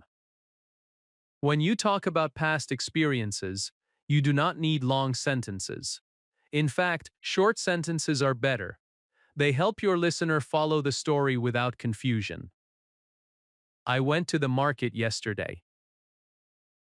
I met an old friend. We talked for a long time. These sentences are simple, but they already form a story. They have time, action, and meaning. Many beginners think storytelling means big stories. That is not true. Real-life storytelling is often very small. It is about simple moments. Yesterday I was very tired. I came home late. I slept early. This is a story. It is real. It is clear. It is enough. Past experiences often use time words like yesterday, last night, last week, 2 days ago, when I was young. These words help the listener understand when the experience happened. You do not need many of them. One time word is enough. Last year I learned English.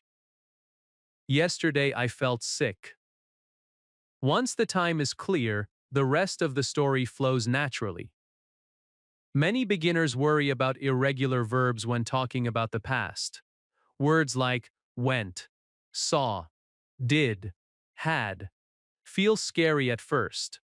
But these words are very common, and because they are common, you hear them again and again.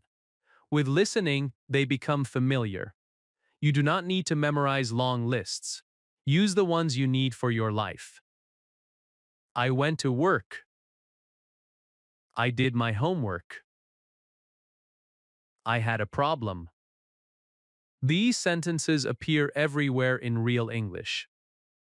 Past experiences are also emotional. When you talk about the past, you often talk about how you felt. I was happy. I was nervous. I was sad. The word was helps you describe feelings in the past. It is one of the most useful past words in English. It helps you talk about situations, states, and emotions. I was tired after work. I was excited about the trip. These sentences make your past experience human, not robotic. Simple storytelling does not mean boring storytelling. It means clear storytelling. Clarity helps connection. When your listener understands you easily, they feel closer to you.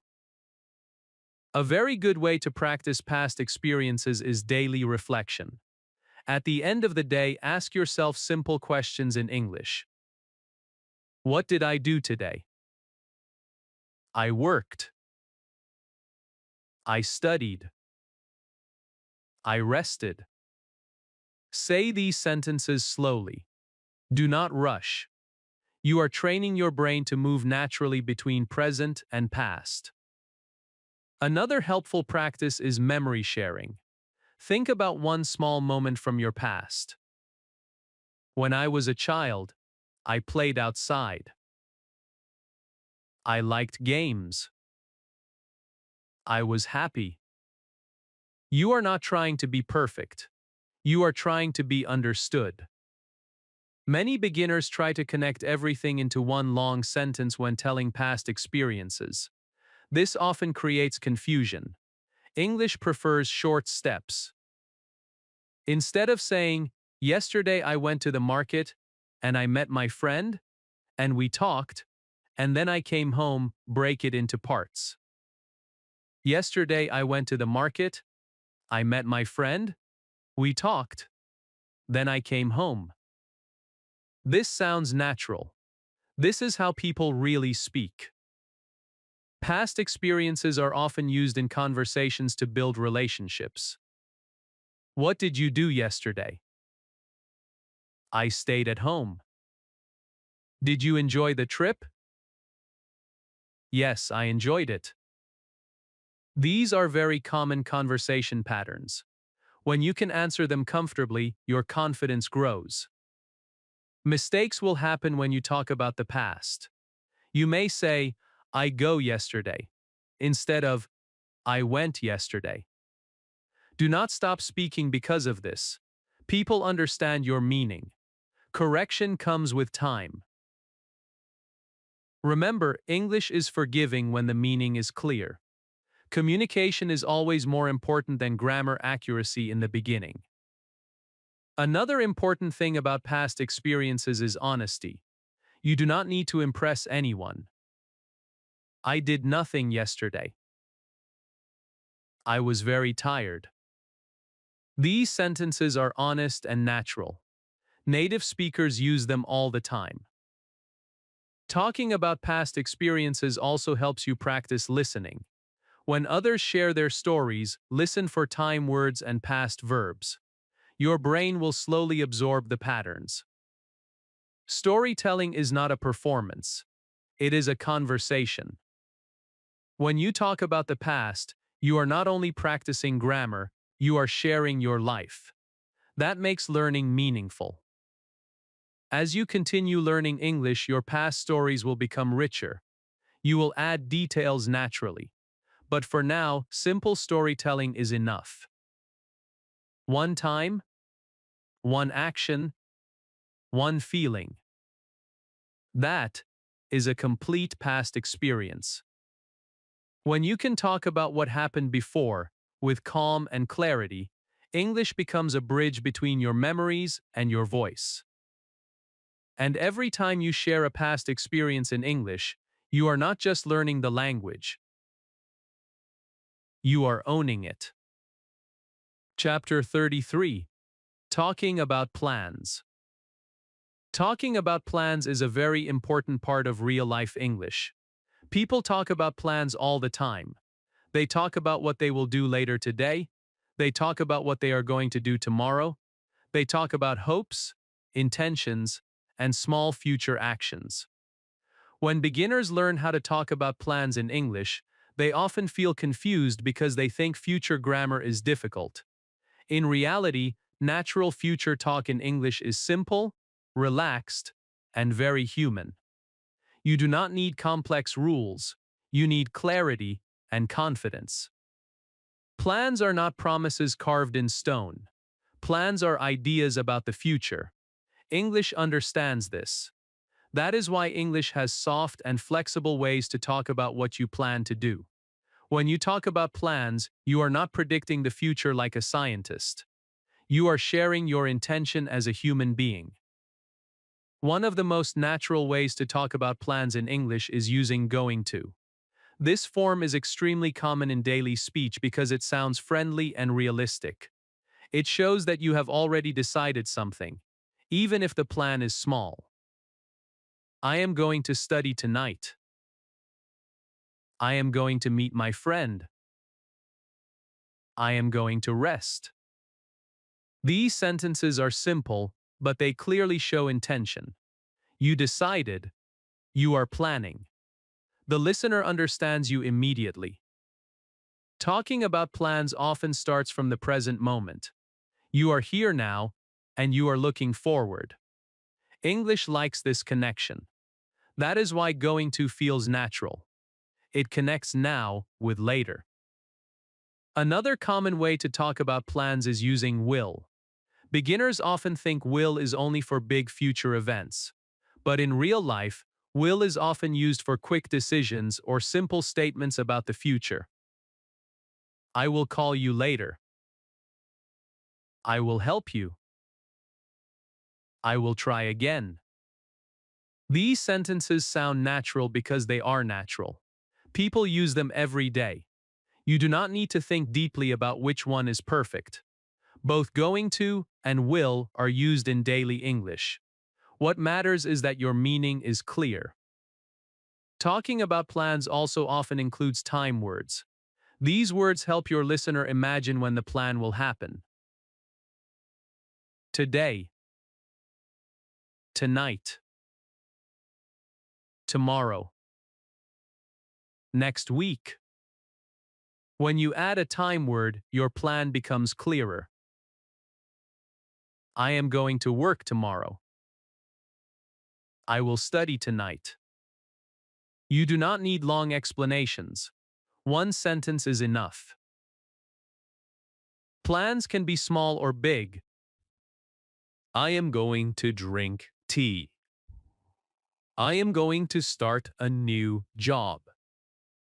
Both are plans. Both are valid. Both are spoken naturally. Many beginners worry that their plans are too simple to talk about. This is not true. Native speakers talk about simple plans all the time. I am going to sleep early. I will watch a movie. These sentences are part of real conversation. They are not childish. They are normal. Talking about plans is also a way to connect with people. When someone asks you about your plans, they are showing interest. What are you doing tonight? I am going to stay at home. This is a very common exchange. When you can answer it easily, conversations feel smoother. Plans are often flexible, and English allows you to show that flexibility. I am going to try. I will see. I am not sure yet. These sentences are honest and natural. They show that plans can change. Another important thing about talking about plans is politeness. When you share your plans, you also show respect for others' time. I will call you later. I am going to visit you tomorrow. These sentences build trust because they show intention. Many beginners feel pressure to speak about the future perfectly. This pressure blocks fluency. Remember, the future has not happened yet. English does not expect perfection when talking about it. If you say, I go tomorrow, the grammar is not perfect, but the meaning is clear. With time, it becomes I will go tomorrow, or I am going to go tomorrow. Improvement happens naturally. Talking about plans also helps you talk about goals. I am going to improve my English. I will practice every day. These sentences are powerful because they connect language learning with motivation. Plans are also emotional. I am excited about my plan. I am nervous about tomorrow. You are not only talking about actions, you are talking about feelings connected to the future. A very good practice for beginners is daily planning in English. In the morning, say your plan for the day. Today, I am going to work. I am going to study. I will rest in the evening. Say these sentences slowly. This practice makes future talk automatic. Another strong practice is night reflection with future thinking. Tomorrow, I will wake up early. I am going to try again. This keeps English alive in your thinking. Talking about plans does not require long stories. It requires honesty and clarity. Short sentences are better than long ones. Big meaning can live inside simple language. Many learners think they must wait until their English is advanced to talk about the future. This is a mistake. Talking about plans is basic English. It belongs to beginners because beginners also have futures. Your future matters. Your plans matter. English is simply helping you talk about them. Do not be afraid of changing plans. Do not be afraid of making mistakes. Speak anyway. When you talk about plans in English, you are not just practicing grammar. You are shaping your voice. You are saying, this is what I want to do. And when you can say that clearly, English becomes part of your direction, not just your education. Talking about plans is not difficult English. It is hopeful English. And hope is one of the strongest reasons to speak at all. Chapter 34. Giving Reasons. In real life, people do not only say what they do, they also say why they do it. This is where giving reasons becomes very important. When you can explain your reason in English, your speech becomes clearer, stronger, and more human. Many beginners can say simple sentences, but they stop when someone asks why. They feel stuck. They feel pressure.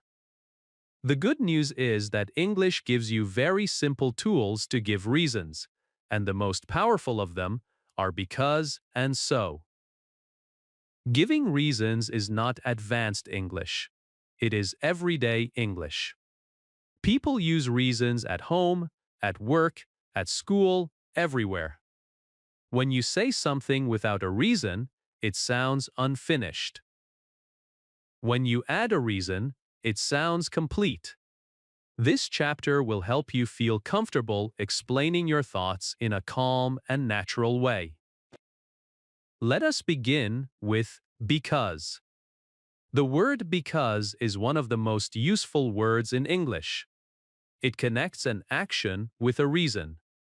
It answers the question why. You do not need long grammar rules to use it. You only need one clear idea. I am tired because I worked a lot. I stayed at home because it was raining. These sentences feel natural. They feel complete.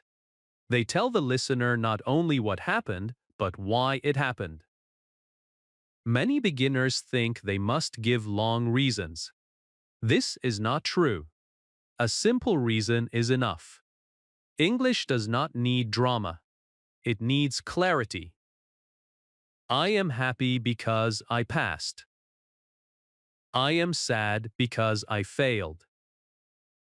These sentences are short, honest, and powerful. People understand you immediately. Another very important word for giving reasons is so. While because explains the reason, so explains the result. This difference is very gentle and very human. I was tired, so I slept early. It was raining, so I stayed at home. You can feel the flow. One thing happened, so another thing followed. This is how people naturally explain events. Do not worry about choosing between because and so perfectly. Focus on meaning.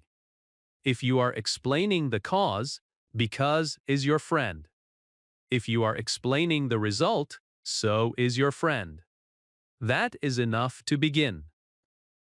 Many beginners mix these words, and that is okay. Meaning still comes through.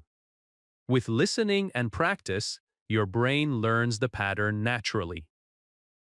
Giving reasons also helps you sound polite and respectful. Instead of giving short answers that sound cold, you can soften them with a reason. I cannot come because I am busy. I will be late, so please wait. These sentences feel human. They show consideration. They improve communication. Reasons are also very useful when explaining decisions. I chose this because it is easier. I will study today because I have time. These sentences show thinking. They show logic. People trust speakers who explain their reasons. Another important thing to remember is that you do not need to use because and so in long sentences. Short sentences are better, especially for beginners. I am learning English because I want to improve my life. I practiced a lot, so I feel confident. These sentences are simple, but they carry strong meaning. Many learners try to add too many ideas in one sentence. This creates confusion. Instead, keep one reason per sentence. I am studying English because I want a better job. That is all clear, complete. Giving reasons is also important in storytelling. When you talk about the past, reasons help your listener understand your actions. I left early because I was sick. I stayed longer, so I missed the bus. Now your story makes sense. Reasons also help you express emotions clearly. I am nervous because this is new. I feel relaxed, so I am smiling. These sentences connect feelings with situations. They make your English expressive, not robotic. A very common beginner fear is making mistakes with sentence order. Do not worry. English is flexible with because and so as long as the meaning is clear. I stayed home because I was tired. Because I was tired, I stayed home. Both are correct. You do not need to use the second form right now. The first one is easier and more common in daily speech. Another powerful use of giving reasons is self-expression. When you explain your choices, you feel more confident. I am practicing every day because I want to improve. I speak slowly, so people understand me. These sentences build self-belief. Reasons also help in learning situations. When you ask for help, giving a reason makes your request clearer. Please speak slowly because I am learning. I need help because I do not understand. These are honest and respectful sentences. Teachers and listeners appreciate them. Many beginners think grammar is about rules. In reality, grammar is about connection. Because and so connect ideas. They help your listener follow your thinking. A very good practice is daily reasoning. Try to add a reason to simple sentences. I am drinking tea because I feel cold. I will rest so I can work later. This practice makes your English deeper without making it harder. You can also practice by answering why questions. Why are you studying English? Because I want to communicate. That is enough. No long speech is required. Do not wait until your English is perfect to explain yourself. Perfect English is not needed for clear reasons. Honest English is enough. If you say, I am tired because work, it is not perfect, but the meaning is clear. With time, it becomes I am tired because of work or I am tired because I worked. Growth happens naturally. Remember, people care more about understanding you than correcting you. Giving reasons makes your English sound mature and thoughtful, even with simple words. It shows that you are not only speaking, but thinking in English. When you can explain why, your English becomes complete. You are no longer just saying things. You are explaining them. And that is a big step toward real, confident communication. One clear reason at a time. Chapter 35. Making requests politely. In real life, English is not only about speaking correctly. It is also about speaking kindly. One of the most important skills for beginners is learning how to make requests politely. A request is when you ask someone to do something for you. You ask for help. You ask for information. You ask for time. When you know how to ask politely in English, people feel comfortable with you, and conversations become smooth and respectful. This chapter will help you understand that polite English is simple, gentle, and very human. Many beginners feel afraid to ask for things in English. They worry about sounding rude. They worry about choosing the wrong words. Because of this fear, they stay silent, even when they need help. This silence slows learning. The good news is that English has very easy tools for politeness, and you do not need advanced grammar to use them. Words like can, could, and please are enough to open doors. Let us start with can. The word can is friendly and common. It is used everywhere in daily life. When you say can, you are asking in a simple and direct way. Can you help me? Can I ask a question? These requests sound normal and polite. They are not rude, they are used by native speakers every day. Beginners often think can is too direct, but in real English, it is perfectly acceptable when said with a calm tone. Now let us talk about could. The word could is slightly softer than can. It sounds more polite and gentle.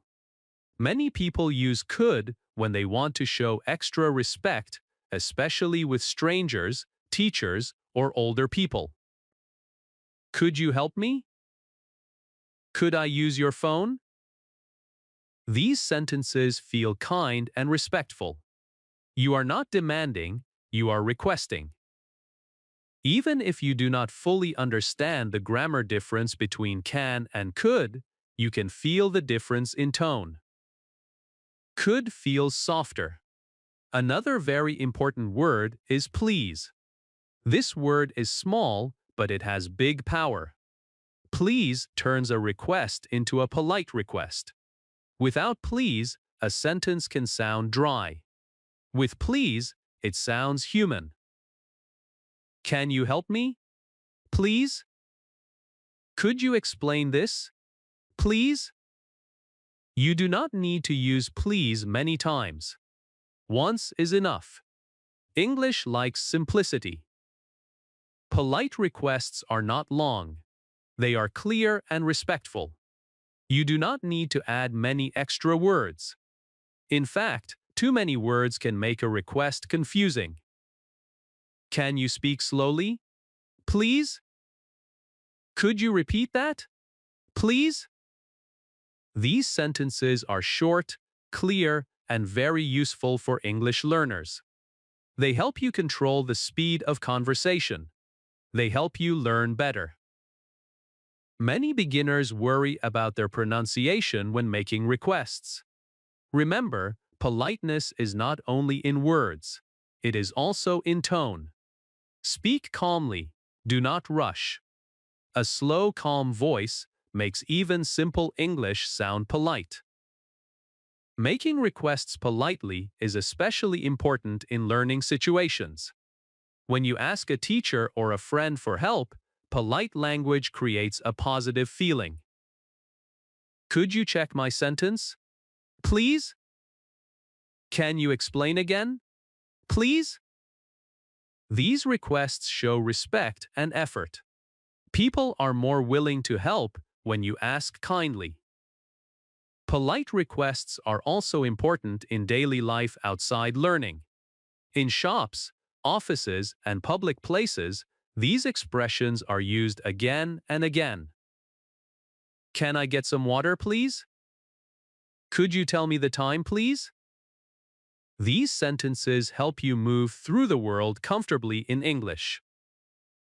Another important thing to understand is that polite requests do not mean weak requests.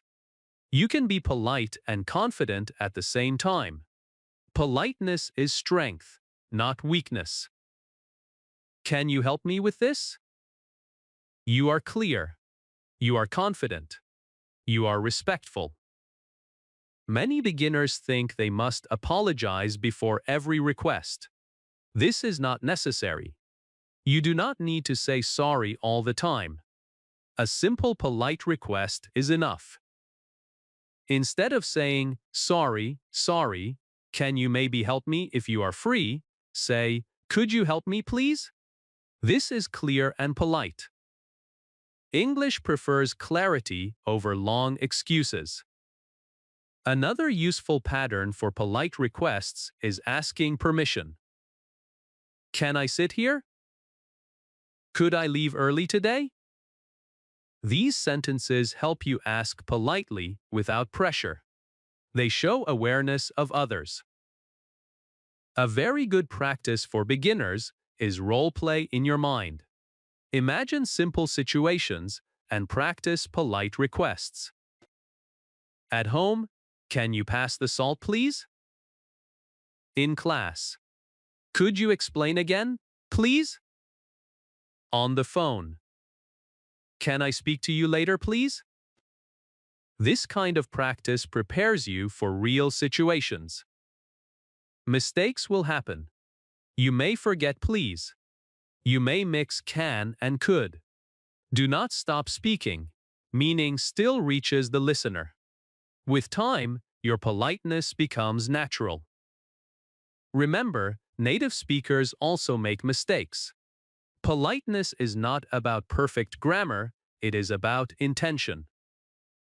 Another powerful thing about polite requests is confidence building. When you know how to ask politely, you feel less fear. You feel more control. You feel part of the conversation. Silence feels heavy. Polite requests feel light. As a learner, you have the right to ask for help. English gives you tools to do it kindly. Use can when you want simple and direct politeness. Use could when you want extra softness. Use please to add respect. That is enough to begin. You do not need advanced English to be polite. You need awareness and calm words. When you make requests politely, people listen. People respond. Conversations open.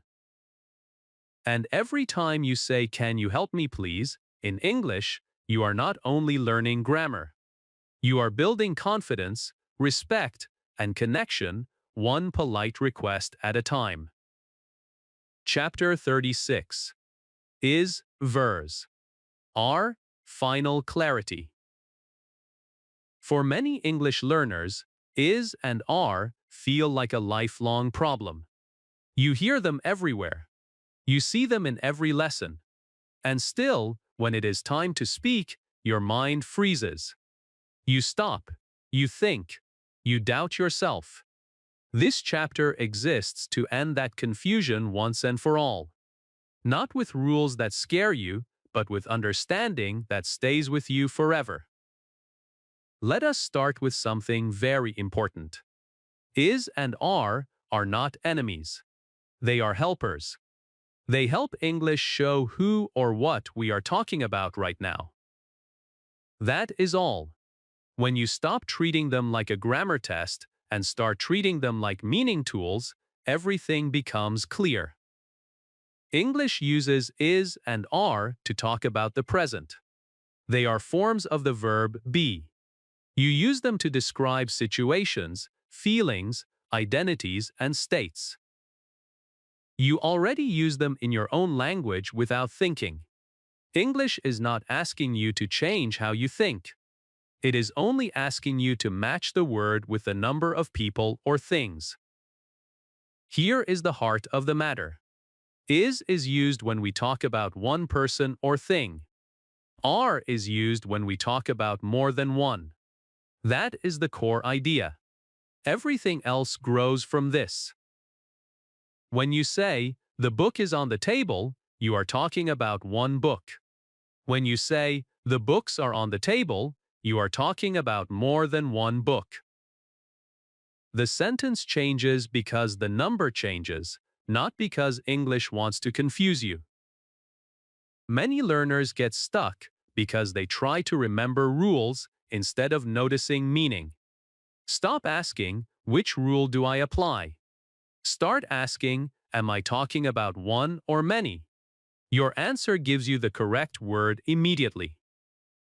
Let us talk about people, because this is where confusion often feels strongest. When you talk about one person, you use is. When you talk about two or more people, you use are. He is my friend. She is tired. My brother is at home. All of these sentences talk about one person. They feel calm and natural. Now listen to these. They are my friends. We are ready. My parents are at home. Here, you are clearly talking about more than one person. That is why are feels right. Another common confusion comes with you. This is very important, so read it slowly. In English, you always uses are. Always. One person or many people, it does not matter. You are my friend. You are late. You are learning English. Even when you are talking to one person, English treats you as plural in grammar. Do not fight this. Accept it. Native speakers do not think about it. You should not either. Just remember this one sentence. You always goes with are. Now let us talk about things around you. Objects, places, ideas. The same simple idea applies. One thing uses is. More than one uses are. The room is clean. The rooms are clean. The problem is serious. The problems are serious. Notice how nothing complicated is happening. Only the number is changing. Many beginners struggle because they speak fast and think slow. They start a sentence without knowing if they are talking about one thing or many things. This creates hesitation. The solution is simple. Pause for half a second before speaking. Decide what you are talking about, then speak. Another source of confusion is long subjects. When a sentence is long, learners forget what the main subject is. For example, the list of names. Many learners see names and think plural, but the main subject is list, which is one. The list of names is on the table. English follows the main idea, not the last word. But do not worry about these complex examples right now. For beginners, focus on clear and simple sentences. Complexity can wait. Let us talk about feelings, because is and are appear here all the time. I am tired. He is happy. They are excited. These sentences describe states. They are extremely common in daily English. When you master is and are here, your English becomes much more natural. A very powerful practice is self-talk. Look around you and describe what you see. The light is on. The doors are closed. The weather is nice. The people are busy. This kind of practice trains your brain to connect meaning with form automatically. No rules, just awareness. Another helpful idea is to stop correcting yourself too much while speaking. If you say, "they is coming," people still understand you. Communication is not broken.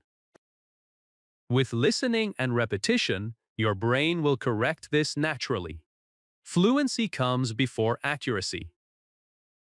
English learners often feel embarrassed about is and are. They think everyone notices their mistake.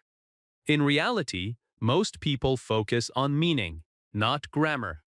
Confidence matters more than perfection. When you speak calmly and clearly, small mistakes disappear in importance. When you stop speaking because of fear, learning stops completely. Remember this. Children learning English also say they is sometimes. They are not corrected with anger, they are corrected with exposure. You deserve the same patience. Let us simplify everything into one clear truth. If it feels like one, use is. If it feels like more than one, use are. If it is you, always use are. That is enough. Truly. You do not need charts. You do not need fear. You do not need to overthink. English wants you to communicate, not panic. When you finally stop fighting is and are, you will feel a strange calm. Sentences will come out faster. Your confidence will grow. Your fluency will improve. This chapter is not just about grammar. It is about freedom. From now on, when you speak English, let meaning lead and grammar follow. The confusion ends here. Chapter 37. Do versus does. Everyday accuracy and confusion. For many beginners, do and does feel like small words with big problems. You hear them every day. You see them in questions, in negative sentences, in simple conversations. Still, when it is time to speak, confusion appears. You stop. You hesitate. You ask yourself, do I say do or does? This chapter is here to remove that hesitation.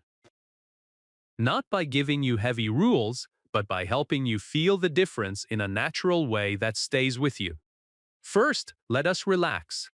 Do and does are not advanced grammar. They are everyday English. Children use them. Native speakers use them without thinking. That means you can also master them. The confusion comes only when learners try to memorize rules instead of understanding meaning and patterns. Once you see the pattern clearly, do and does become simple helpers, not obstacles. At the heart of this topic is one idea. Do and does are used with the present simple tense. They help us ask questions and make negative sentences. That is their main job. They do not change the meaning of the action. They only help the sentence work correctly in English. Let us begin with the most important clarity. The choice between do and does depends on who you are talking about. That is all. Not time, not meaning, not difficulty, just the subject. When you talk about I, you, we, or they, English uses do. When you talk about he, she, or it, English uses does. This one idea solves most of the confusion. I do work hard. You do understand. We do practice. They do try. All of these sentences use do because the subjects are I, you, we, and they. Now look at the other side. He does work hard. She does understand. It does matter. Here the subject is he, she, or it, so English uses does. Many learners panic because they try to think about verbs at the same time. Do not do that. First, look at the subject. The subject decides do or does. The verb will take care of itself. Now let us talk about questions, because this is where do and does appear most often in daily life. English uses do and does to ask simple questions in the present. Do you work here? Do they like coffee? These questions sound natural because the subjects are you and they, so we use do. Now listen to these. Does he work here? Does she like coffee? The subject is he or she, so does appears automatically. Notice something very important here.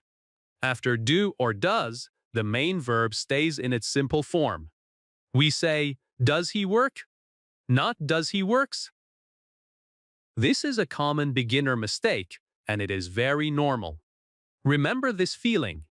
Does already carries the grammar weight, so the verb stays calm and simple. You do not need to remember this as a rule. Just notice how it sounds. Native speakers say, does she like it? Because that rhythm feels right. With listening and repetition, your brain learns this pattern naturally. Now let us move to negative sentences, because do and does are also used here very often. To make a negative sentence in the present simple, English uses do not or does not. In spoken English, these often become don't and doesn't. I do not understand. You do not need this. We do not agree. Here do not is used because the subjects are I, you, and we. Now listen to the other side. He does not understand. She does not need this. It does not work. Again, does not is used with he, she, and it. These sentences are extremely common in real life. When you master them, your English becomes much more confident because you can say yes, no, and explain clearly. Many beginners feel afraid of negative sentences because they think they are rude. In English, they are not rude. They are normal. Tone matters more than grammar. Another important thing to understand is that do and does are also used for emphasis. This means you use them to show strong feeling or correction. I do want to learn. He does try. These sentences are not questions or negatives. They are positive sentences with extra strength. Native speakers use them to show seriousness or emotion. You do not need to use this form often, but recognizing it helps your listening. Now let us talk about the biggest mistake beginners make. Mixing do and does in the same sentence. He do not like it. She do work here. These sentences happen because the speaker is thinking too fast. The fix is simple. Slow down. Look at the subject. Is it he, she, or it? If yes, does is the answer. Mistakes like this do not mean you are bad at English. They mean you are learning. Every learner passes through this stage. A very powerful practice is speaking about daily life using do and does. Do you wake up early? Yes, I do. Does he work here? Yes, he does. These short question and answer patterns are extremely common. Practice them slowly. They build automatic accuracy. Another helpful practice is self-talk. Ask yourself questions. Do I understand this? Yes, I do. Do I need more practice? Yes, I do. This practice builds confidence quietly. Remember something very important. Native speakers do not think about do and does. They feel them. Your goal is the same. Feeling comes from exposure, not from fear. If you say, he do not know, people still understand you. Communication continues. Over time, with listening and practice, it naturally becomes, he does not know. This change happens without stress. Accuracy grows from use, not from silence. So let us end the confusion clearly and calmly. Use do with I, you, we, they. Use does with he, she, it. After do or does, keep the verb simple. That is enough. Truly. You do not need to overthink. You do not need to panic. You need practice and patience. When do and does stop scaring you, your English becomes faster, smoother, and more confident. This chapter is not about rules. It is about everyday accuracy. And everyday accuracy is what turns learners into real speakers, one clear sentence at a time. Chapter 38, Was versus were, Past clarity and confusion. For many English learners, was and were feel confusing in the same way is and are once did. You understand the present clearly, but when you move into the past, hesitation comes back. You pause. You doubt yourself. You wonder which word is correct. This chapter is designed to remove that doubt completely. Not by giving you long grammar tables, but by helping you understand the simple meaning behind was and were so deeply that the confusion cannot return. Let us begin with a calm truth. Was and were are simply the past forms of is and are. Nothing more, nothing scary. If you understood is and are, you are already very close to understanding was and were. English is not changing the system. It is only moving the time backward. The key idea is very simple. When you talk about something that happened before now, English changes is to was and are to were. The same idea of one and more than one still applies. Time changes, meaning stays. When you talk about one person or one thing in the past, English uses was. When you talk about more than one person or thing in the past, English uses were.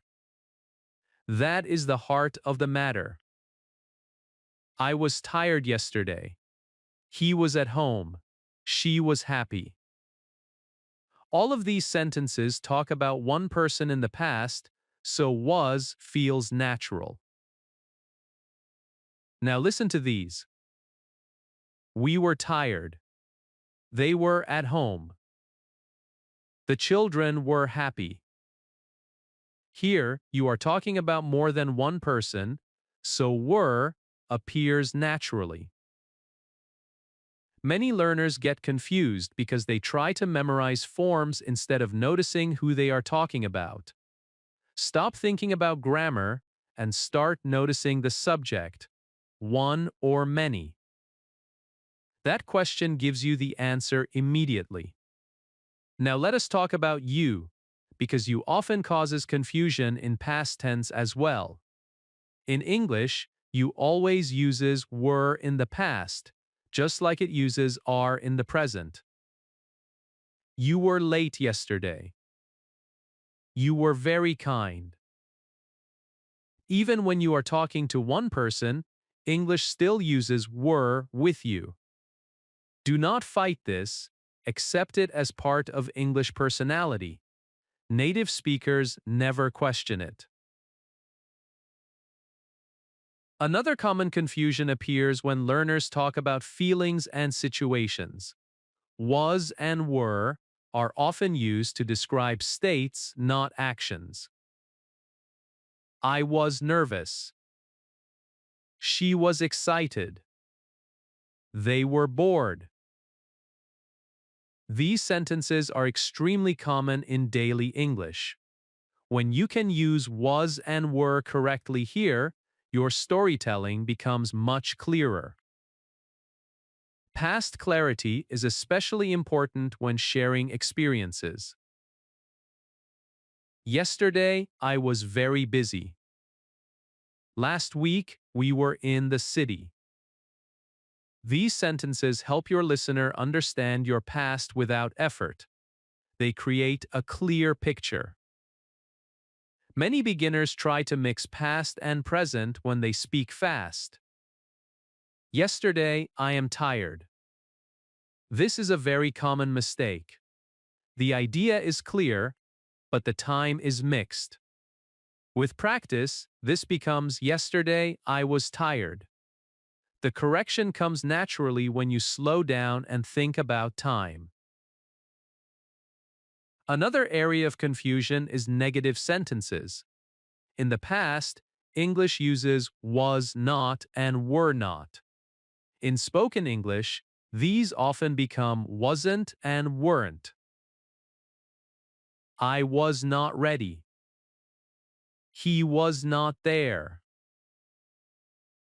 We were not ready. They were not there. The pattern stays the same. One uses was not. Many uses were not. Questions in the past also use was and were. Was he at home? Were they tired? Notice how the verb comes before the subject. Do not worry about memorizing this. Just listen and repeat. Your brain learns through sound. Many beginners fear making mistakes with was and were because they think it sounds very wrong. In reality, even if you say they was happy, people still understand you. Communication is not broken. Learning continues. Do not stop speaking because of fear. Silence creates more confusion than mistakes. A very powerful practice for mastering was and were is daily reflection. At night, think about your day in English. I was busy today. I was tired. We were at work.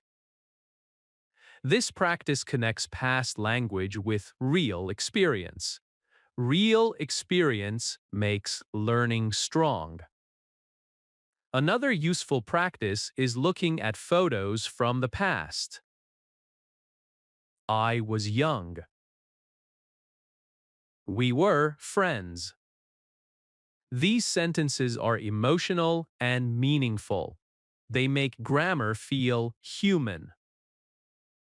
One more important thing to understand is that English sometimes uses were in special sentences, like, if I were you. This is advanced usage. You do not need to worry about it now. Focus on real-life past clarity first. Remember this simple guide. One person or thing in the past uses was. More than one uses were. You always uses were. That is enough. Truly, you do not need fear. You do not need stress. You need awareness and practice. English grammar is not a trap. It is a pattern. Once you see the pattern, confusion disappears. When was and were become clear, your past stories become smoother. Your confidence grows. Your English sounds more natural. This chapter is not just about grammar, it is about time. And when you can speak about the past with clarity, English becomes a language you control, not a language you fear. The confusion ends here. Chapter 39. An. The articles made human and confusion. For many English learners, an, and. The feel like tiny words with huge problems. You hear them everywhere, but you are never fully sure when to use them. You may feel that even native speakers use them without logic. You may think articles are just rules you must memorize. This chapter is here to change that feeling completely. Articles are not rules first. Articles are feelings. When you feel them, they become natural. When they become natural, confusion disappears. Let us start with a very important truth. Articles do not change meaning in a dramatic way. They do not stop communication. If you say, I bought phone instead of I bought a phone, people still understand you. So relax. Articles are not here to punish you. They are here to make English sound smoother and more human. You can learn them without fear. Articles answer one simple human question. Am I talking about something new or something known? That is the heart of articles. Everything else grows from this idea. Let us talk about a and an first. These two words are almost the same. They are used when you talk about one thing and that thing is not specific yet. It is new to the listener. It is not special. It is just one example. I bought a phone. She saw a dog. In these sentences, the listener does not know which phone or which dog. That is okay. The speaker is not trying to be specific. They are simply introducing something for the first time. Now, what about a and an? The difference between them is not grammar. It is sound. English cares about how words sound, not how they are written. If the next word starts with a vowel sound, English uses an. If it starts with a consonant sound, English uses a book, a car, an apple, an idea. Do not think about letters, think about sound.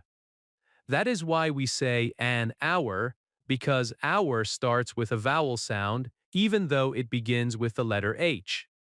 This is not something to memorize deeply now, just listen and notice. Your ear will learn it naturally. Now let us talk about the. This is where learners feel the most fear. The is used when both the speaker and the listener know what is being talked about. The thing is not new, it is already clear. It is already in the situation. I bought a phone. The phone is very good. In the first sentence, the phone is new, so we use a. In the second sentence, the phone is now known, so we use the. This is not a rule to memorize, it is a story. First you meet something, then you talk about it again. This is why articles are human. They follow conversation, not grammar tables. Another example. There is a shop near my house. The shop opens early. The first time the shop is new. The second time the shop is known.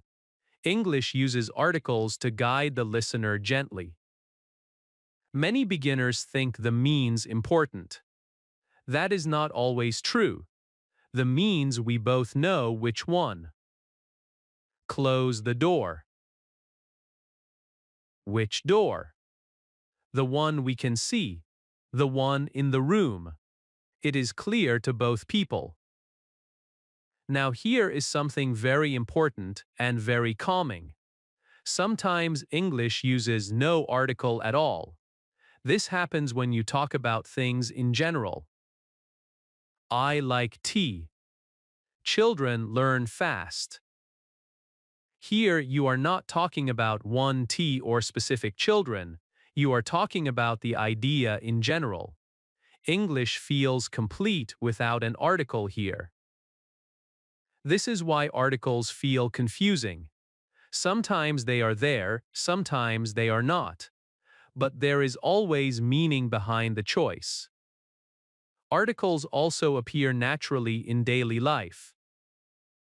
I am looking for a job. The job market is hard. Again, first time is a general or known idea becomes the. Many beginners try to translate articles from their own language. This creates stress. Do not translate. Feel the situation instead. Ask yourself gently, is this new? Is this known? Is this general? Your answer guides the article.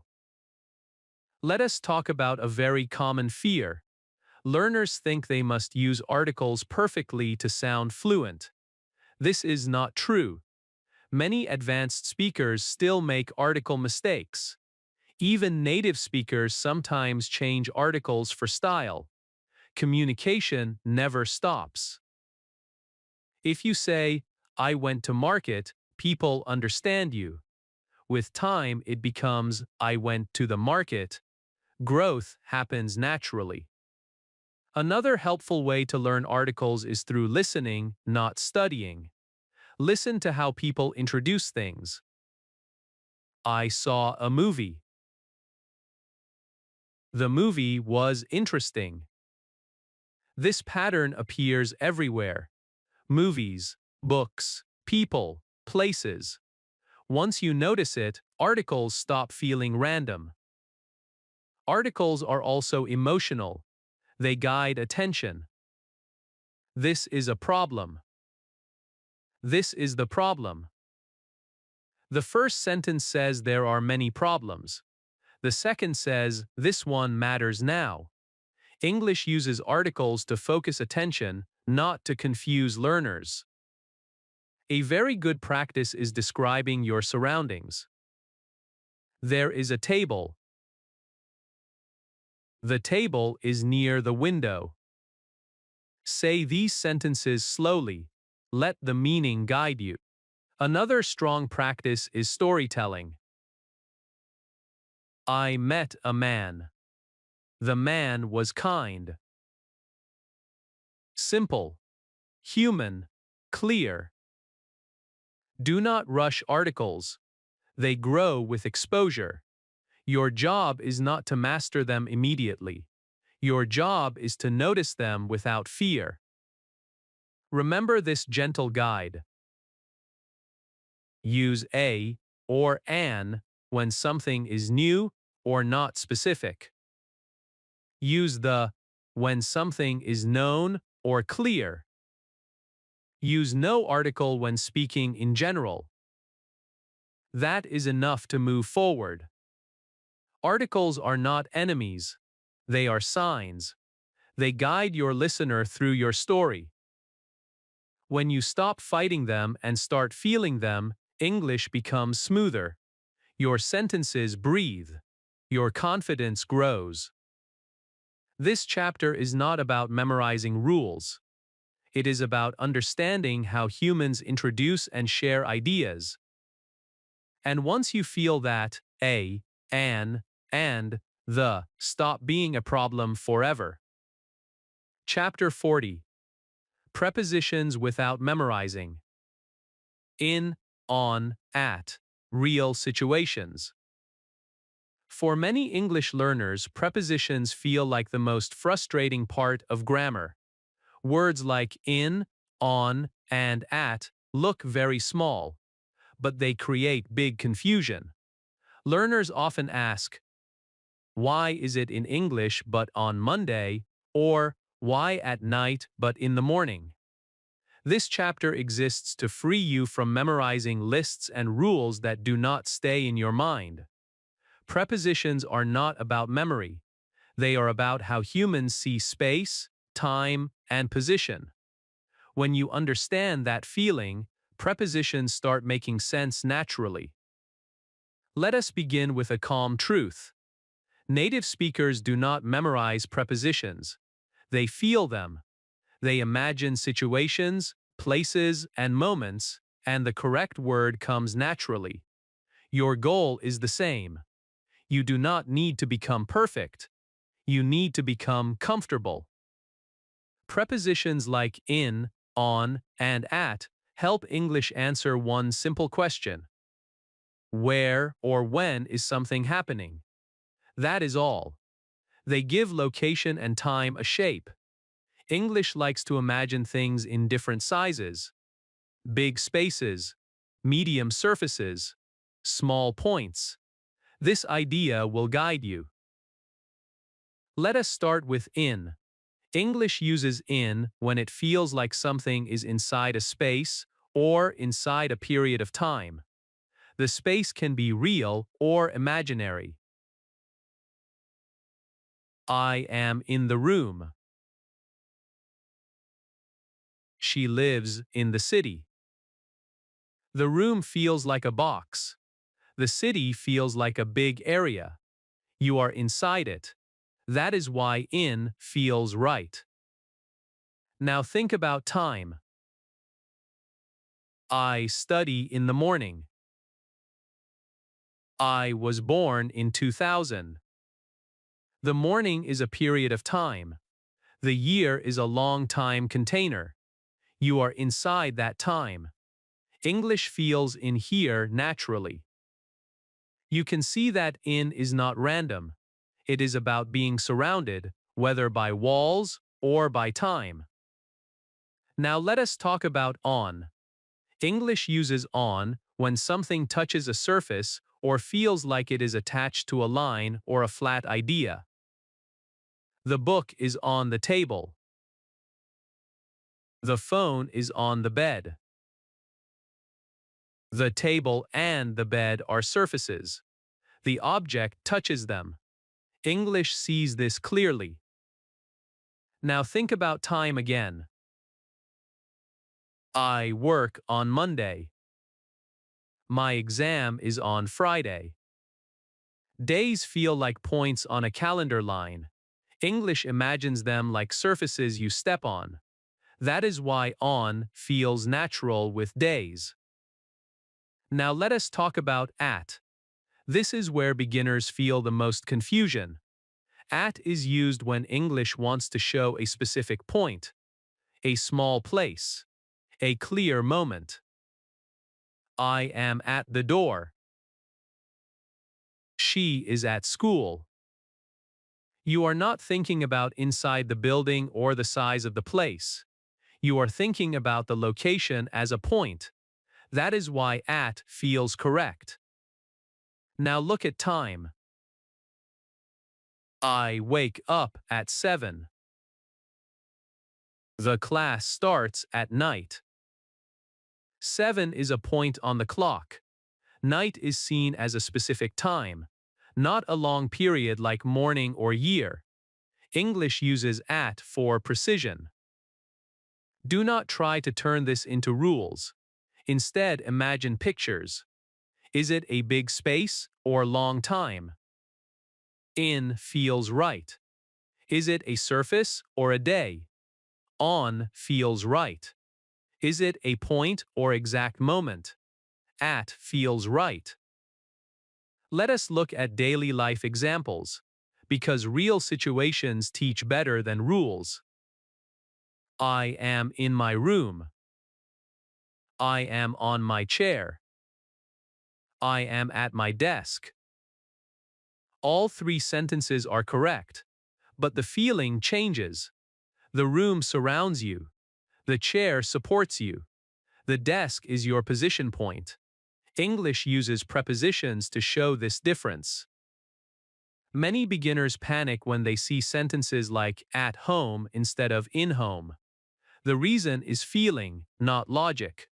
Home is not treated like a building here. It is treated like a point of comfort and location. English says at home naturally. With exposure, this becomes automatic. Another calming truth is this. Prepositions are not always logical. They are cultural habits. That means exposure is more important than explanation. The more you listen, the more natural they feel. If you say, I am in school instead of I am at school, people still understand you. Communication continues. Over time, your ear adjusts. A very powerful way to learn prepositions without memorizing is observation. Look around you and describe your environment. I am in the house. The keys are on the table.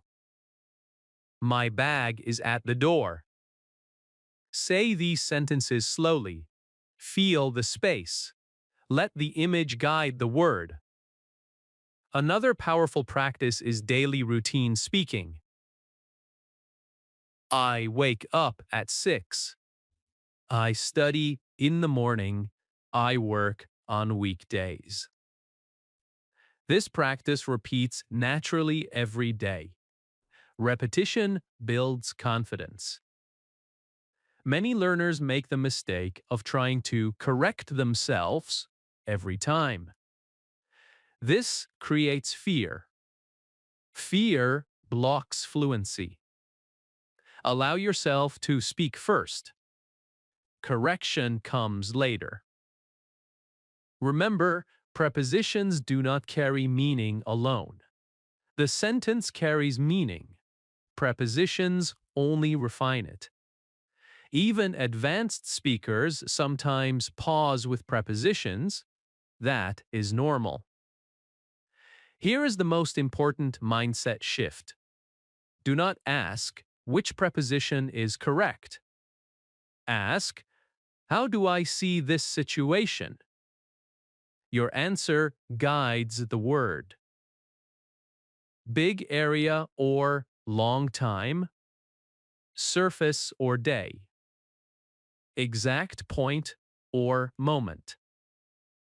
That feeling is enough to move forward. Prepositions are not enemies, they are guides. They help your listener imagine where and when things happen. You do not need perfection. You need comfort. When you stop memorizing and start imagining, in, on, and at stop confusing you, they start working for you. This chapter is not about rules. It is about perspective. And when your perspective becomes clear, English becomes lighter, smoother, and more natural, one real situation at a time. Chapter 41, and but, or joining thoughts. When you first start speaking English, your sentences are short. One idea, one sentence. This is good. This is how confidence begins. But as you grow, you naturally want to say more. You want to add another idea. You want to explain contrast. You want to give a choice. This is where connecting words become powerful. Words like and, but, and or help you speak longer without making English difficult. They are simple words, but they open the door to natural conversation. Many beginners think speaking longer means using complicated grammar. That belief creates fear. In reality, native speakers often speak longer by connecting very simple sentences. They do not jump to complex structures. They use small connectors again and again. And, but, and or are the most important of these connectors. When you master them, your English starts flowing. Let us begin with and. The word and is friendly. It adds information. It joins two ideas that feel comfortable together. When you say and, you are telling the listener, there is more. I wake up early and I go to work. I like tea and I like coffee. These sentences are simple, but they already sound natural. You are not rushing, you are building meaning step by step.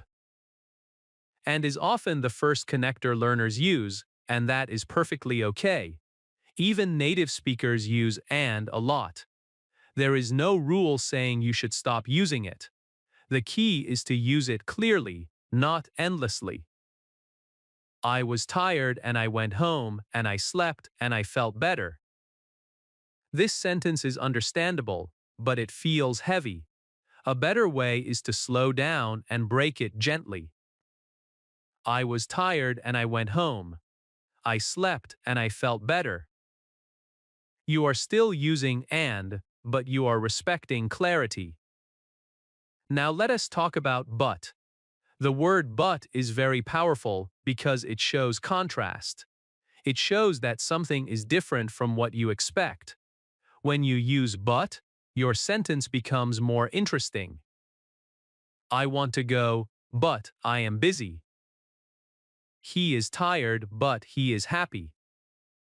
These sentences feel real because life is full of contrast. We want one thing, but reality gives another. But helps you express this naturally. Many beginners are afraid of but because they think it sounds negative.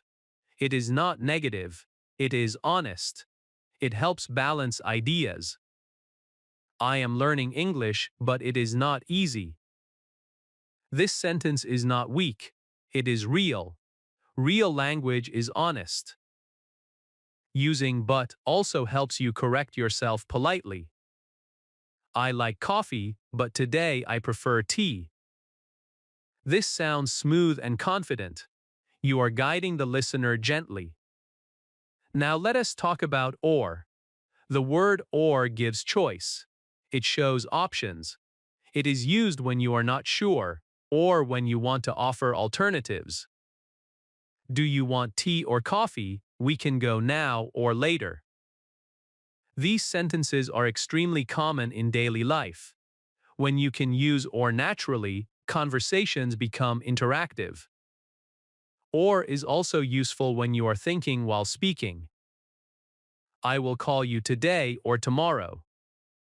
This shows flexibility. It shows natural thinking. Many beginners think connectors must join long sentences. That is not true. They work best with short, clear ideas.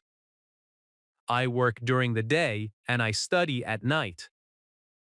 I want to help, but I need time. You can sit here or there. These sentences are clean and easy to understand. Another important thing to understand is that you do not need commas or punctuation perfection when speaking. Focus on pauses. Pause slightly before and, but, or. Your voice does the work. When you speak too fast, connectors feel confusing. When you slow down, they feel natural. Connecting ideas also helps you tell small stories. Yesterday I was tired, but I finished my work and I felt proud. This is a complete mini-story. No complex grammar, just simple connectors. Many learners believe they must avoid repeating and. This is not necessary. Repetition is natural in spoken English. What matters is rhythm and clarity. Another powerful use of connectors is expressing feelings. I am nervous, but I am excited. I was sad, but I learned something. These sentences feel human. They show growth and emotion. A very useful practice is daily speaking with connectors. Describe your day using and, but, and, or. I woke up early and I went to work, but I felt tired. I wanted to study, but I had no time, so I will study tomorrow.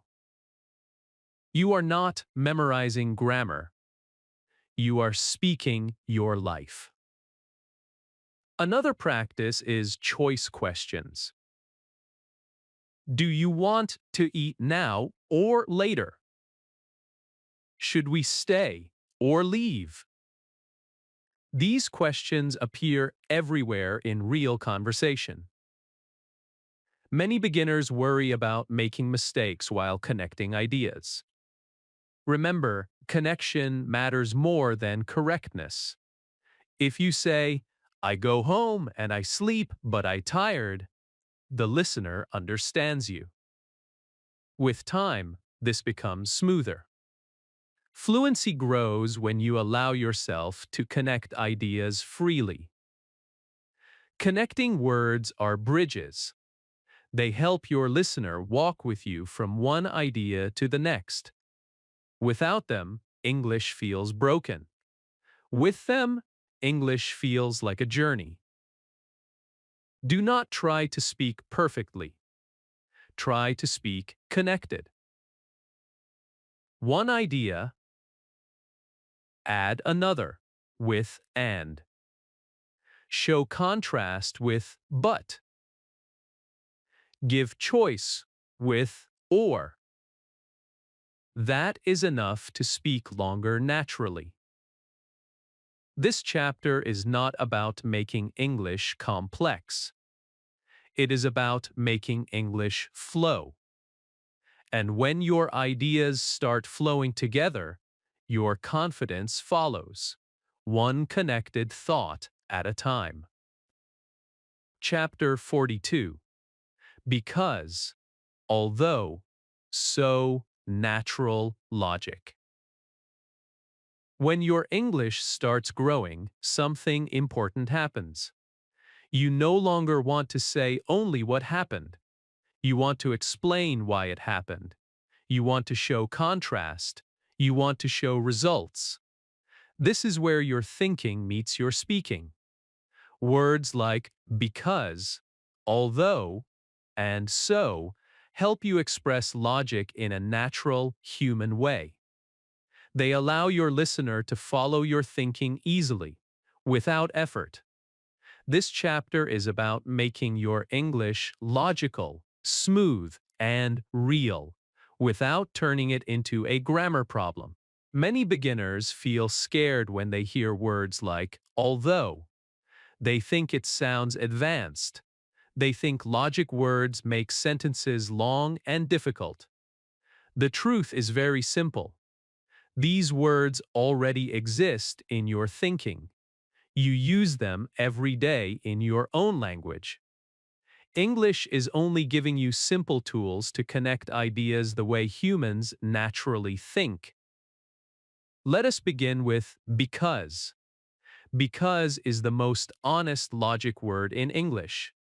It answers one simple question: why? When you use because, you are opening your thinking to the listener. You are not just giving information, you are giving reason. I stayed at home because I was tired. She is happy because she passed the test. These sentences feel complete. Without because, the listener might wonder why. With because, everything becomes clear. This is why because is so powerful for beginners. It removes confusion. Many learners think they must give long reasons after because. This is not true. A small reason is enough. I am late because traffic was heavy.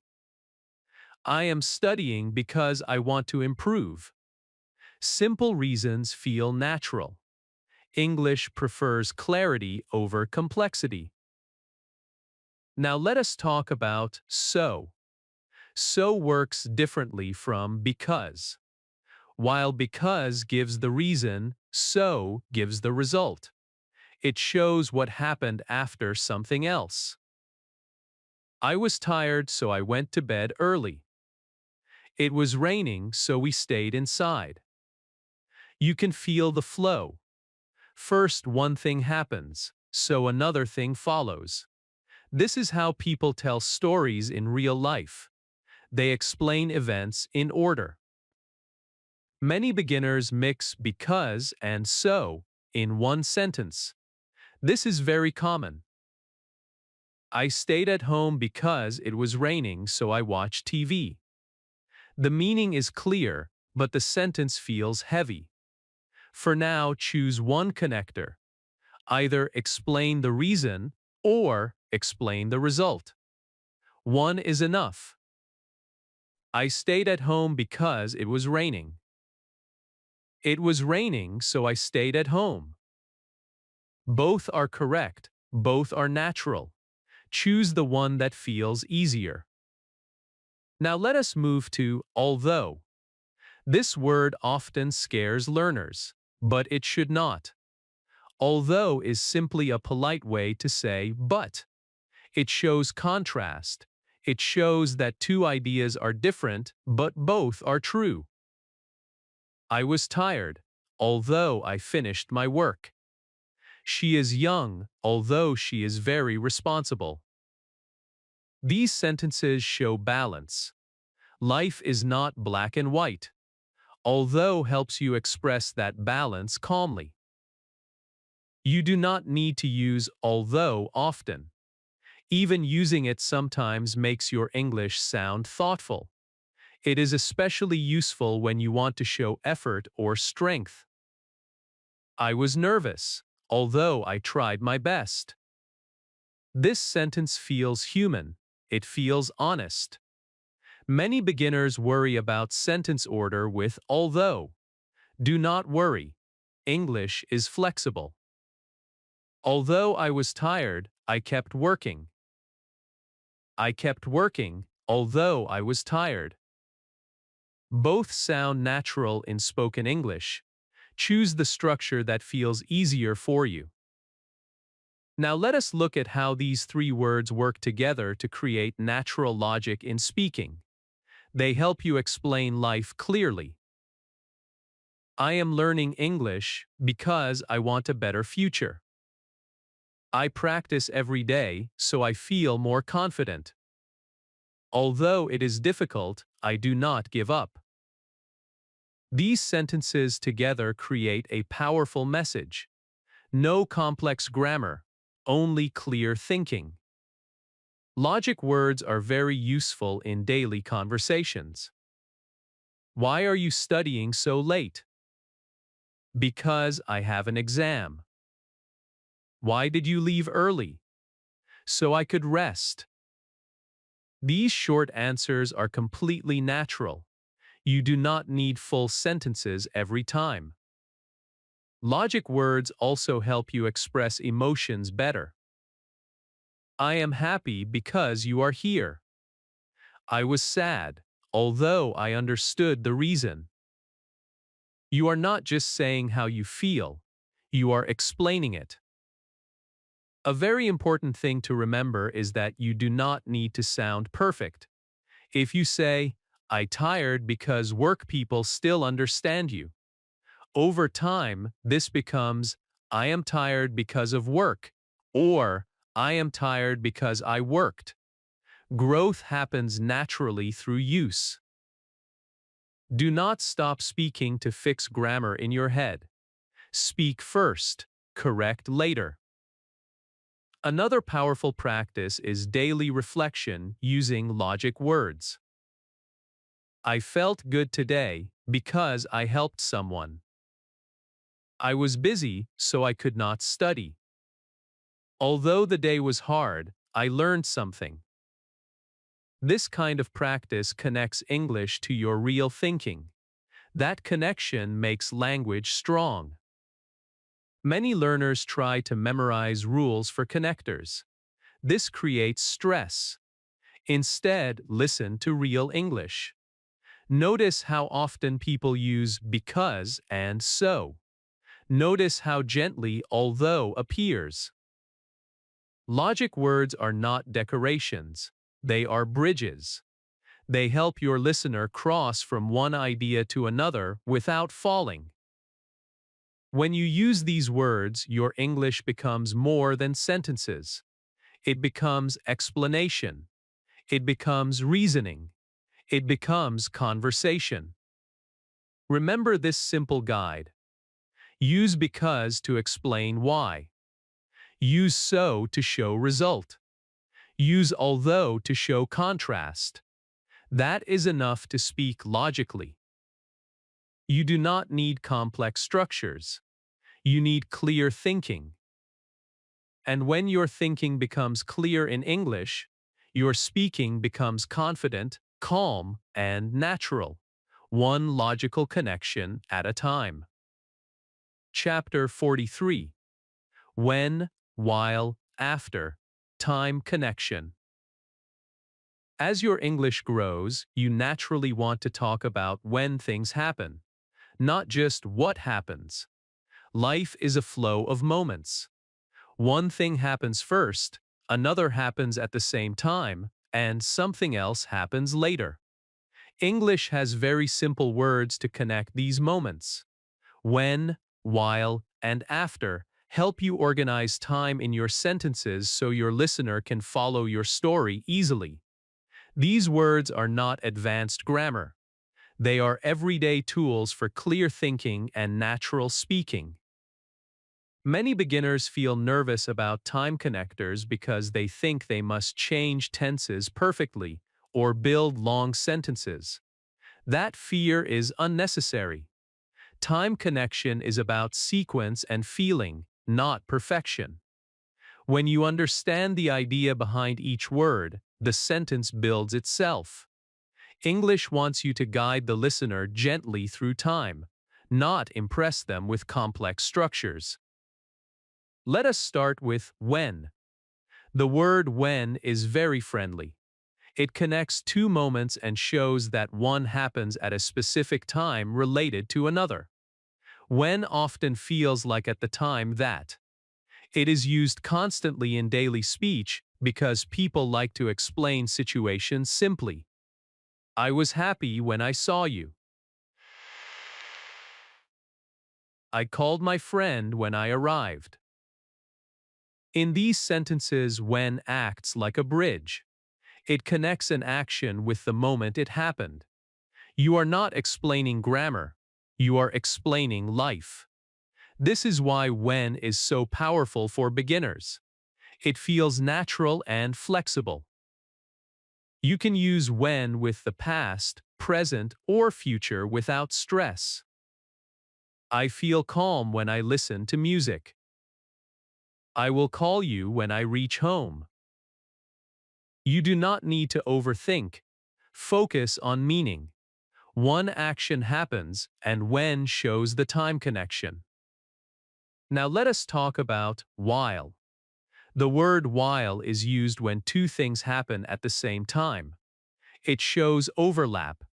It shows that one action continues as another happens. This idea exists clearly in your mind already. English simply gives it a word. I was cooking while he was cleaning. She listened to music while she studied. You can feel the picture. Two actions happening together. That feeling is the key. You do not need to analyze tenses deeply right now. Just notice the overlap. While tells the listener to imagine two things happening side by side.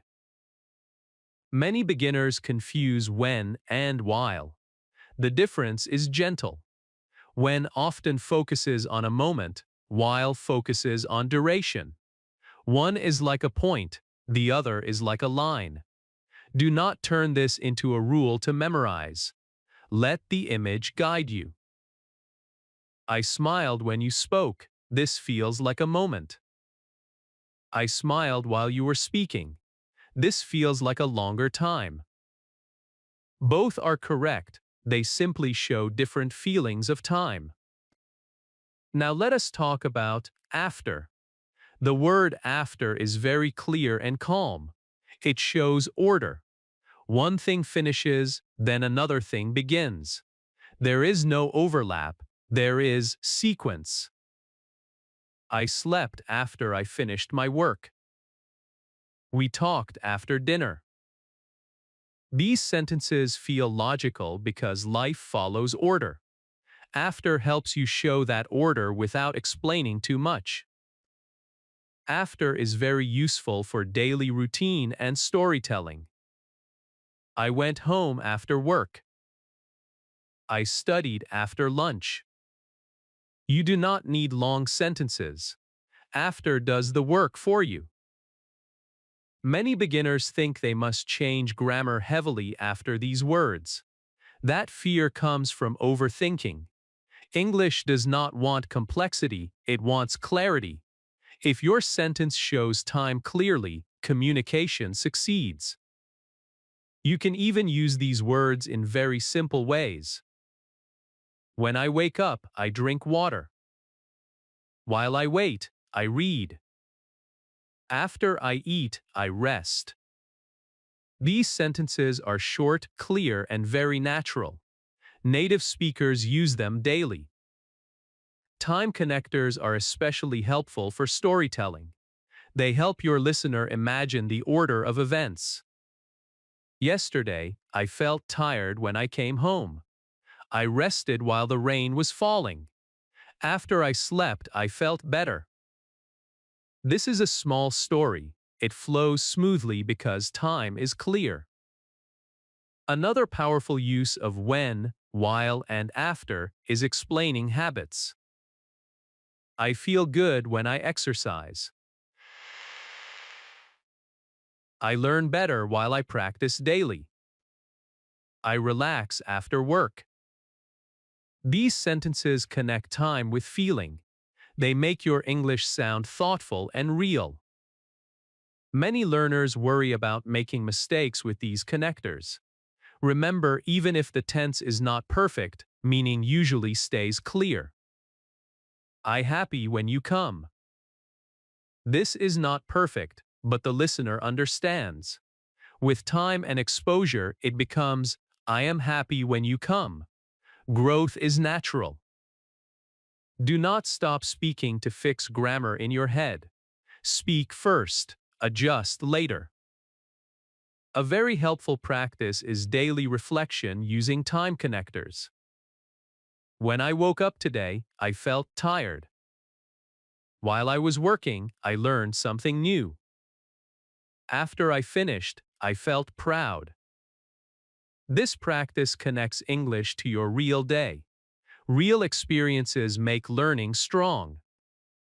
Another simple practice is planning. When I finish this lesson, I will practice. While I study, I will focus. After class, I will rest. You are not memorizing grammar. You are speaking your intentions.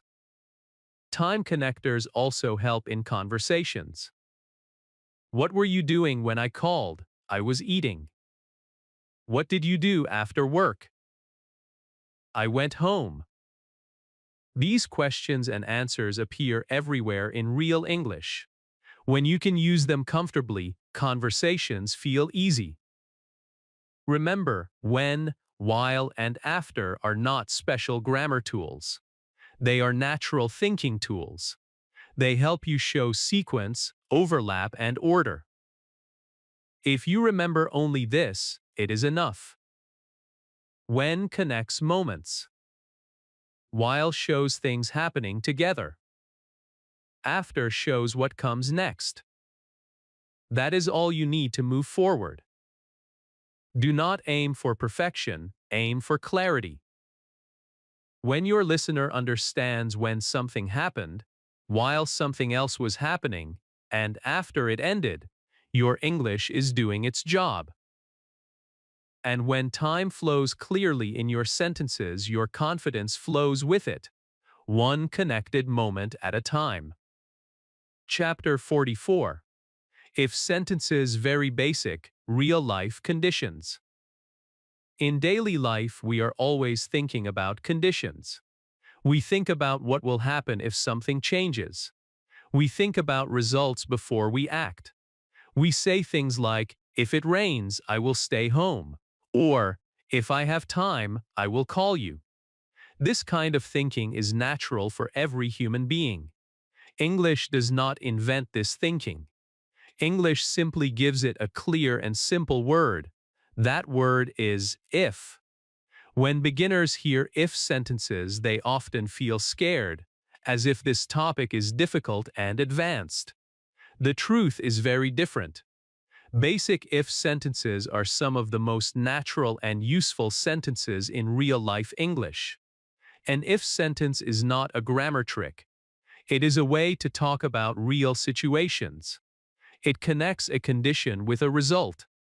One part shows the condition, and the other part shows what happens because of that condition. This happens in your mind every day, even without language. English just puts it into words. Let us start with the feeling of if. The word if means in this situation, or when this thing happens. It does not mean the situation is fake. It often talks about real and possible situations. If I finish my work, I will rest. If it rains, I will stay at home. These sentences are not imaginary. They are realistic. They talk about things that can truly happen. That is why basic if sentences are perfect for beginners. They describe real life. In basic English, an if sentence usually has two parts.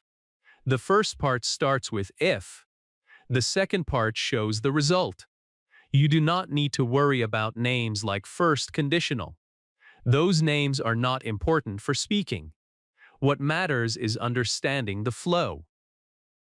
If I wake up early, I go for a walk. If she studies daily, she improves. These sentences talk about general truth or habit. They show that one action regularly leads to another. This kind of if sentence is very common in advice and daily talk. Another very common pattern is talking about future results. If I have time, I will call you. If he comes early, we will start. These sentences feel natural because they match how life works. The future is not fixed, it depends on conditions. English uses if to show that dependency. Many beginners think they must use difficult grammar in if sentences. This fear is unnecessary. In very basic if sentences, you only need clear ideas and simple verbs. Even if the tense is not perfect, the meaning is usually clear. If you come late, I angry. This sentence is not perfect, but the idea is clear. With time, it becomes, if you come late, I will be angry. Improvement happens naturally through exposure and use. One very important thing to understand is that if does not mean maybe only. Sometimes it talks about things that often happen. If I eat too much, I feel sick. This is a general truth. It happens again and again. English uses if to express this easily. If sentences are also very useful for giving advice. If you want to improve, practice daily. If you feel tired, take a break. These sentences sound calm and helpful. They are used by teachers, parents, and friends. They do not sound rude. They sound caring. Another beautiful thing about if sentences is that they help you speak longer naturally. You are not stuck with one short sentence. You can connect, cause, and effect. I am happy if I see progress. I feel nervous if I speak fast. Now your English is not just describing, it is explaining. Many beginners worry about sentence order. The good news is that English is flexible here. If I finish early, I will help you. I will help you if I finish early. Both sentences are correct. Both are used in real speech. Choose the order that feels easier for you. English does not punish you for choosing one over the other. If sentences are also very common in daily conversation. What will you do if it rains? I will stay home. What happens if you miss the bus? I am late. These questions and answers are everywhere. When you understand basic if sentences, conversations feel easier and more natural. Another important thing is tone. If sentences are not threats, they are explanations. If you study, you will pass. This is not pressure, it is logic. If you say this calmly, it sounds supportive, not strict. A very powerful practice for beginners is using if with daily routine. If I wake up late, I feel rushed. If I drink water, I feel better. This practice connects English directly to your body and life. That connection makes language strong. You can also use if sentences in self-talk. If I make mistakes, I will learn. If I practice slowly, I will improve. These sentences are not just English practice, they are confidence builders. Many learners stop themselves from speaking because they are afraid of wrong grammar. Remember this clearly. Communication comes first, perfection comes later. Even simple if sentences with small mistakes still communicate meaning. English is very forgiving with if sentences because the logic is clear. Another reason if sentences are powerful is that they help you plan. If I finish this chapter, I will take a break. If I understand this, I will move on. You are using English to organize your life, not just learn rules. Do not try to learn all types of if sentences at once. That creates confusion. For now, stay with real, possible situations. That is more than enough. Remember this simple idea. If shows a condition, the other part shows the result. That is all.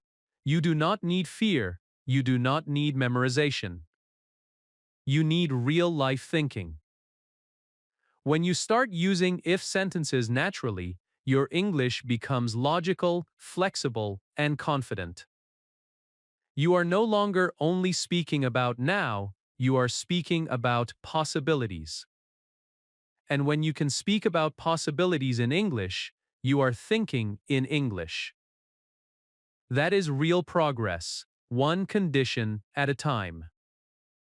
Chapter 45, Simple Story Grammar. Speaking in Flow. At some point in your English journey, you stop wanting to answer with only short sentences. You want to explain. You want to share something that happened. You want to tell a small story. This is a very important moment, because storytelling is where language becomes alive. Simple story grammar is not about writing novels or using difficult words. It is about speaking in a smooth flow so the listener can follow you without effort. This chapter will help you understand how real people tell simple stories in English, using easy grammar and clear order.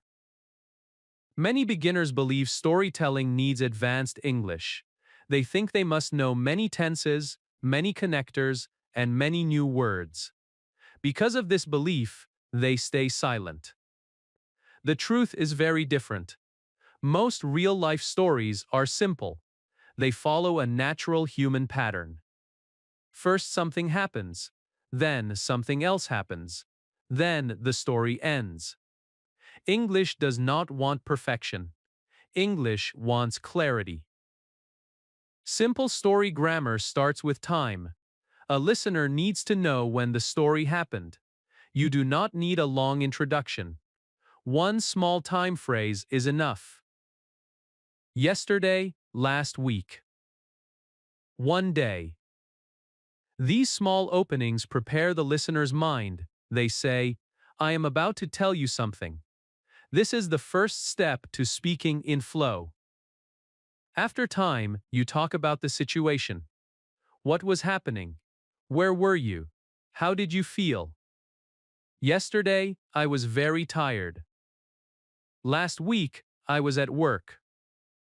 These sentences set the scene. They are calm, they are slow, they help the listener enter your story. Now comes the action. What did you do? What happened next? This is where past simple becomes useful, but you do not need to think about grammar names, you just talk about finished actions. I came home late. I met a friend. I started working. These sentences are short, but together they create movement. This is how stories flow, not one long sentence, but many clear steps. One common mistake beginners make is trying to say everything in one sentence. This breaks flow and creates confusion. Real storytelling is like walking, one step at a time. Instead of saying, yesterday I went to market and met friend and talked and came home, say it like this. Yesterday I went to the market. I met a friend. We talked for some time, then I came home. This sounds natural. This sounds confident. This is real spoken English.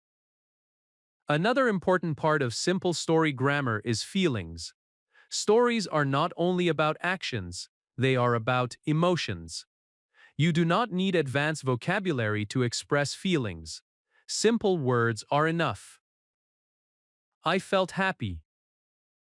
I was nervous. I felt tired. These sentences make your story human. Without feelings, stories sound empty. With feelings, stories connect. You can also show change of feeling. At first I was nervous. Then I felt relaxed. This kind of sentence makes your story more interesting, even with simple English. Connecting words help your story flow smoothly. You already learned words like and, but, so, when, after. In stories, these words act like bridges. They help the listener move from one moment to the next. I was tired, so I went home. I met him, and we talked. I felt better after I rested. Do not try to use many connectors at once. One connector at a time is enough. Flow comes from clarity, not complexity. Another key idea in simple story grammar is order. English stories usually follow time order. First, then, after that, finally. You do not need to say these words every time, but your sentences should follow this logic. I woke up early. I went to work. I finished my tasks. I came home. This order helps the listener follow easily. When order is clear, grammar mistakes matter less. Many beginners worry about making tense mistakes in stories. Remember this clearly. If your listener understands the order and the main actions, your story is successful.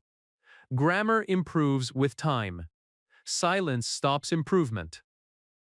Even if you say, "Yesterday I go to work," the listener understands. With practice, it becomes, "Yesterday I went to work." This correction happens naturally through exposure and use. Simple stories are also very useful in conversations. People often ask questions like, "What did you do yesterday? How was your day?" These questions invite a small story. You do not need to answer with one word. You can answer with a few sentences. My day was busy. I worked a lot. I felt tired, but I learned something. This answer sounds natural and confident.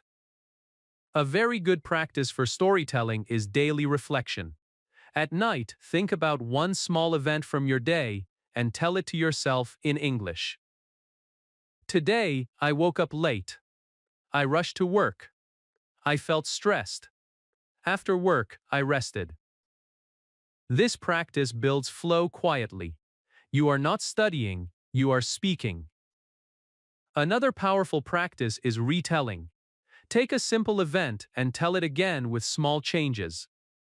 Yesterday, I met a friend. We talked. I felt happy. Say it again slowly. Each time, your flow improves. Story grammar also helps you explain problems. I had a problem. I felt confused. Then I asked for help. Finally, I understood. This kind of storytelling is very useful at work and in learning situations. Remember, stories do not need to be long. A few clear sentences are enough. Real-life stories are often short. Do not try to impress. Try to connect. Flow does not come from difficult grammar. Flow comes from calm thinking and clear order. Time, situation, action, feeling, end. This simple structure is inside every good story. When you follow this structure, your English naturally flows. Your listener stays with you. Your confidence grows. Simple story grammar is not a special skill, it is a human skill, now expressed in English.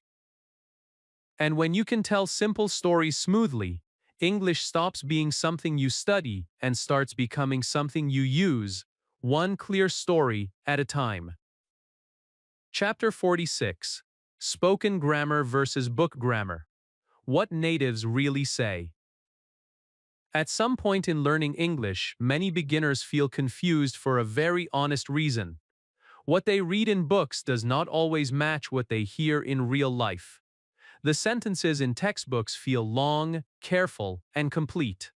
But when native speakers talk, their English sounds shorter, faster, and sometimes incorrect according to the book. This gap makes learners nervous. They start thinking, am I learning the wrong English? This chapter exists to calm that fear and show you a powerful truth. Spoken English and book English are not enemies. They serve different purposes, and once you understand this difference, your confidence will grow naturally. Book grammar is designed to teach structure. It shows full sentences. It explains rules clearly. This is helpful in the beginning because it gives your brain order. But spoken grammar is designed for communication. It is shaped by speed, emotion, and real situations. Native speakers are not trying to be perfect when they talk. They are trying to be understood quickly and comfortably. That is why spoken English often sounds simpler and more relaxed than textbook English. In real conversations, people do not always speak in full sentences. They often drop words that feel unnecessary because the meaning is already clear. For example, a book might teach you to say, "Are you coming with us?" But in real life, you will often hear, "You coming?" This is not bad English, it is natural spoken English. The speaker trusts the listener to understand the missing words. Another common difference is repetition and pauses. Book grammar avoids repetition. Spoken grammar uses it all the time. Native speakers repeat words to think, to feel, and to stay connected. So, yeah, I was like, really tired, really tired. This sentence would never appear in a grammar book, but it sounds very human. Spoken grammar allows space for thinking. It allows emotion to enter the sentence.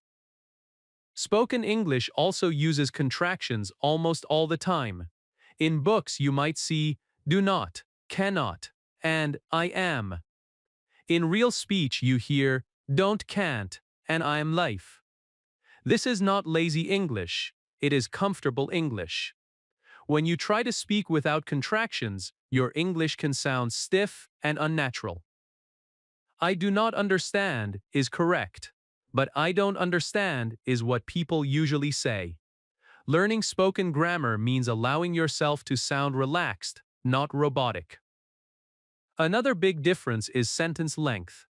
Book grammar likes long, complete sentences with clear structure. Spoken grammar prefers short chunks. Native speakers often break ideas into pieces. Instead of saying, I went to the market because I needed some groceries, and then I came back home, a native speaker might say, I went to the market, needed some stuff, then I came back. The grammar is not perfect on paper, but the meaning is perfectly clear. Spoken grammar values flow over form. Spoken English also uses simple words more often than textbooks suggest. Beginners sometimes think native speakers use difficult vocabulary all the time. In reality, native speakers choose easy words because they want speed and clarity. They say help, not assist. They say start, not commence. They say fix, not repair, in casual talk. Book grammar teaches you options. Spoken grammar teaches you preference. Another important difference is how questions are formed. In books, you learn full question forms like, do you want to come with me? In real life, you often hear, wanna come, or you wanna come. And this does not mean you should forget book grammar. Book grammar builds your foundation. Spoken grammar builds your confidence. You need both, but you should not judge real speech using book rules. Native speakers also break grammar rules when emotions are strong. They speak faster, they skip words, they change structure. So happy to see you, can't believe it. These are not full sentences, but they are full messages. Spoken grammar allows emotion to lead. Many beginners stop speaking because they are afraid of sounding wrong. They try to build perfect book sentences in their head while speaking. This creates silence. Silence is the real enemy of fluency. Native speakers do not plan grammar before speaking. They trust the listener and let language flow. This does not mean grammar does not matter, it means grammar serves communication, not the other way around. Another key point is that spoken grammar depends on situation. With friends, speech is relaxed. At work or in formal situations, speech becomes more careful. Native speakers naturally change their grammar style depending on who they are talking to. This is normal and human. You do not need to choose one type forever. You simply need to recognize the difference. When you are learning, start with book grammar to understand structure. Then slowly allow spoken grammar into your speech. Allow contractions. Allow short sentences. Allow pauses. Allow yourself to sound human. A very helpful practice is listening without judging. When you hear native speakers, do not ask, "Is this grammatically correct?" Ask, "Do I understand?" If you understand, the grammar is working. Another powerful practice is imitation. Repeat how people actually speak, not how books write. Say short sentences. Use natural rhythm. Do not force perfection. For example, instead of saying, "I am going to go and take a rest because I am feeling tired," try, "I'm tired, gonna rest." This is spoken English. This is confidence. Remember something very important. Native speakers learned English by listening, not by studying grammar books. You are now doing the same. Book grammar gave you the map. Spoken grammar is the road. Do not feel guilty for sounding simple. Simple English is strong English. When you accept spoken grammar, your fear reduces. Your speed increases. Your confidence grows. You stop translating. You start reacting. That is what it means to speak like a human. Book grammar teaches you correctness. Spoken grammar teaches you connection. You do not have to choose one, you just have to know when to use which. And when you allow yourself to speak naturally, English stops feeling like a subject and starts feeling like a voice. Chapter 47. Common Spoken Patterns. Everyday English. When you listen to real English conversations, you start noticing something interesting. Native speakers do not create new sentences every time they speak. They reuse familiar patterns again and again. These patterns are like ready-made roads in the brain. Because of them, speech becomes fast, natural, and confident. This is why learning common spoken patterns is one of the smartest things a beginner can do. You are not memorizing grammar rules. You are learning how English actually moves in daily life. Spoken patterns are short, flexible sentence shapes that people use without thinking. They are not special phrases from books. They are everyday language tools. When you learn these patterns, you stop building sentences from zero every time. Instead, you slightly change a pattern and speak smoothly. This is exactly how native speakers talk.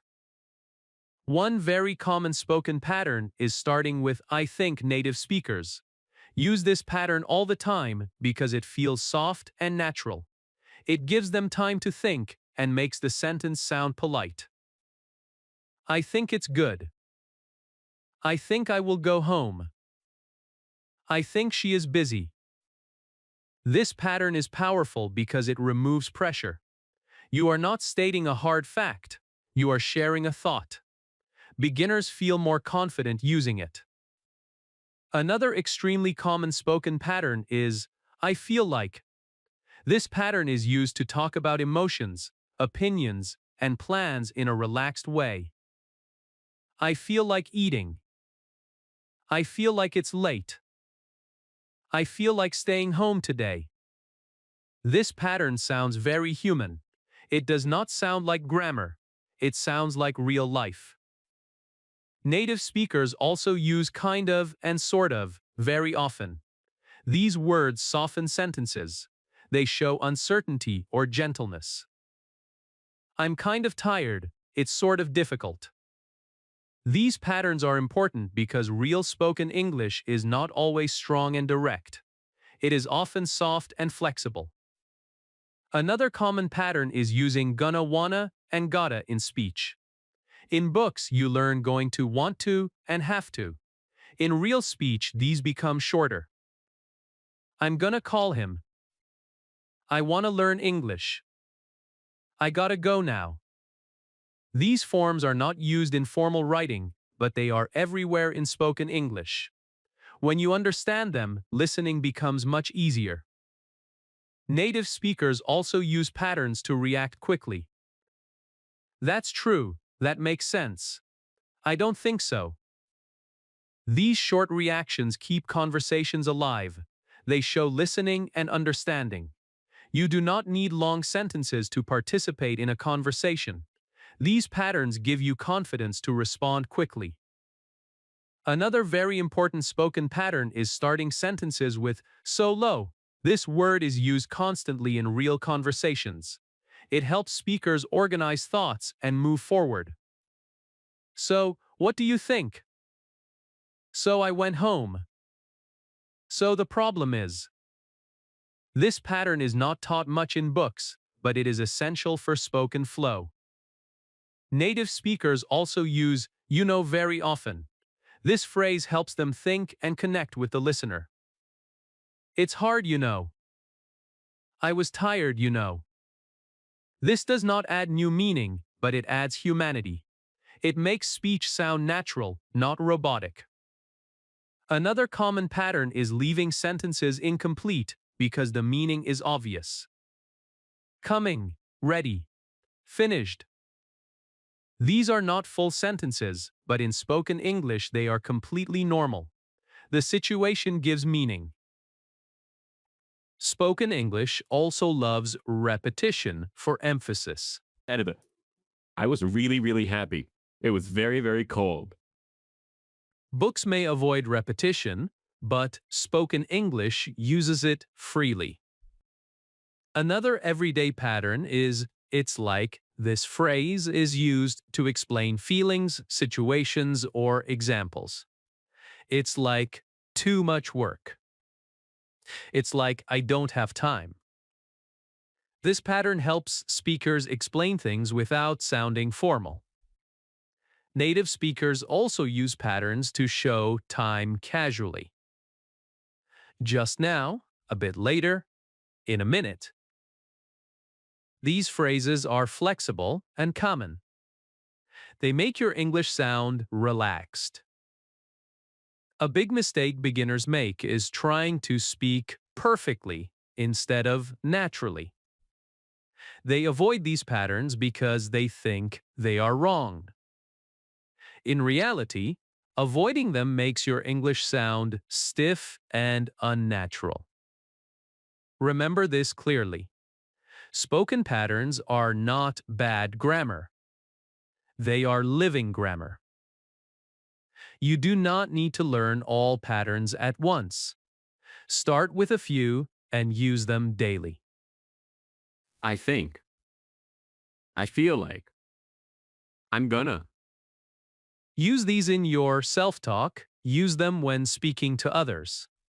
Slowly, your brain starts recognizing English as something familiar, not something foreign. Listening practice is very important here. When you watch videos, movies, or interviews, listen for patterns, not individual words. You will notice the same shapes again and again. This repetition builds confidence automatically. Another helpful practice is shadowing. Repeat spoken patterns exactly as you hear them. Do not change them to book grammar. Copy the sound, rhythm, and structure. For example, repeat, I'm gonna try instead of I am going to try. This trains your spoken English muscle. Common spoken patterns also help you stop translating. When you have ready-made English patterns in your mind, you think less and speak more. This is the real secret of fluency, not knowing everything, but having enough patterns to move forward. Spoken English is not about sounding smart. It is about sounding real. When you start using common spoken patterns, people understand you more easily. Conversations feel smoother. You feel relaxed. And most importantly, English starts feeling like a language you use, not a subject you study. That is when everyday English becomes your English. Chapter 48, Mistakes That Don't Matter. Confidence Built. One of the biggest reasons people stop speaking English is not grammar. It is fear. Fear of sounding wrong. Fear of making mistakes. Fear of being judged. This fear becomes so heavy that learners choose silence instead of imperfect speech. This chapter is here to remove that fear gently and honestly. You need to understand a very important truth from the beginning. Many mistakes in English do not matter at all. They do not stop communication, they do not block understanding, and they do not make you a bad speaker. Native speakers make mistakes every single day. They forget words, they change sentences halfway, they correct themselves, they use wrong grammar when speaking fast, yet communication still happens. Why? Because meaning matters more than form. English is a tool for connection, not a test paper. When your message is clear, most mistakes become invisible. Let us talk about the kinds of mistakes that truly do not matter. One very common mistake is tense confusion. A beginner might say, "Yesterday I go to market," instead of "Yesterday I went to the market." Is it perfect? No. Is it understandable? Yes. The word yesterday already tells the listener the time. The brain of the listener automatically understands the meaning. Communication succeeds. This kind of mistake does not stop conversation, so it should not stop you from speaking. Another mistake that does not matter much is missing small words. Articles like an, the are very difficult for beginners. Many learners worry too much about them. They say things like, "I go to office," instead of "I go to the office." Native speakers still understand. The meaning is clear. With time, articles improve naturally. Silence, however, improves nothing. Word order mistakes also happen a lot. A learner might say, "I very like this," instead of "I like this very much." Again, the feeling is clear. The listener understands that you like something. The grammar can be fixed later. Confidence cannot be built if you do not speak. Pronunciation mistakes are another big fear. Many beginners think they must sound perfect. The truth is, accents are normal. Mispronouncing a word does not mean you are wrong, it means you are learning. Even native speakers pronounce words differently depending on region. As long as your pronunciation is understandable, it is good enough for communication. Another mistake that does not matter is pausing while speaking. Beginners think they must speak smoothly like a native speaker. This is unrealistic. Pauses are human. Pauses show thinking. Pauses show honesty. Native speakers pause all the time. They say, uh, or stop for a moment. This is part of spoken English, not a failure. Repeating yourself is also not a problem. Beginners often apologize for repeating words. In real speech, repetition is normal. It helps clarify meaning, it helps the listener follow, it helps the speaker think. Do not punish yourself for sounding human. One important thing to understand is the difference between learning mistakes and communication mistakes. Learning mistakes are part of growth. Communication mistakes are only a problem when meaning is lost. Most beginner mistakes do not destroy meaning. That is why they do not matter. Think about how children learn language. Children make endless mistakes. Nobody stops them and says, "Be silent until you are perfect." Children speak freely. Adults understand them. Over time, the mistakes disappear. Adults learning English need the same freedom. Many learners wait for confidence before speaking. This is a mistake. Confidence comes from speaking, not before it. Every time you speak and the listener understands you, your confidence grows. Even if your sentence was not perfect, your brain learns one important lesson. I can communicate. That lesson is more powerful than any grammar rule. Another important point is that people are usually kind. Most people do not judge your grammar. They care about your message. They care about what you want to say. Often, they admire your effort. The fear in your head is much bigger than the reality outside. There are mistakes that matter, of course, but they are fewer than you think. Mistakes that completely change meaning can cause confusion, but even those can be fixed by repetition or explanation. You do not need to be perfect on the first try. Conversation allows repair. You can rephrase, you can explain again. This is normal. A very healthy habit is to separate speaking time from correcting time. When you speak, focus on meaning. When you study, focus on correction. Do not mix these two. Mixing them creates fear and silence. Speaking time should be free and relaxed. Another confidence-building idea is to notice success, not failure. After a conversation, do not think about the one mistake you made. Think about the 10 things you communicated successfully. This mindset slowly changes how you see yourself as an English speaker. Self-talk is a powerful tool here.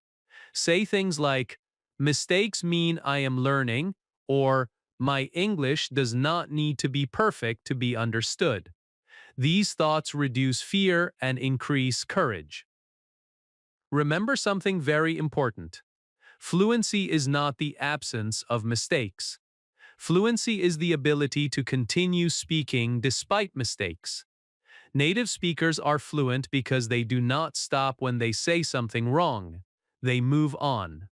You can do the same. English is not judging you. People are not grading you. This is not an exam. This is communication. When you allow yourself to make mistakes that do not matter, your English becomes lighter. Your voice becomes stronger. Your confidence becomes real. And one day, you will look back and realize that the mistakes you were so afraid of were simply steps on the path forward. Speak first, improve later. That is how real confidence is built. Chapter 49, Self-Correction. Without fear, growth mindset. When learners hear the words self-correction, many feel pressure immediately. They imagine stopping in the middle of a sentence, judging themselves and feeling embarrassed. For beginners, this idea can feel heavy and scary. But real self-correction is not about stopping yourself or feeling ashamed. It is about gently improving while moving forward. In real English communication, self-correction is a sign of confidence, not weakness. This chapter will help you understand how to correct yourself naturally, calmly, and without fear, so your English keeps growing instead of freezing. First, let us remove a dangerous misunderstanding. Self-correction does not mean correcting every small mistake. That kind of behavior kills fluency. Real self-correction means noticing important mistakes after or during speaking, and fixing them calmly if needed. Native speakers do this all the time. They say something, pause, adjust, and continue. Nobody laughs, nobody panics. Conversation continues normally. Think about how people speak in their own language. They often say things like, I went there yesterday. No, actually it was last week.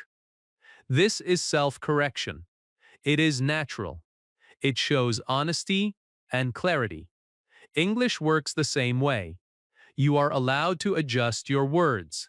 You are allowed to fix meaning. You are allowed to think out loud. One of the biggest problems beginners face is trying to be perfect in the first attempt.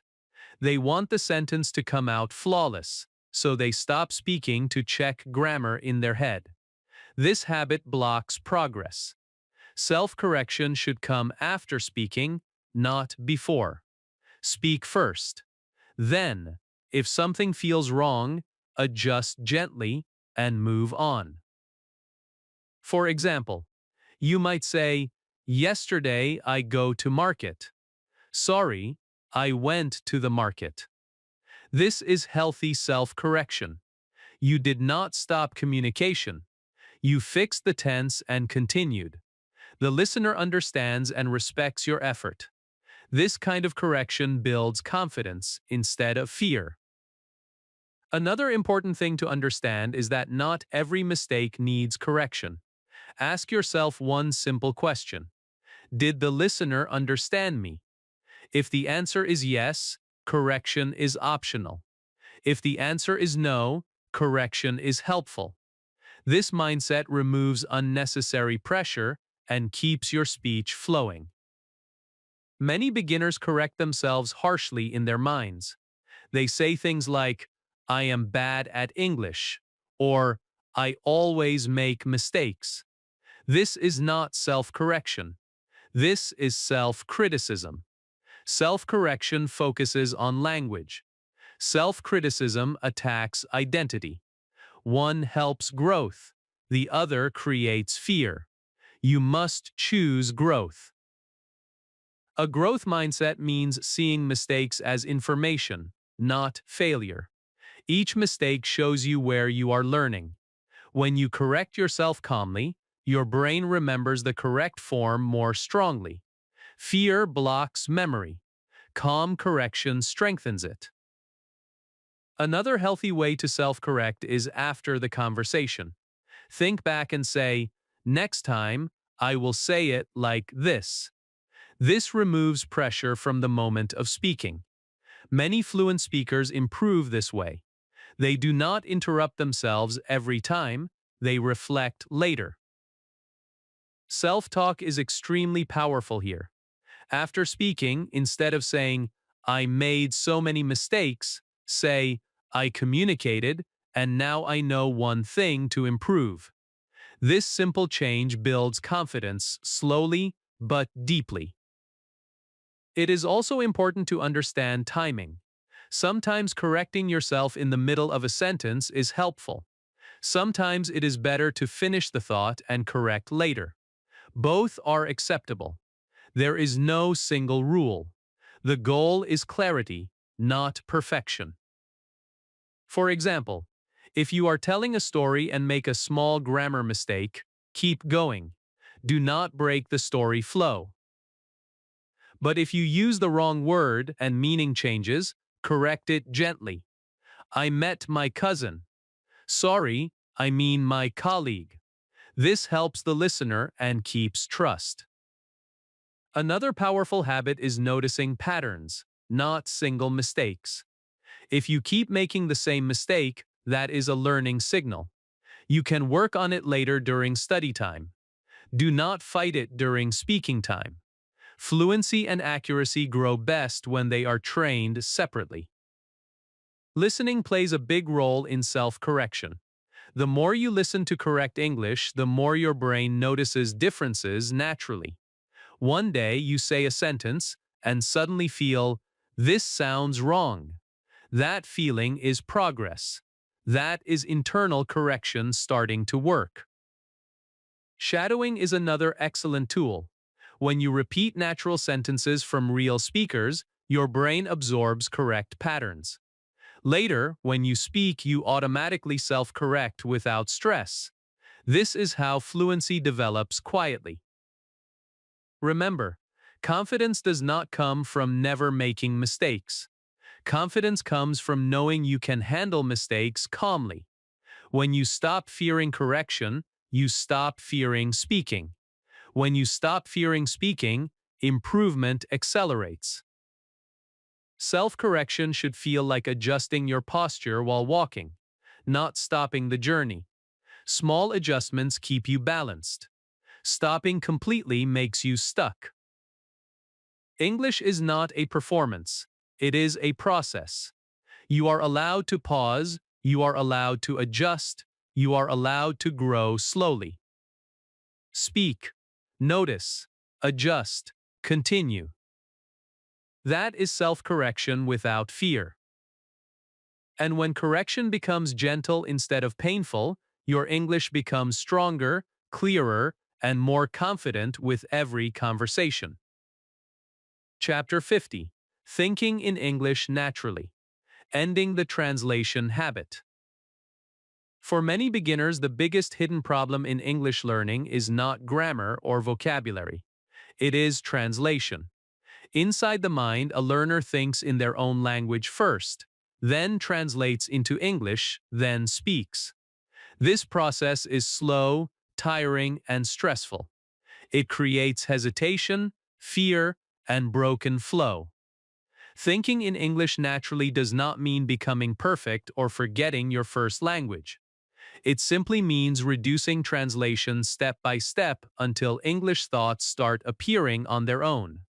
This chapter will help you understand how that shift happens and how you can gently move toward it without pressure. First, let us clear one important misunderstanding. You cannot force yourself to think in English suddenly. It does not happen by command. It happens gradually, through use, exposure, and comfort. Translation is normal at the beginning.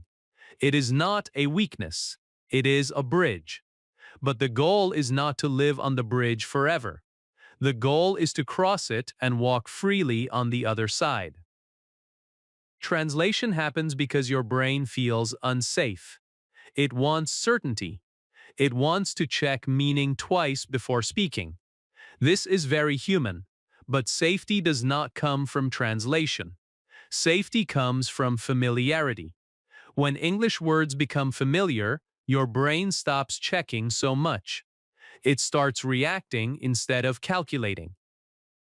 The key to thinking in English is not learning more rules. It is building direct connections between English words and meaning. When you hear water, you should feel the idea of water, not think of a word in your own language first. This direct connection is what native speakers have. And the good news is, learners can build it too. One powerful way to reduce translation is to start with very small English thoughts. Do not try to think full paragraphs in English. Start with simple observations. I am tired. It is hot. I need water. Say these sentences in your mind during the day. Do not translate them. Just feel them. These are basic human thoughts. The more you repeat them, the more natural they become. Another important habit is describing what you see in English. This pulls English into the present moment. This is a chair. The door is open. The phone is on the table. These sentences are simple, but they train your brain to use English directly with reality, not through translation. Self-talk is one of the strongest tools for thinking in English. Talk to yourself quietly in English while doing daily tasks. I am cooking now. I am walking. I will rest later. This kind of practice feels strange at first, but it is extremely effective. You are not performing for anyone. You are training your brain gently. Another major reason people translate is fear of mistakes. They want to be correct before speaking. This creates delay. To think in English, you must allow yourself to think imperfect English. Thoughts do not need to be perfect. They need to be quick and meaningful. Native speakers also think imperfectly. They correct themselves mentally. That is normal. Thinking is not writing. It is fast and flexible. Listening plays a huge role in ending translation. The more you listen to simple, clear English, the more your brain absorbs sentence patterns naturally. Over time, your brain starts predicting words instead of translating them. This is a powerful sign of progress. For example, when you hear, "I'm gonna," your brain already expects a verb. You do not translate, you anticipate. Anticipation is thinking in English. Another important step is accepting silence in your mind. Many learners panic when they cannot find words. They rush to translate. Instead, pause. Let the English word come. This pause is not failure, it is learning in action. You can also practice thinking in English by planning simple things. What will I do today? I will study. I will rest. I will sleep early. This planning builds future thinking in English, which is very powerful. Do not wait for English to become perfect in your head. Natural thinking comes from repeated exposure, not perfection. Some days you will translate more, some days less. This is normal. Progress is not linear. Another helpful idea is to avoid translating every new word. Learn words with context, not definitions. When you learn a new word, connect it to a situation or feeling. For example, learn excited by remembering a happy moment, not by translating it. This emotional connection strengthens direct understanding. Remember, thinking in English does not mean rejecting your first language. Your first language is part of you. English is an addition, not a replacement. Many bilingual people switch between languages naturally. That is a strength, not a problem. The real goal is reducing mental distance. When English feels closer to your thoughts, confidence grows. Speaking becomes faster. Hesitation reduces. One day, you will notice something surprising. You will react in English before translating. You will answer quickly. You will think, that just came out. This is a breakthrough moment, and it happens quietly. Thinking in English naturally is not magic. It is habit. Small daily habits create big mental change. Speak to yourself. Describe your world. Accept imperfection. Listen deeply. Over time, English stops being something you convert. It becomes something you experience. And when English becomes an experience instead of a translation, fluency stops feeling far away. It starts feeling normal, natural, and yours. Chapter 51: Building Your Own Sentences. Creative Speaking. There is a very special moment in every English learner's journey. It is the moment when you stop only repeating sentences and start creating your own. This moment is not loud. Nobody announces it. but inside, something changes. You no longer depend completely on memorized lines. You begin to express your own thoughts, your own feelings, your own ideas. This chapter is about that transformation. Building your own sentences is the bridge between learning English and owning English. It is where you move from being a learner to becoming a speaker. Many beginners believe they must first know perfect grammar before making their own sentences. This belief holds them back. In real life, sentence building does not start with rules. It starts with ideas. You already have ideas in your mind. You already know what you want to say. English sentences are simply tools to carry those ideas out of your head and into the world. When you understand this, sentence building becomes easier and less scary. Building your own sentences does not mean creating complex or fancy English. It means using the words you already know in new combinations. Creativity in language is not about difficulty. It is about freedom. Even very simple words can create unlimited sentences. For example, with words like I, want, go, eat, happy, today, you can already say many things. I want to eat. I want to go today. I am happy today. These sentences may look basic, but they are powerful because they are yours. The first step toward creative speaking is trusting simple sentence patterns. You do not need to invent grammar from nothing. English already has natural patterns that you have learned. Subject plus verb. Subject plus verb plus object. These patterns are like empty frames. You simply place your ideas inside them. When you do this again and again, sentence building becomes automatic instead of stressful. Another important part of building your own sentences is letting go of fear. Fear blocks creativity.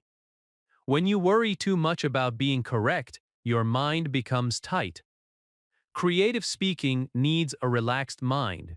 It needs permission to try, to adjust, and to continue. Remember, every sentence you create does not need to be perfect. It needs to be meaningful. Meaning first, perfection later. A powerful way to start building your own sentences is by talking about your real life. Real life gives you endless content. Talk about your day. Talk about what you like. Talk about what you plan to do. These topics are familiar, so your brain focuses on expression, not translation. For example, instead of repeating textbook sentences, say something real like, "Today I feel tired but calm," or "I want to improve my English slowly."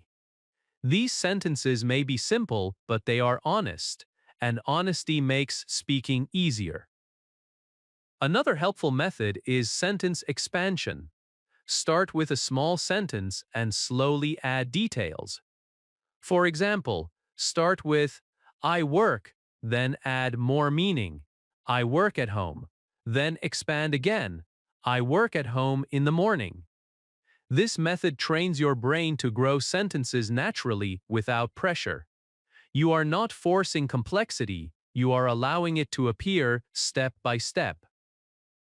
Creative speaking also grows when you ask yourself questions and answer them in English.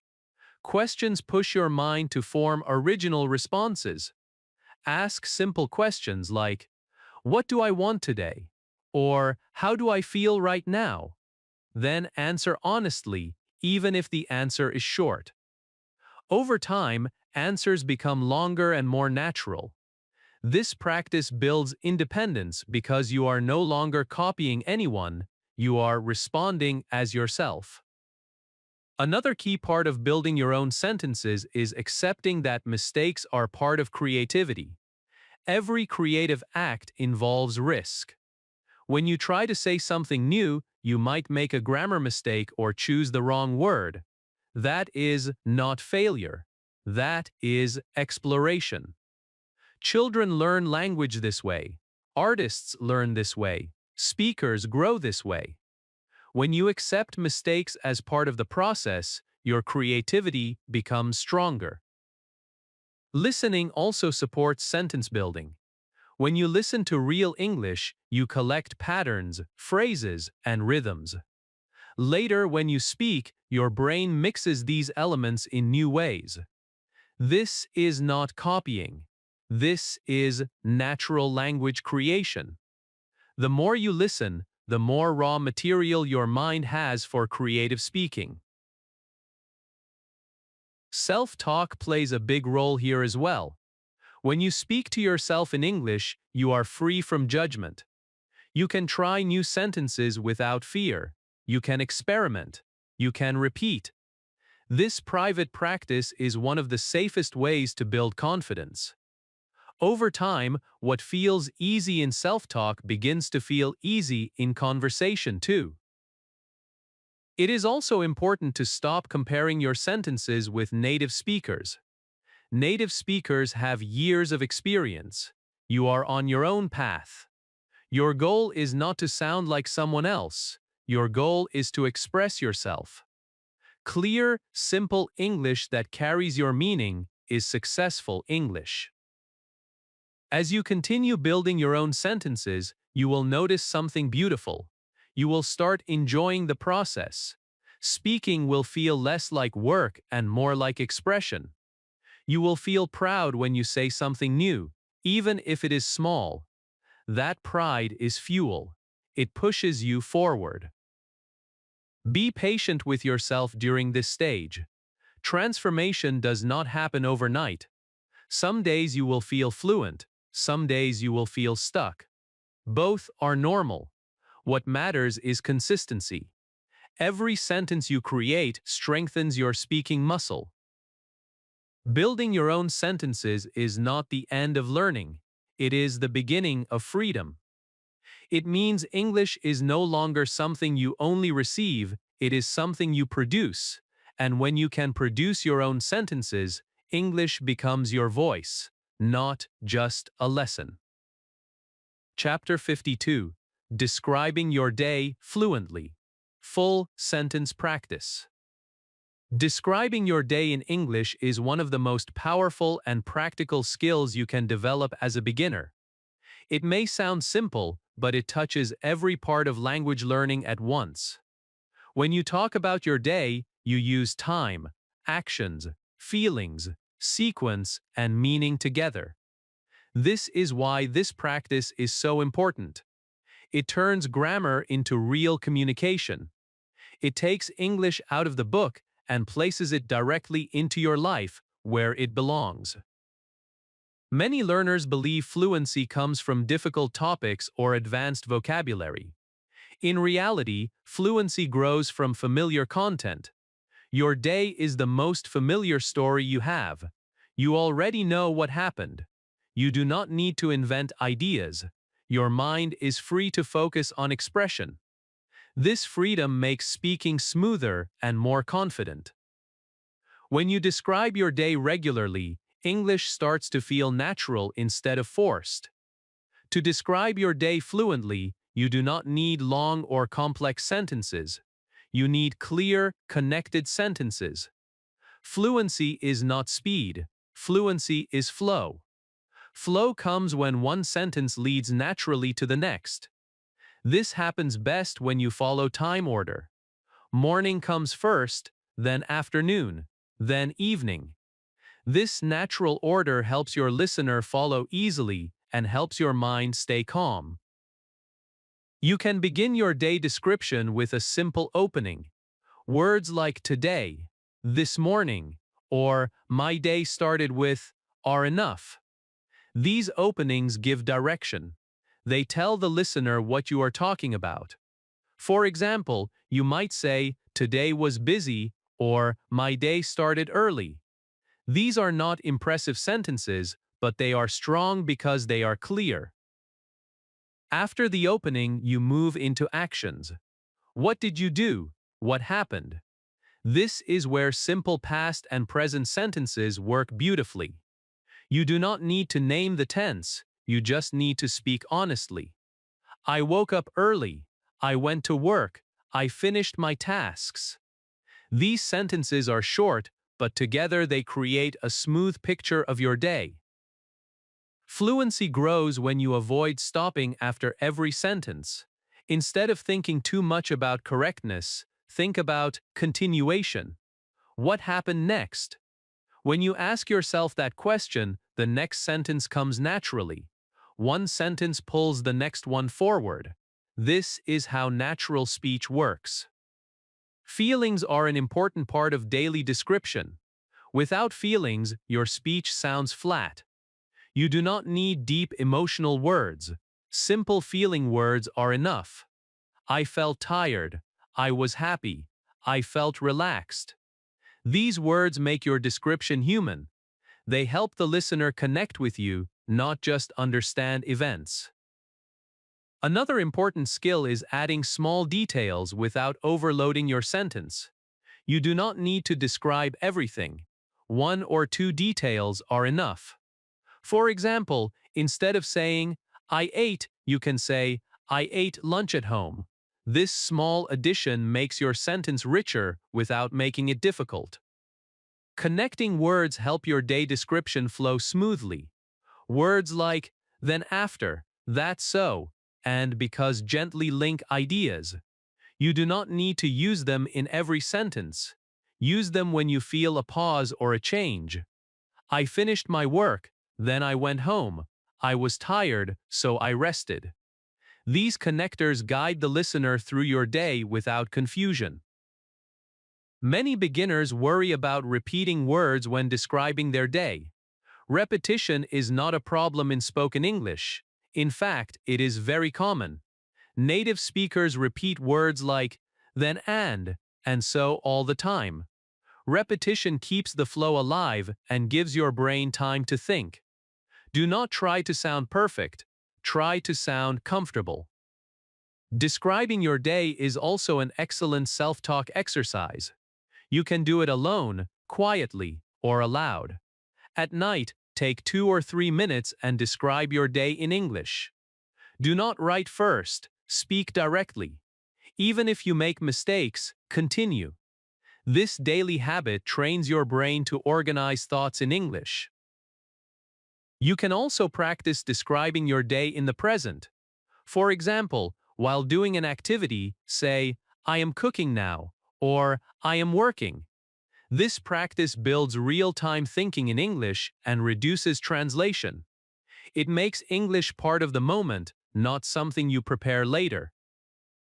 Another powerful practice is describing the same day twice. First, describe it simply. Then describe it again with a few more details. You will notice that the second time feels easier and smoother. This repetition strengthens fluency and confidence. Do not judge your fluency by how fast you speak. Judge it by how comfortable you feel continuing. If you can keep talking without panic, you are becoming fluent. Pauses are allowed, mistakes are allowed. Stopping completely is the only thing that blocks progress. Describing your day fluently also prepares you for real conversations. People often ask questions like, how was your day? Or, what did you do today? When you can answer these questions comfortably, you feel more confident in social situations. Your English becomes useful, not just studied. Remember, fluency does not come from learning more rules. It comes from using what you already know again and again. Your day gives you endless practice material. Every day is a new lesson, but the structure stays familiar. This familiarity builds speed, comfort, and confidence naturally. When you describe your day regularly, something important happens. English stops being an exercise. It becomes a reflection of your life. You stop searching for sentences, they come to you. And when your day can flow out in English without fear, you are no longer just learning the language. You are living in it, one ordinary day at a time. Chapter 53. Asking and Answering Naturally. Conversation flow. Real conversation is not about speaking long speeches. It is about exchange. One person asks, the other responds. Then the roles change. This back and forth movement is the heart of natural English communication. Many beginners feel confident when speaking alone but freeze in conversation because questions and answers come unexpectedly. This chapter is designed to remove that fear and help you ask and answer in a calm, natural way, so conversations feel smooth instead of stressful. The first thing to understand is that conversation is not an exam. You are not expected to give perfect answers. You are expected to respond. Native speakers do not plan answers fully before speaking. They react. That reaction is what keeps conversation alive. When you stop trying to be perfect and start trying to be present, flow appears naturally. Asking questions is not only about getting information, it is about showing interest. When you ask a simple question, you invite the other person to speak. This reduces pressure on you and builds connection. Simple questions are powerful. How are you? What are you doing? Where are you going? These questions are not small. They are the doors to conversation. Many beginners think they need complex question forms. This belief creates hesitation. In reality, simple question patterns work best in daily life. You already know them. Yes or no questions and short open questions are enough. Do you work here? Are you busy? What time is it? These questions are natural and common.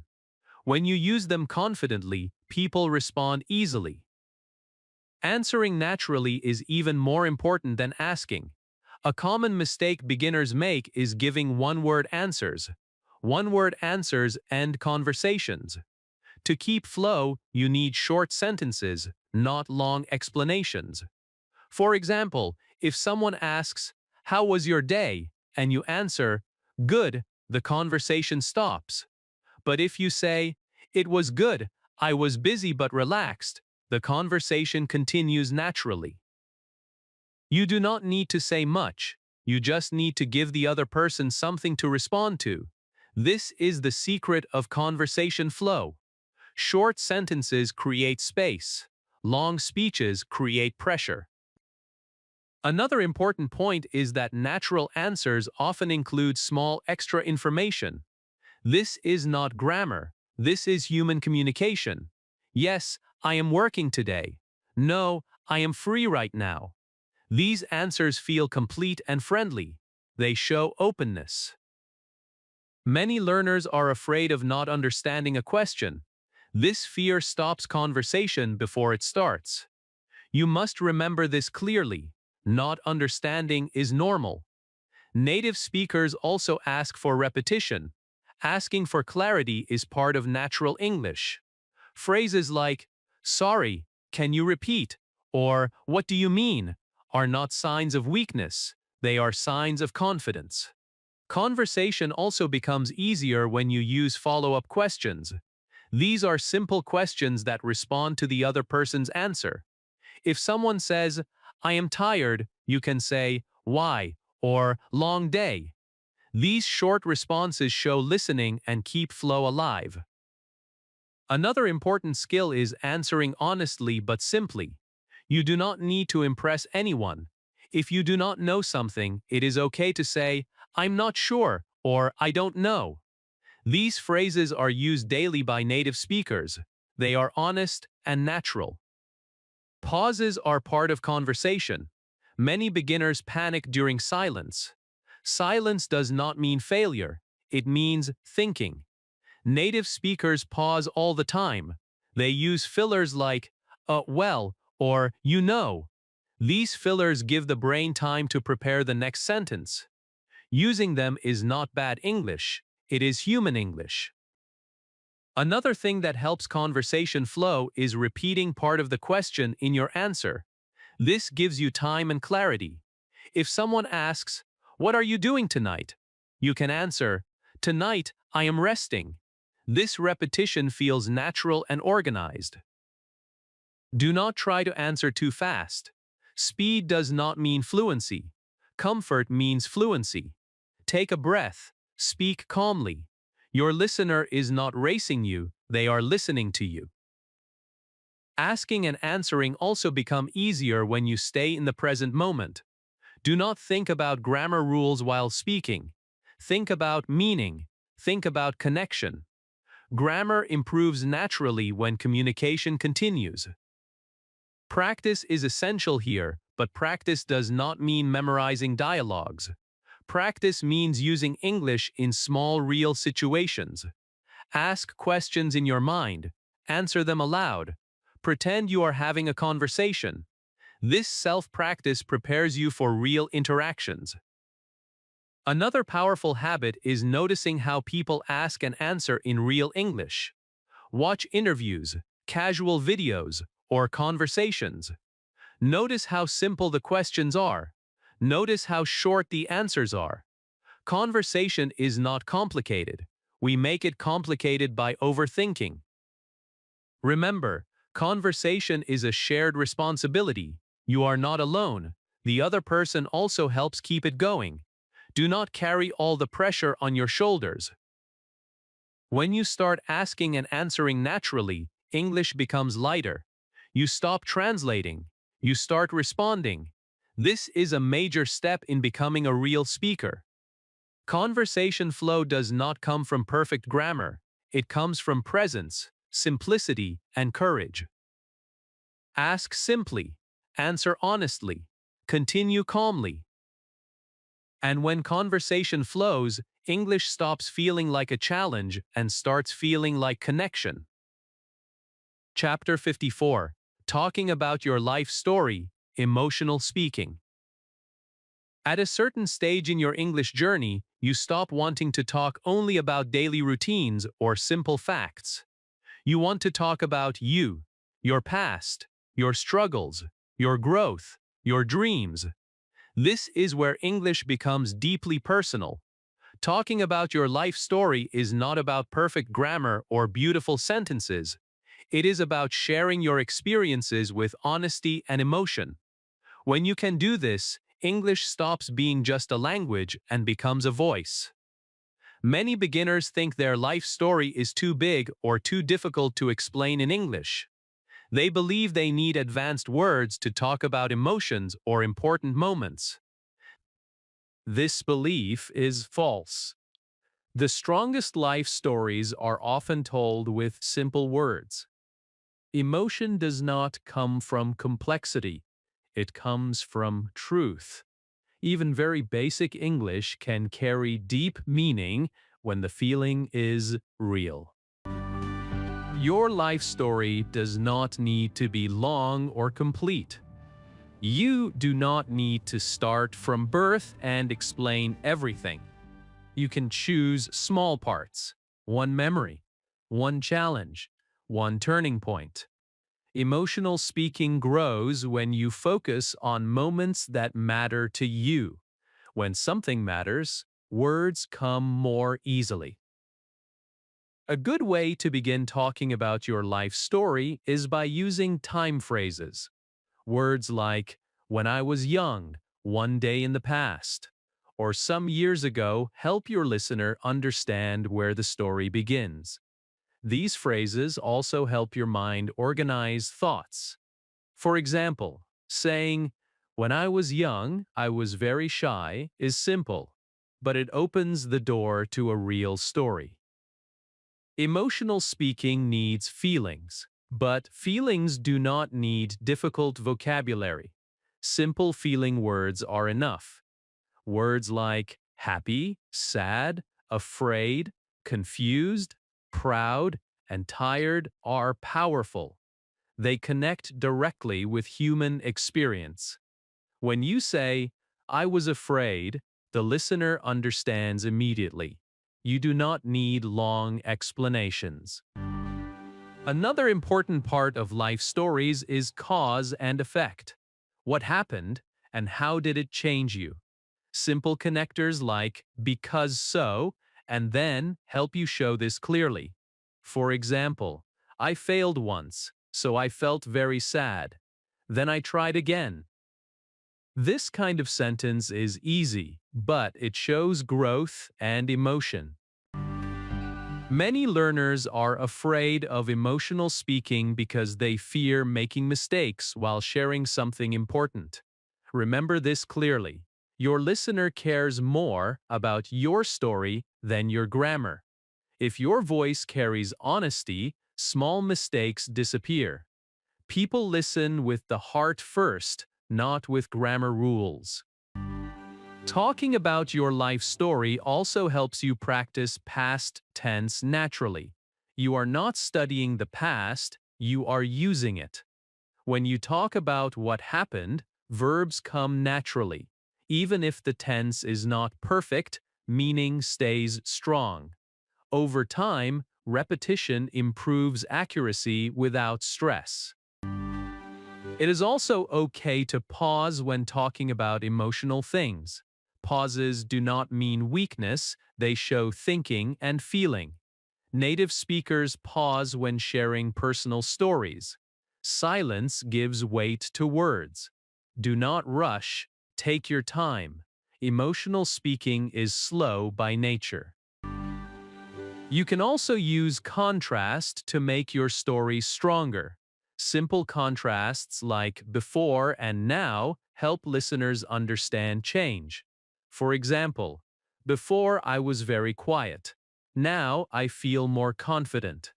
This sentence is simple, but it shows a journey. Journeys are powerful.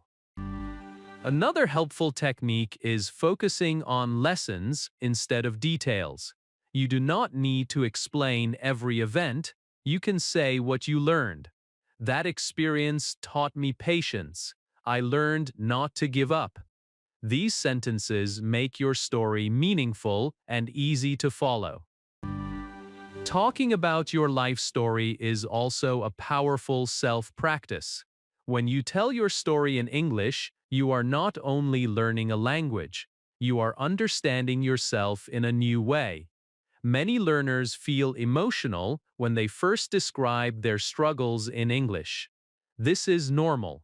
Language connects deeply with identity. You can practice this alone first. Sit quietly and speak your story softly. There is no audience, no pressure. This safe space allows honesty. Over time, this honesty becomes confidence. What feels difficult alone becomes easier with others. It is also important to accept that your story will improve with time. The first time you tell it, it may feel broken. The second time, clearer. The third time, smoother. This is growth. Do not judge your first version, respect it. It is the beginning. Emotional speaking does not mean being dramatic. It means being real. Even calm stories carry emotion when they are true. Speak as you are. You do not need to act. When you share your life story, you build deep connection with listeners. People remember stories more than facts. They remember emotion more than grammar. This is why life stories are such a powerful part of communication. Remember, your life story matters. Your experiences matter. Your voice matters.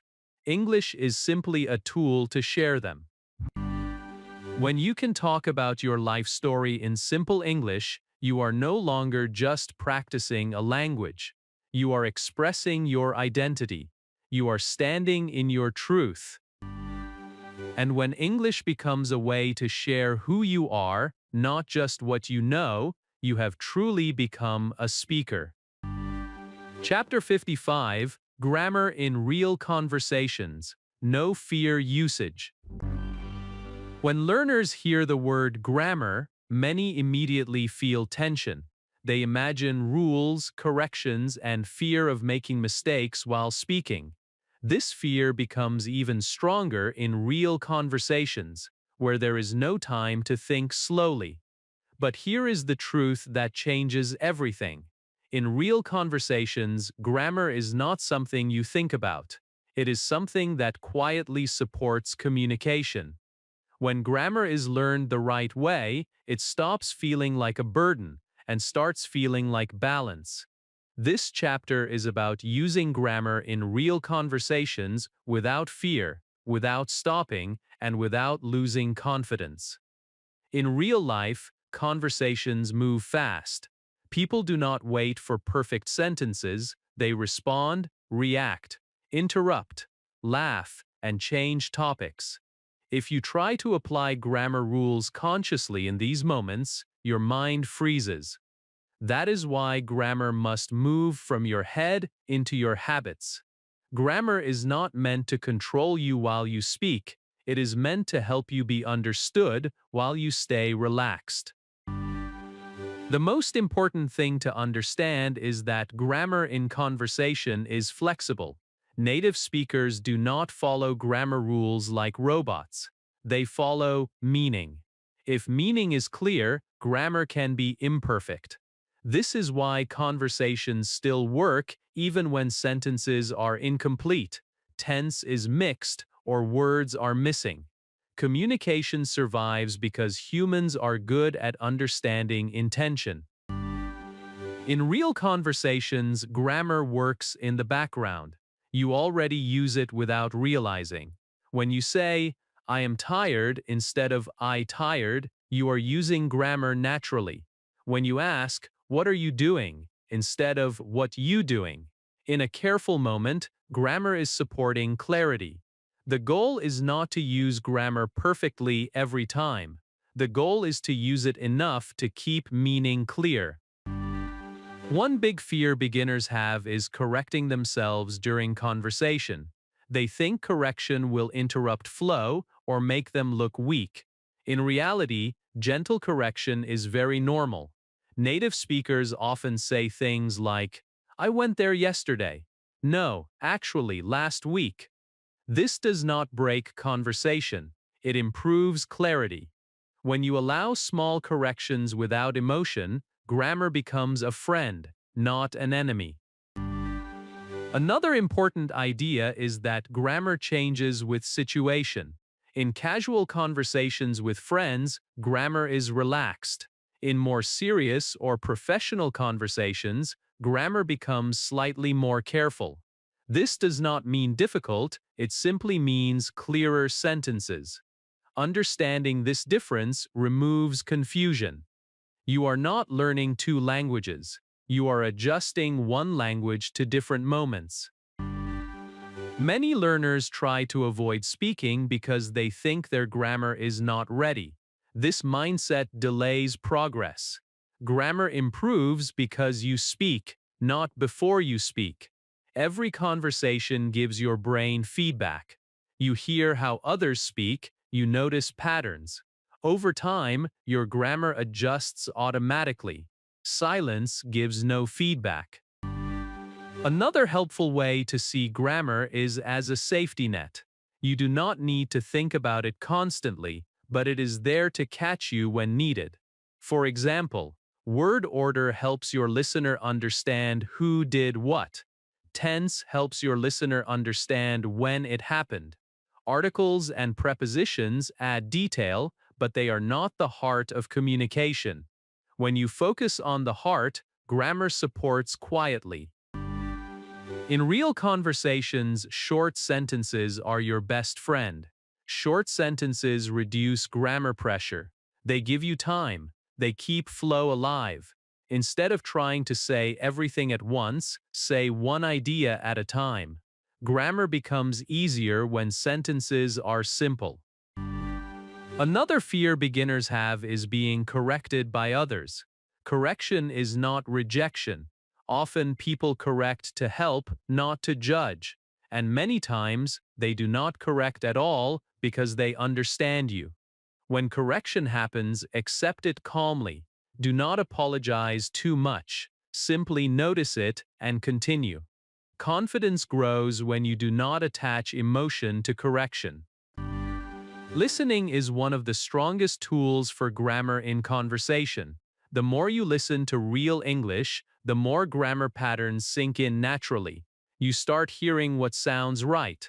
This feeling is more powerful than memorized rules. One day, you will say a sentence and immediately feel it needs adjustment. That feeling is grammar becoming internal. Conversation grammar also improves when you reuse common patterns. Phrases like, I think, I feel like, it depends. That makes sense already contain correct grammar. When you use them, you are speaking accurately without effort. Patterns reduce fear because they are familiar. A very important mindset shift is this: grammar is not watching you. It is not judging you. It is not waiting for you to fail. Grammar is simply a structure that humans created to share meaning more clearly. When you see grammar as support instead of danger, your relationship with English changes completely. In real conversations, focus on three things: meaning, connection, continuation. If meaning is clear, connection is human, and conversation continues, grammar has done its job. Perfection is not required. Do not stop speaking to fix small grammar issues. Keep going. If something important needs correction, adjust calmly and continue. This flow builds real confidence. Remember, the goal of grammar is not to make you silent. The goal of grammar is to make you understood. When you start using grammar in real conversations without fear, English becomes lighter. You stop monitoring every word. You start listening more. You start responding naturally. And when grammar becomes a quiet helper instead of a loud enemy, you finally experience what real communication feels like. Chapter 56: Reviewing Grammar Without Boredom. Natural Revision. At this stage of your journey, grammar should no longer feel heavy or scary. You have already met it many times, used it in sentences, spoken with it, and lived with it. Now comes a very important phase that many learners misunderstand: review. The word review often brings boredom, notebooks, and repetition without meaning. But real revision is not about repeating rules again and again. Real revision is about recognition. It is about seeing grammar in action and gently strengthening what you already know. This chapter will show you how to review grammar naturally, without stress, and without losing motivation. The biggest mistake learners make during revision is going back to the beginning like they are starting from zero again. This creates frustration. You are not starting again. You are refreshing. Your brain already has patterns inside it. Revision is simply waking them up. Think of grammar like a path you have already walked on. Reviewing is not rebuilding the path, it is walking it again with more confidence and less effort. Natural revision starts with usage, not rules.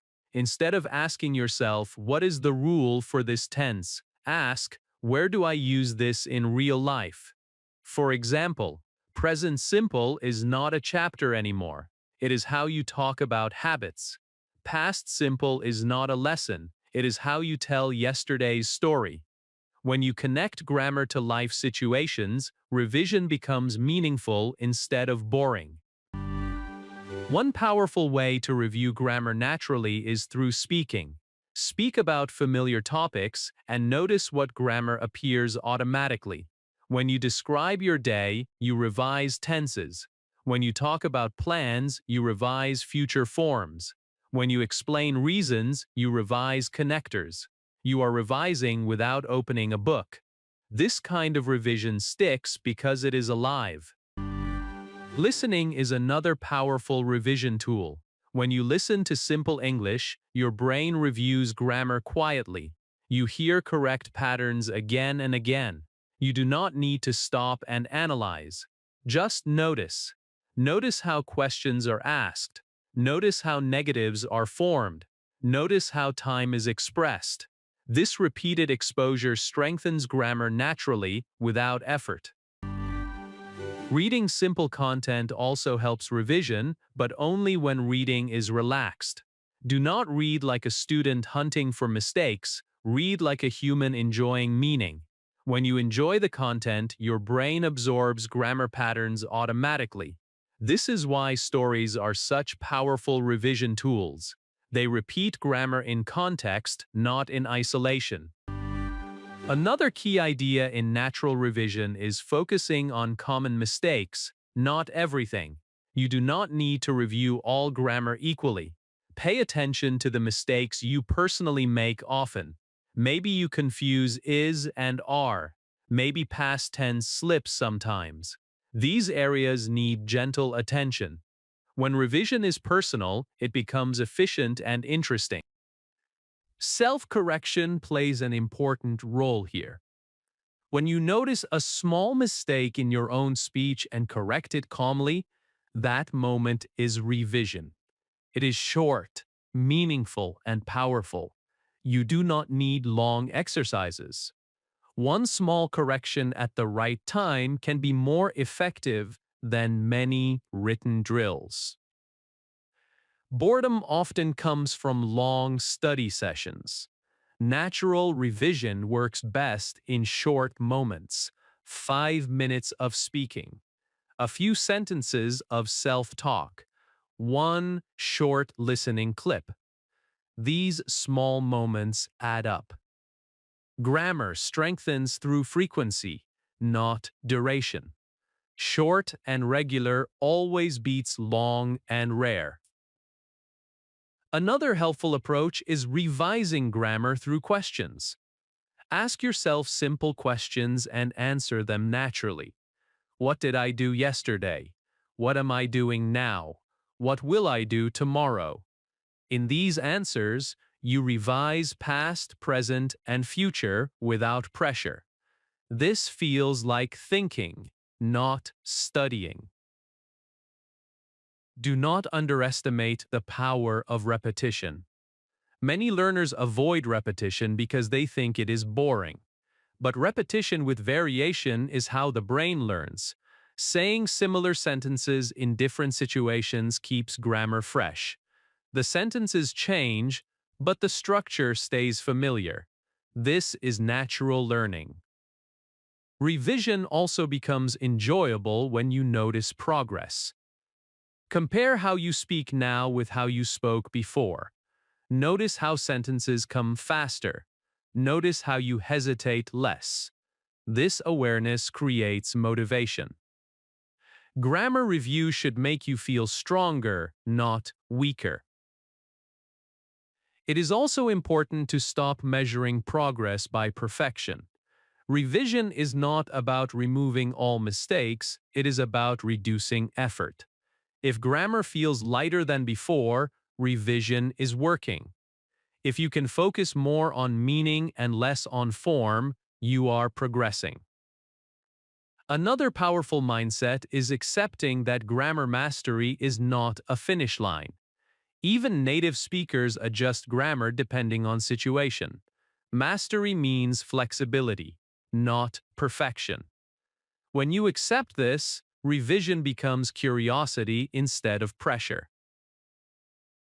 You can also revise grammar by teaching it. Explain simple grammar points to yourself or imagine explaining them to a friend. Teaching forces clarity. When you can explain something simply, you truly understand it. This method is very effective and surprisingly engaging. Remember, boredom is not caused by grammar. Boredom is caused by how grammar is reviewed. When revision is connected to life, emotion, and communication, it becomes interesting again. You have already come far. Grammar is no longer new, it is familiar.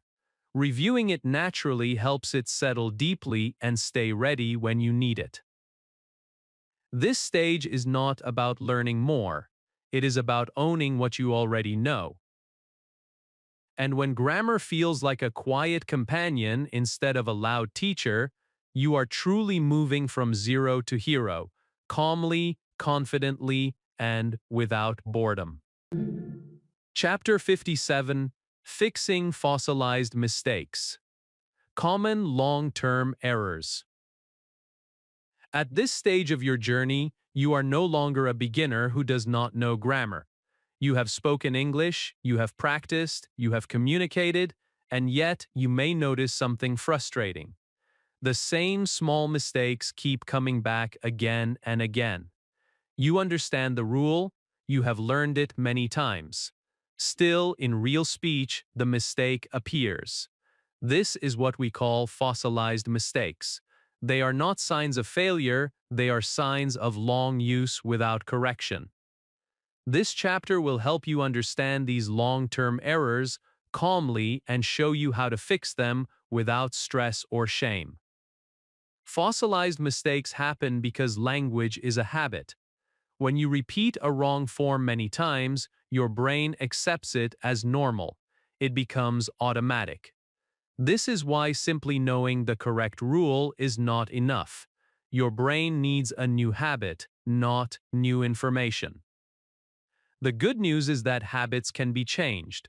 They just need patience, awareness, and the right approach. The most important thing to understand first is this. Fossilized mistakes do not mean your English is bad, they mean your English is active. Silent learners do not fossilize mistakes because they do not speak. Speakers do. So if you have fossilized errors, it means you have used English enough for patterns to form. That is progress, not failure. Common fossilized mistakes are usually small. Things like mixing is and are, forgetting s with third person, using the wrong preposition, or saying a sentence in the order of your first language. These mistakes survive because they do not block meaning. People still understand you. Because communication works, your brain does not feel urgency to change. Fixing fossilized mistakes starts with awareness, not criticism. You do not need to feel bad or angry with yourself. Instead, you need to gently notice. When a mistake appears often, do not fight it in the moment. Fighting creates tension. Tension blocks learning. Simply notice the pattern and accept that this is one area for growth. One powerful method to fix long-term errors is focused attention. Do not try to fix everything at once. Choose one mistake only. For example, if you often confuse is and are, make that your focus for 1 week. During that week, do not worry about other mistakes. When your brain knows what to watch for, change becomes easier. Another very effective technique is correct repetition. When you notice a fossilized mistake, repeat the correct version many times in different sentences. Not in drills, but in meaningful sentences. For example, if you often say, he go, start saying sentences like, he goes to work, he goes home early, he goes every day. This repetition builds a new habit slowly. Listening plays a huge role in fixing fossilized mistakes. When you listen carefully to correct English, your brain starts comparing. Over time, the wrong form begins to sound uncomfortable. This feeling is important. It means your internal grammar is changing. Do not ignore this feeling. It is a sign of progress. Self-correction also becomes important at this stage. Earlier, you learned to ignore small mistakes to keep confidence. Now, you can gently correct specific mistakes that you are targeting. The key word is gently.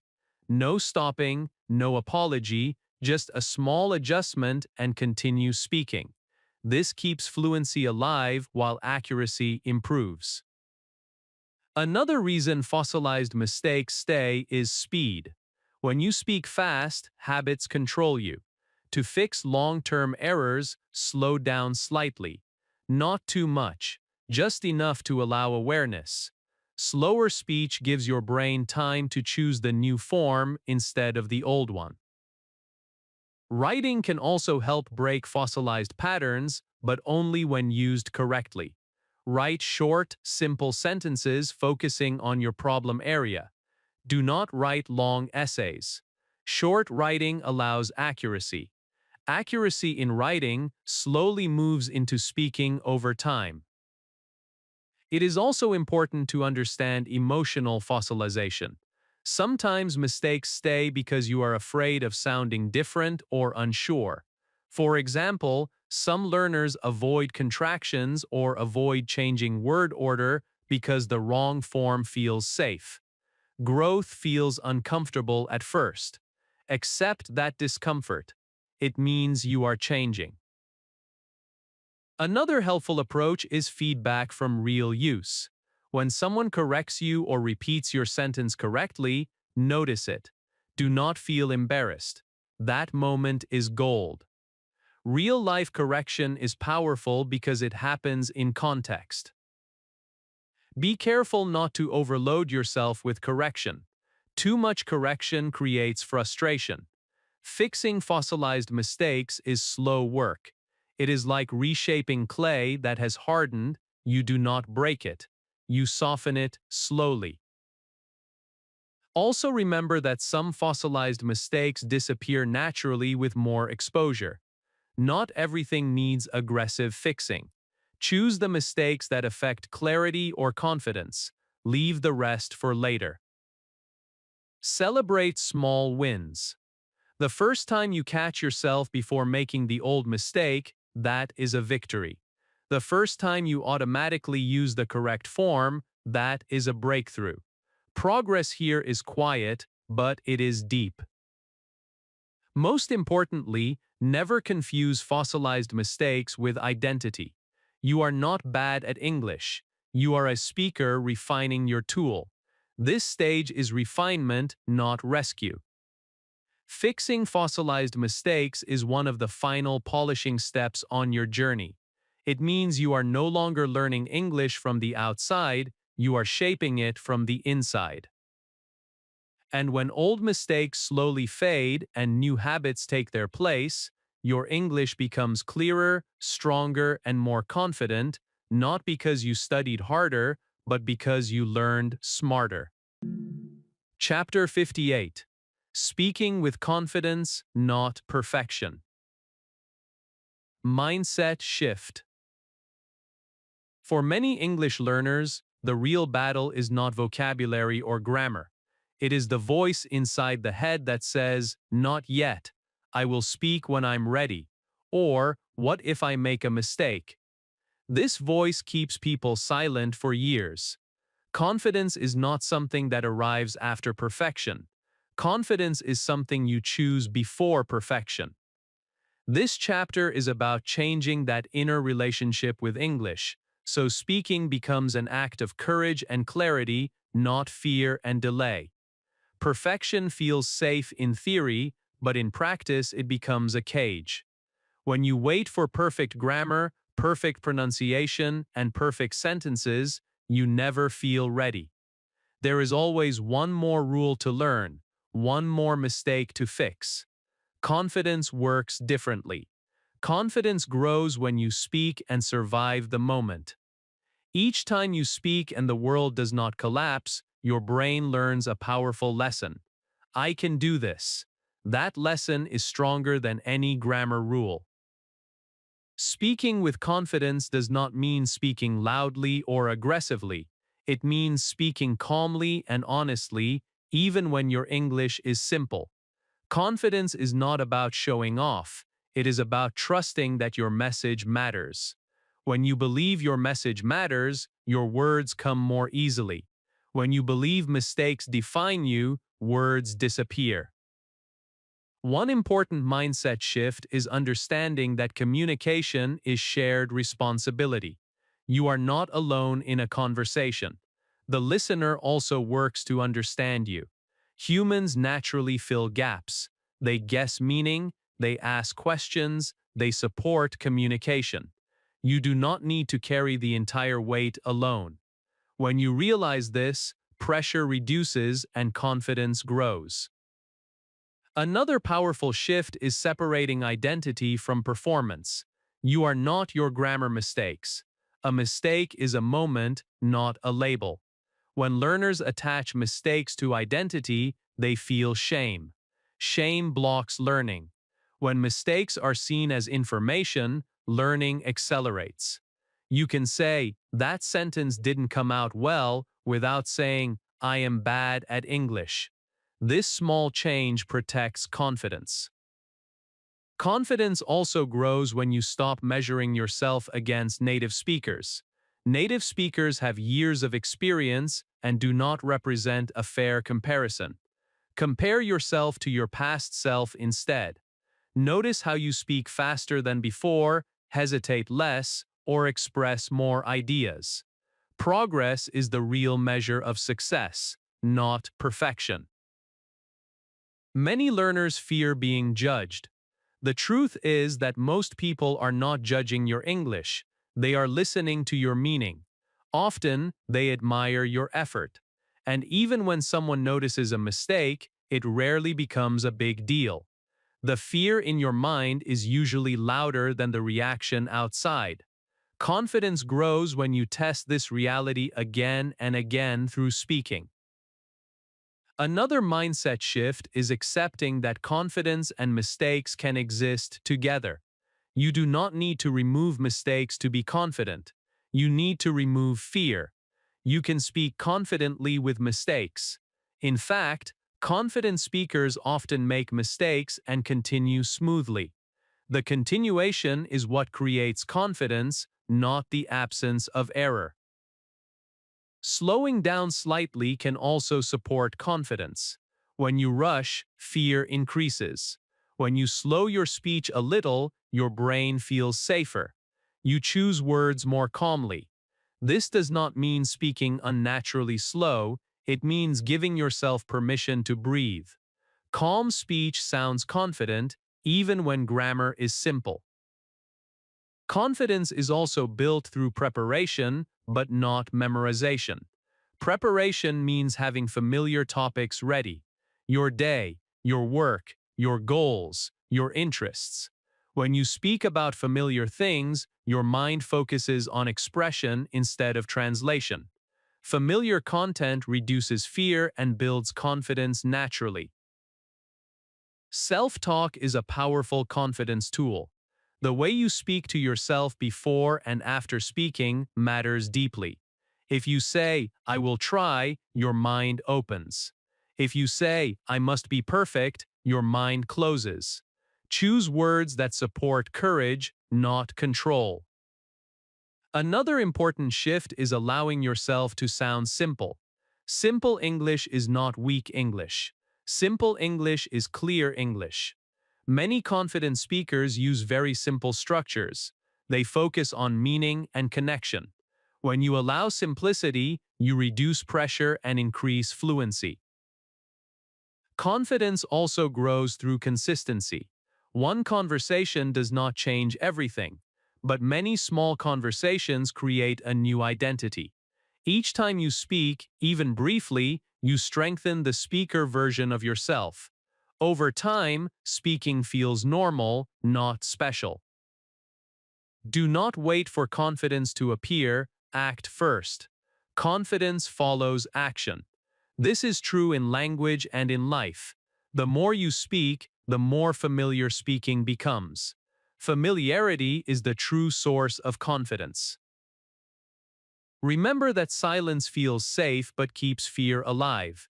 Speaking feels uncomfortable at first, but slowly kills fear. Choose the discomfort that leads to growth, not the comfort that leads to stagnation. Speaking with confidence means accepting imperfection and moving forward anyway. It means valuing connection over correctness. It means trusting that your voice deserves space. When you speak with this mindset, something changes. English stops feeling like a test and starts feeling like a tool. Your sentences may not be perfect, but your presence becomes strong. And when presence is strong, confidence follows naturally, not because you finally became perfect, but because you finally allowed yourself to be heard. Chapter 59.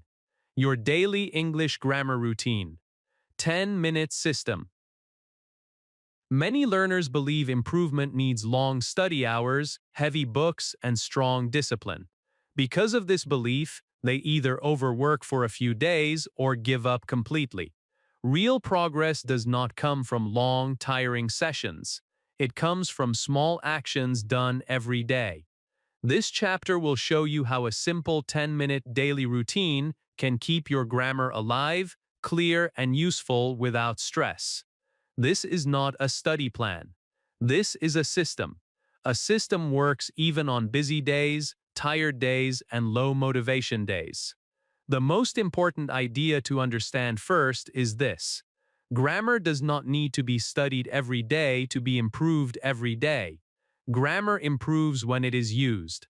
Your daily routine is not about learning new rules, it is about keeping your existing grammar active so it does not fade or become confusing. 10 minutes is enough if those minutes are focused, calm, and connected to real life. Your daily routine starts with activation. For the first 2 minutes, you simply wake up your English. You do this by speaking, not reading. Say a few sentences about the present moment. Where are you? How you feel? What you are doing? These sentences activate present tense, sentence order, and basic structure naturally. You are not checking rules, you are turning English on, like switching on a light. The next part of the routine is revision through meaning. For 3 minutes, choose one familiar grammar area and use it in real sentences. Do not open a grammar book, just use it.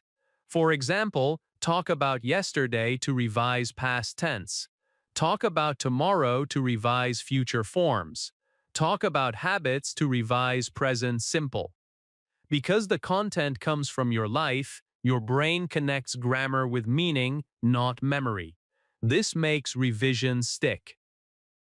After that comes listening awareness. For 2 minutes, listen to a short piece of simple English. It can be a short video, an audio clip, or even one paragraph read aloud. The goal is not to understand every word, the goal is to notice how grammar sounds, how questions are asked, how negatives appear, how time is expressed. This passive noticing strengthens grammar without effort. Then comes self-correction focus. For 2 minutes, think about one small mistake you often make. Only one. Maybe it is and are, maybe past tense endings, maybe word order.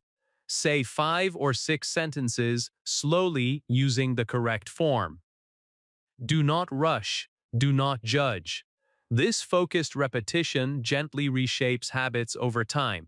You are not fixing everything, you are fixing one thing well. The final minute is for confidence reinforcement.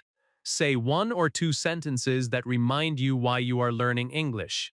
For example, I am improving step by step, or my English helps me express myself. This may sound simple, but it is powerful. Confidence keeps grammar alive, fear kills it. This entire routine takes 10 minutes, not more. The magic is not in the length, the magic is in consistency. When grammar is touched every day, it stops feeling heavy. It becomes familiar. Familiarity creates speed, speed creates confidence. One important rule of this routine is flexibility. If one day you miss listening, it is okay. If another day you only speak for 5 minutes, it is still success. The system is designed to bend, not break. Perfection destroys routines. Flexibility protects them. Another important rule is that this routine must stay simple. Do not add more steps, do not increase time. When routines become complex, they disappear. 10 minutes feels easy. Easy habits survive long term. Many learners ask, when will I see results? The honest answer is that results appear quietly. You will not wake up fluent one day. Instead, you will notice that sentences come faster, you hesitate less, You correct yourself naturally. These are real results. They mean grammar is becoming internal. This routine also prevents fossilization. When grammar is revisited daily in small ways, mistakes do not harden, they stay soft and fixable. You stay flexible instead of stuck. Another powerful benefit of this system is that it removes guilt. You no longer feel bad for not studying for hours. You know you are doing enough. This mental relief increases motivation naturally. Remember, grammar does not need intensity, it needs contact. 10 minutes of daily contact is stronger than 2 hours once a week. Language is a living skill. It grows with regular use, not pressure. You can do this routine anywhere. At home, before sleep, in the morning, even during a break. It does not require books, notebooks, or apps. It only requires your voice and attention. Over time, this routine builds trust between you and English. English stops feeling like a task and starts feeling like a habit. Habits do not need motivation. They run automatically. This is how real speakers are built, not through extreme effort, but through steady presence. If you follow this 10-minute system daily, grammar will stop slipping away. It will stay close, ready, and useful when you speak. And when grammar is always ready, confidence follows naturally, one calm day at a time. Chapter 60. You are no longer a beginner. Final confidence boost and call to action. If you have reached this point, something important has already changed inside you. You may not feel it clearly yet, but it is there. You are no longer standing at the door of English, wondering if you belong. You have walked inside. You have spoken. You have practiced. You have made mistakes and continued anyway. That alone means you are no longer a beginner. Beginners are afraid to start. You have already started, and more importantly, you have stayed. Being a beginner is not about how many words you know or how perfect your grammar is. Being a beginner is a mindset. It is the belief that English is something distant, difficult, and not yet yours. That belief does not fit you anymore. You now understand how English works, how sentences are built, how grammar supports meaning, and how speaking grows through use. You have tools, you have habits, you have experience.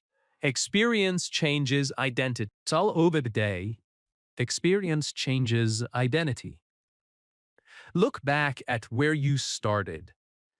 At the beginning, English felt like a monster. Grammar felt heavy.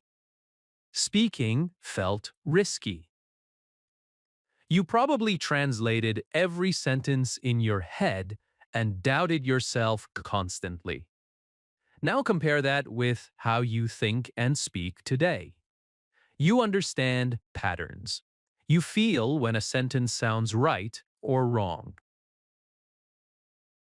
You can describe your day, share your story, ask questions, answer naturally, and keep conversations going.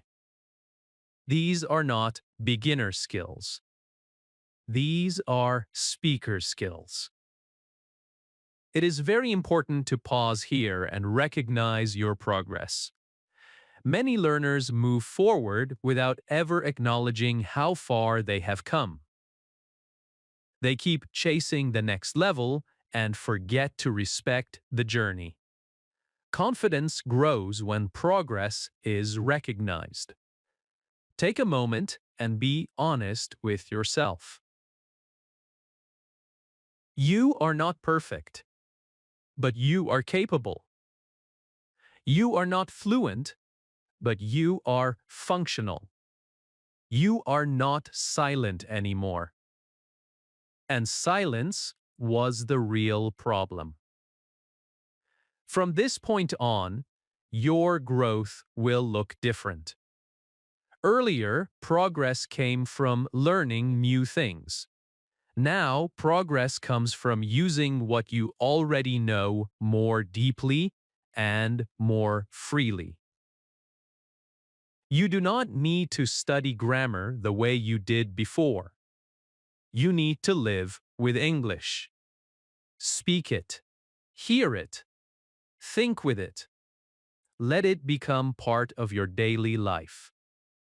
This is how real mastery develops. One of the biggest dangers at this stage is stopping because you feel good enough or stopping because you feel not good enough. Both are traps. English is a skill, and skills stay alive only when they are used. The goal now is not intense study. The goal is consistency. A little English every day keeps your confidence strong and your grammar sharp. You will still make mistakes. This will never completely stop, and that is normal. Even advanced speakers make mistakes. The difference now is how you react to them. Earlier, mistakes stopped you. Now, they guide you. You notice them. You adjust. You continue. That is the behavior of a speaker, not a beginner. It is also time to change how you see yourself when you speak English. Do not say, "My English is weak."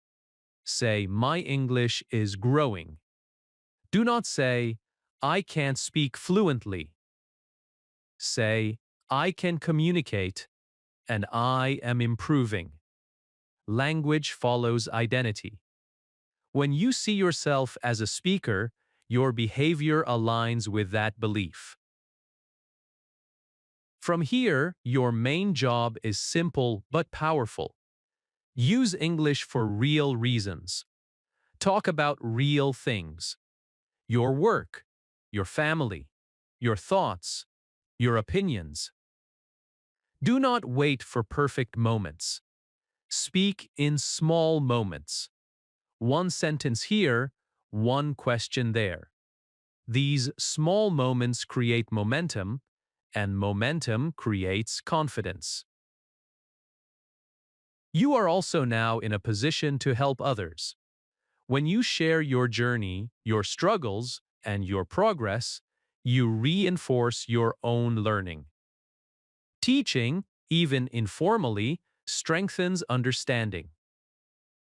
When you explain something simply, it becomes clearer in your own mind. This is another sign that you have moved beyond the beginner stage. Remember that confidence is not loud. Confidence is calm.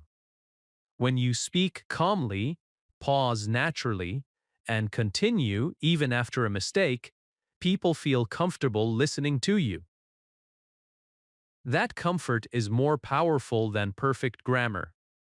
People trust speakers who are present, not performers who are perfect. Now comes an important decision. You can either let this course be the end of something, or you can let it be the beginning of something bigger. The real journey starts after structured learning. This is where English becomes part of your identity, not just your routine. Here is your call to action, and it is a simple one. Make a promise to yourself. A promise to keep English in your life every day, even if only for a few minutes. Speak out loud daily. Describe your day. Ask questions. Answer in full sentences. Listen to real English. Do not disappear from the language. If you are watching this as a video, pause for a moment and say one sentence out loud right now. Any sentence. Make it yours. That act alone proves that English is already inside you. If you are following this as a course or series, continue to the next stage with confidence. Revisit lessons when needed. Repeat chapters.